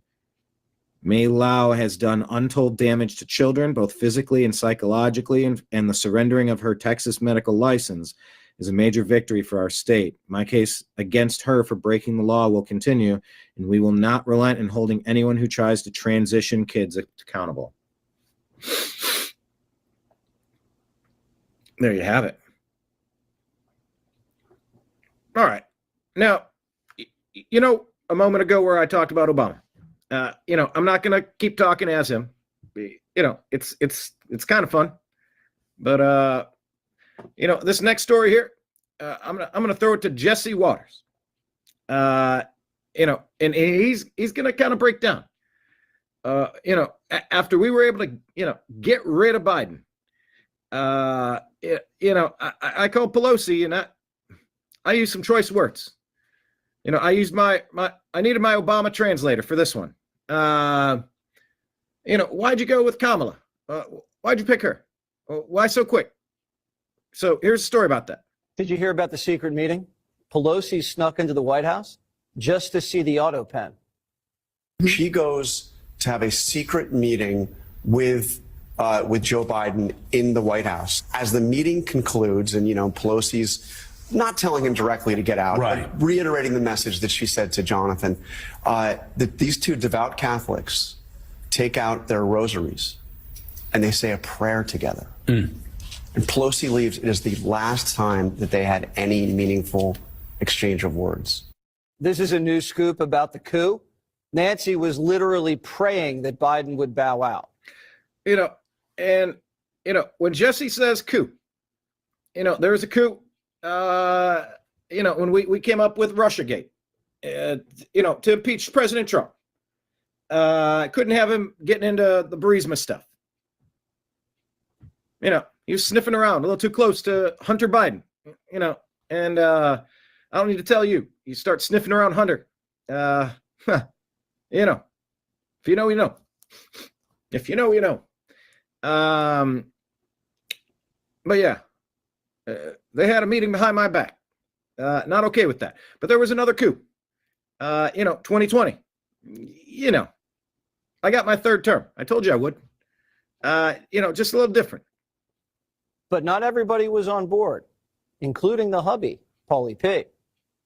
Pelosi talks to her husband, Paul Pelosi, and Paul answers the phone by saying, Kamala? No. He did what? What? It didn't make a lot of sense. Highly unqualified. Obvious to anyone. Really, come on. Her? Could have been Mayor Pete. He and I share a lot of proclivity. He and I ideologically, Mayor Pete. Or somebody else. But Kamala, I don't know. Someone like that's going to make it harder for someone like me in the future. You can only push this stuff too far. And pushing it for Kamala, that was too far. That was too far. Kamala?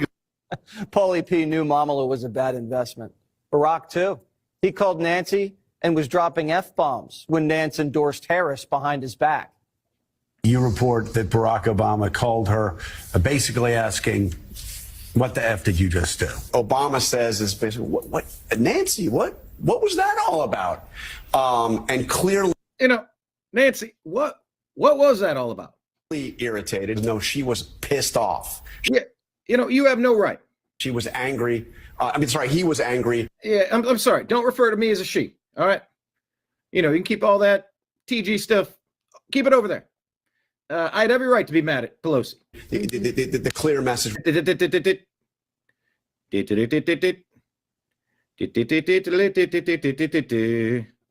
He was angry. The clear message was, why did you do that? Inside Biden world, everyone knew the truth.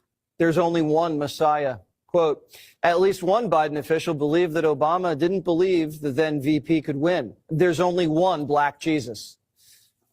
You know, it's funny you refer to me as that guy, not the other guy. But, you know, if you know, you know. You know? While the old guard sharpened their knives, the cover-up got unraveled before our eyes.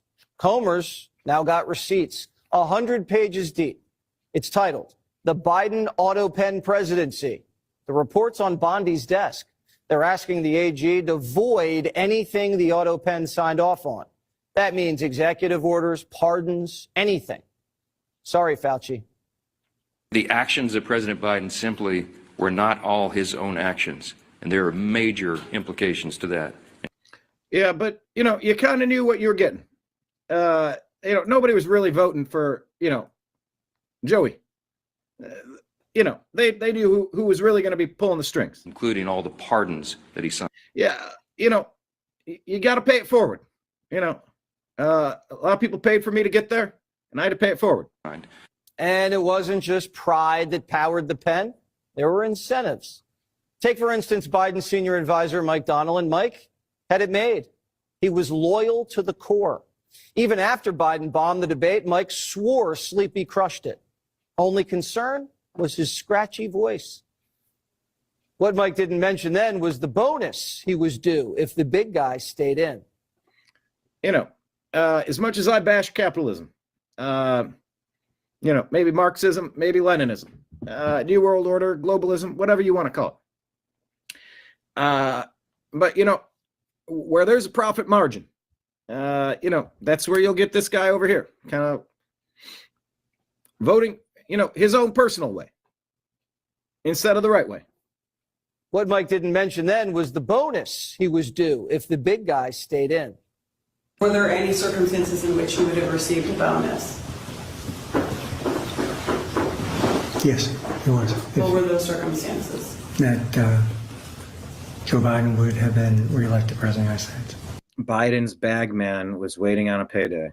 That Joe Biden would have been reelected president of the United States. What was the bonus of Ben?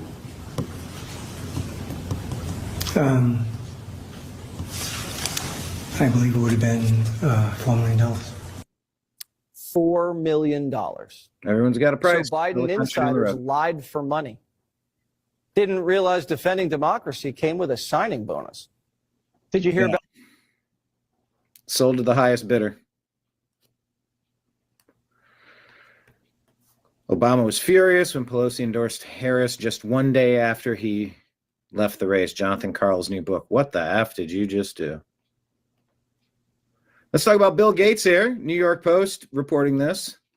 Bill Gates makes a major climate change reversal after years of doomerism. People will be able to live and thrive. Oh, the grift is up, is it?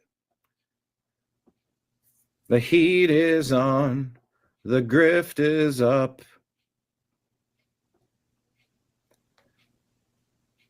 DC Drano says this is a huge victory. Bill Gates and the climate change alarmists are finally admitting that humans will be just fine. And by the way, this is what YouTube, Google would take down your videos, take your monetization away, shadow ban you. If you dared mention things like this this energy, what do they call it? The new Green Deal, this energy hysteria, climate hysteria, rather. It was one of the verboten topics. You couldn't talk about vaccines. You couldn't talk about the election. You couldn't talk about climate change. And how many of these things were we right about? And how many things are we about to be proven right about? But we were the ones that were censored yet again.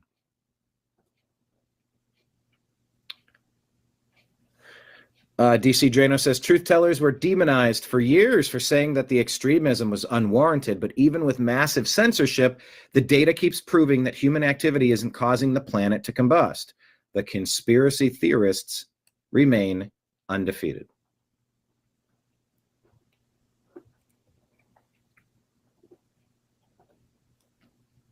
Bill Gates changes his tune on climate change, says John Stossel. Now he calls the doomsday view of climate change wrong. Welcome to the club, Bill. Here, 3 climate scientists debunk several of the doomsday myths. Oh, this is very important. This environmental catastrophe bearing down on us. I keep hearing that we're killing the earth. How dare you? How dare you? You have stolen my dreams and my childhood. But wait, I've been a consumer reporter for years. I've covered so many scares. Plague, famine, and perpetual war will kill us. We're going to run out of oil. Decade after decade after decade. Nuclear power will give us cancer. Killer bees swarm ever closer. Bird flu, flesh-eating bacteria. The list of terrible things that were going to get us is long. And yet we're living longer than ever. None of those scares turned out to be as frightening as the warnings. But I'm told global warming is different. Entire ecosystems are collapsing.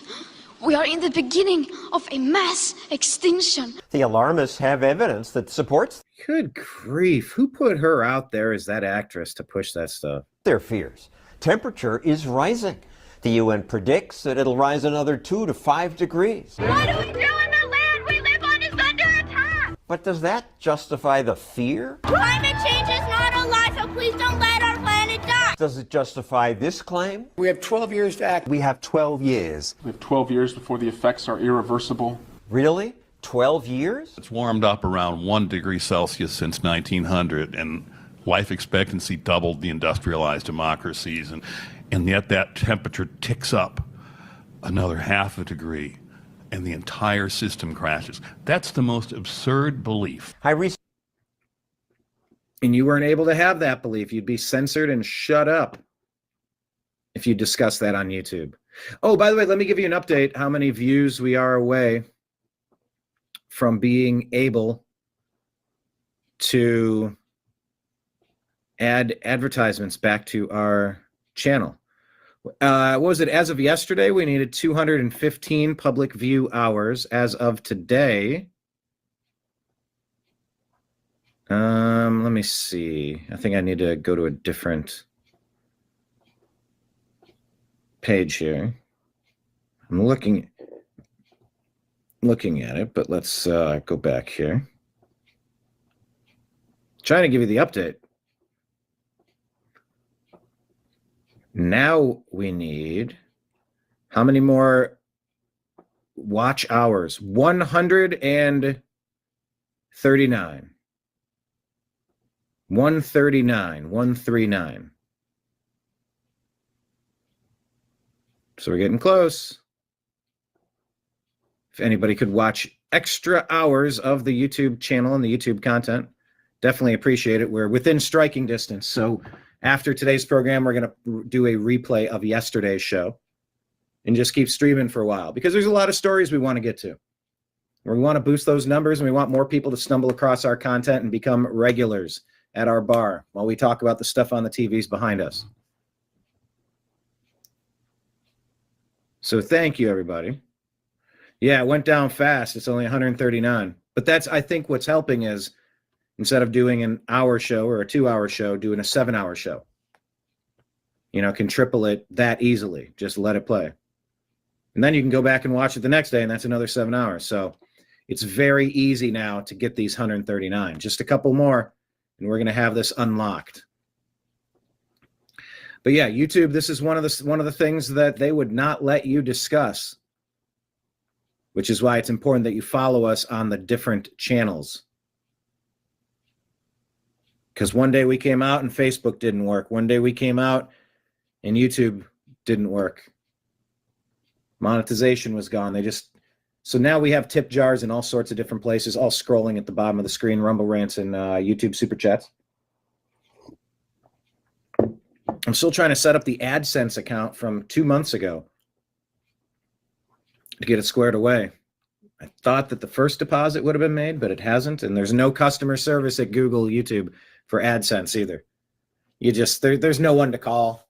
It's just like, yeah, let me pull up your account. Okay, what's going on? All right, yeah, we'll get this squared away. Here's what you got to do. Okay, good. You're good. All right, good. All right, bye. Facebook doesn't have that. YouTube, AdSense, Google doesn't have that. If they do, I haven't found it yet. It's just maddening. But anyway, yeah, John Stossel's right. You weren't allowed to have these conversations before. Recently moderated this debate on climate change at the Heartland Institute. Well, not a debate, because the alarmists who were invited didn't show. Heartland invited many. Please come over here and sit next to that place and let's have a discussion. There are a lot more people who want to hear what you have to say. If your idea is good, it should survive debate. Climate alarmists never agree to debate. We'd love to offer you the airtime. We will give it to you. I'll give you a special phone number that goes to this phone. I invited Al Gore on my show often, but he would never come. In order to solve the climate crisis, he makes a lot of speeches, but won't respond to people who disagree. It's too bad that the alarmists won't debate, because so much of what they say deserves debate. The world is going to end in 12 years if we don't address climate change. 12 years. Well, and in 12 years, it'll be 12 more years. David Legates is a professor of climatology at the University. Yeah, that's like Joe's Crab Shack. You'd show up on the side of the wall. It said, free crab tomorrow. And you're like, ooh. And you show up tomorrow and you're like, all right. And it says, free crab tomorrow. There's never a today. Perpetual 12-year cycle. University of Delaware. Pat Michaels is former president of the American Association of State Climatologists. Willie Soon is an astrophysicist. It's all about arm waving, it's about emotion, about sending out kids in protest. We have nothing to do with the science. This group pointed out that even if the planet warms by 5 degrees, humans can adjust. People in Holland did years ago. They said, we're going to adapt to the fact that we're a low-lying country, and we're going to build these dikes, and we're going to build these pumps. Are you telling me that the people in Miami are so dumb that they're just going to sit there and drown? You acknowledge, though, the water is rising. Yes, water has been rising for approximately 20,000 years and probably will continue. But we can adapt, like Holland has, except the alarmists say hurricanes and other storms are getting worse. It's getting stronger and stronger. The winds are getting harder and harder. No, they aren't. And they just keep lying and lying about it. You can take a look at all the hurricanes around the planet. We can see them since 1970 because we got global satellite coverage. Right. And we can measure their power. And we can... By the way, you're welcome, people. This is the deep dive you need to get on this topic today, when Bill Gates essentially signaled that the world has changed. You know, we talk about micro issues and like specific cases of things, and you know, we're just dumping the news out. It's just stuff that we happen to find on our news feed, and we're discussing it together. But this is the deep dive that we all need to be ready to address. We need to have a conversation about. We need to have some of these facts committed to memory, because we've reached a critical mass and we have turned the corner. The world of the climate change alarmism, as signaled by Bill Gates, has just been shifted. 1970, because we got global satellite coverage, right. And we can measure their power, and we can add up their power, and there is no significant increase whatsoever. There is no relationship between hurricane activity and the surface temperature of the planet. The claim that hurricanes are getting worse and the 12-year deadline were 2 of 4 myths I heard the Heartland panel convincingly debunk. Myth number 3 was that government action today will save us. We have to act now. The Obama administration's model projects that the amount of global warming that would be saved for going to zero emissions tomorrow, you don't know how to do that, put you back in the Stone Age, but let's just say we did it, would be 0.14 of a degree Celsius.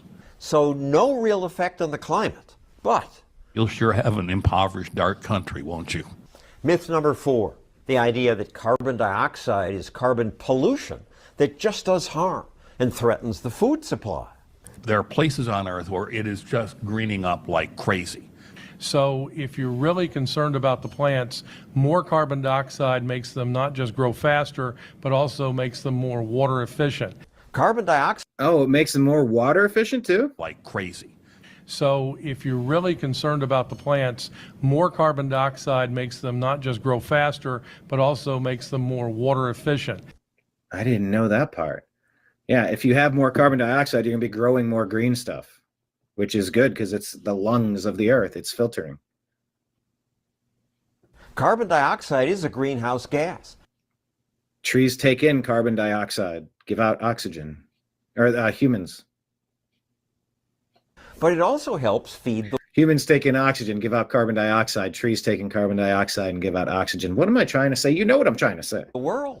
A lot of people pretend to know about climate, pretend to have studied it, pretend to come up with these answers, and then make these proclamations to scare you so that you'll do what we want you to do. But if what the alarmists say is not true, why would the International Panel on Climate Change, the United Nations, go along with the exaggerations? Governments like control. Oh yeah, governments like control. You know, it was like I said in that previous interview. It's going to take a little bit of government, that's the use of force. Governments want to keep control, and most governments get bigger and bigger over time. IPCC does stand for Intergovernmental Panel on Climate Change. Carbon dioxide becomes that molecule by which we can take control of your lives, of your efforts, and everything that goes on. Are they right? It's confusing when there are so many serious people who are so worried. I wish there were a real debate. Yeah, wouldn't it be great if someone sat in that empty chair? Why won't the other side debate? Because John Stossel, they'd be exposed. Sylvia Quinn says Bill Gates was helping China destroy American energy independence. It sure feels that way. It feels like that's what Biden's administration was doing in general. And what the Democrats, the deep state Obama regime was up to. Now, people will be able to live and thrive. Okay. So you're saying this doesn't look like Bill Gates? I'm seeing it in the comments. Does he look different? Is this a recent picture? Bjorn Lomborg says exactly right. As Bill Gates calls for a strategic pivot in climate change fight away from curbing emissions.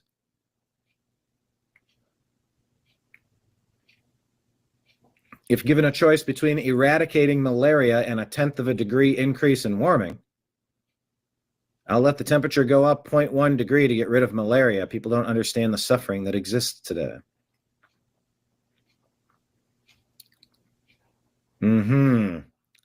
Yeah. I think it's time to eradicate the mosquitoes.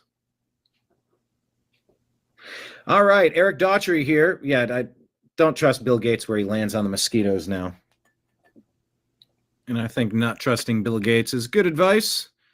Here's some more advice. I'm going to queue up the show coming up at 6 p.m. Eastern, Strictly Football. That is on the way. I'm going to get that queued up right about now, and we're going to get it ready. So everybody, thank you for being here as we have rock and rolled through our replays of this week. We'll be back on Monday at noon Eastern. If there's a surprise show tomorrow, there might be a surprise show tomorrow. Who the heck knows? But for now, we're signing out. Thank you, everybody, for your participation. Tip jars are out. Rumble rants. YouTube super chats. Patreon. It's a new month. Venmo, Cash App, and PayPal. It's all scrolling at the bottom of the screen if you want to press pause and drop a little something in there. It's all appreciated. All right. Thank you, everybody. I appreciate you. I love you. And we will talk to you again soon. Take care, everybody. Peace out.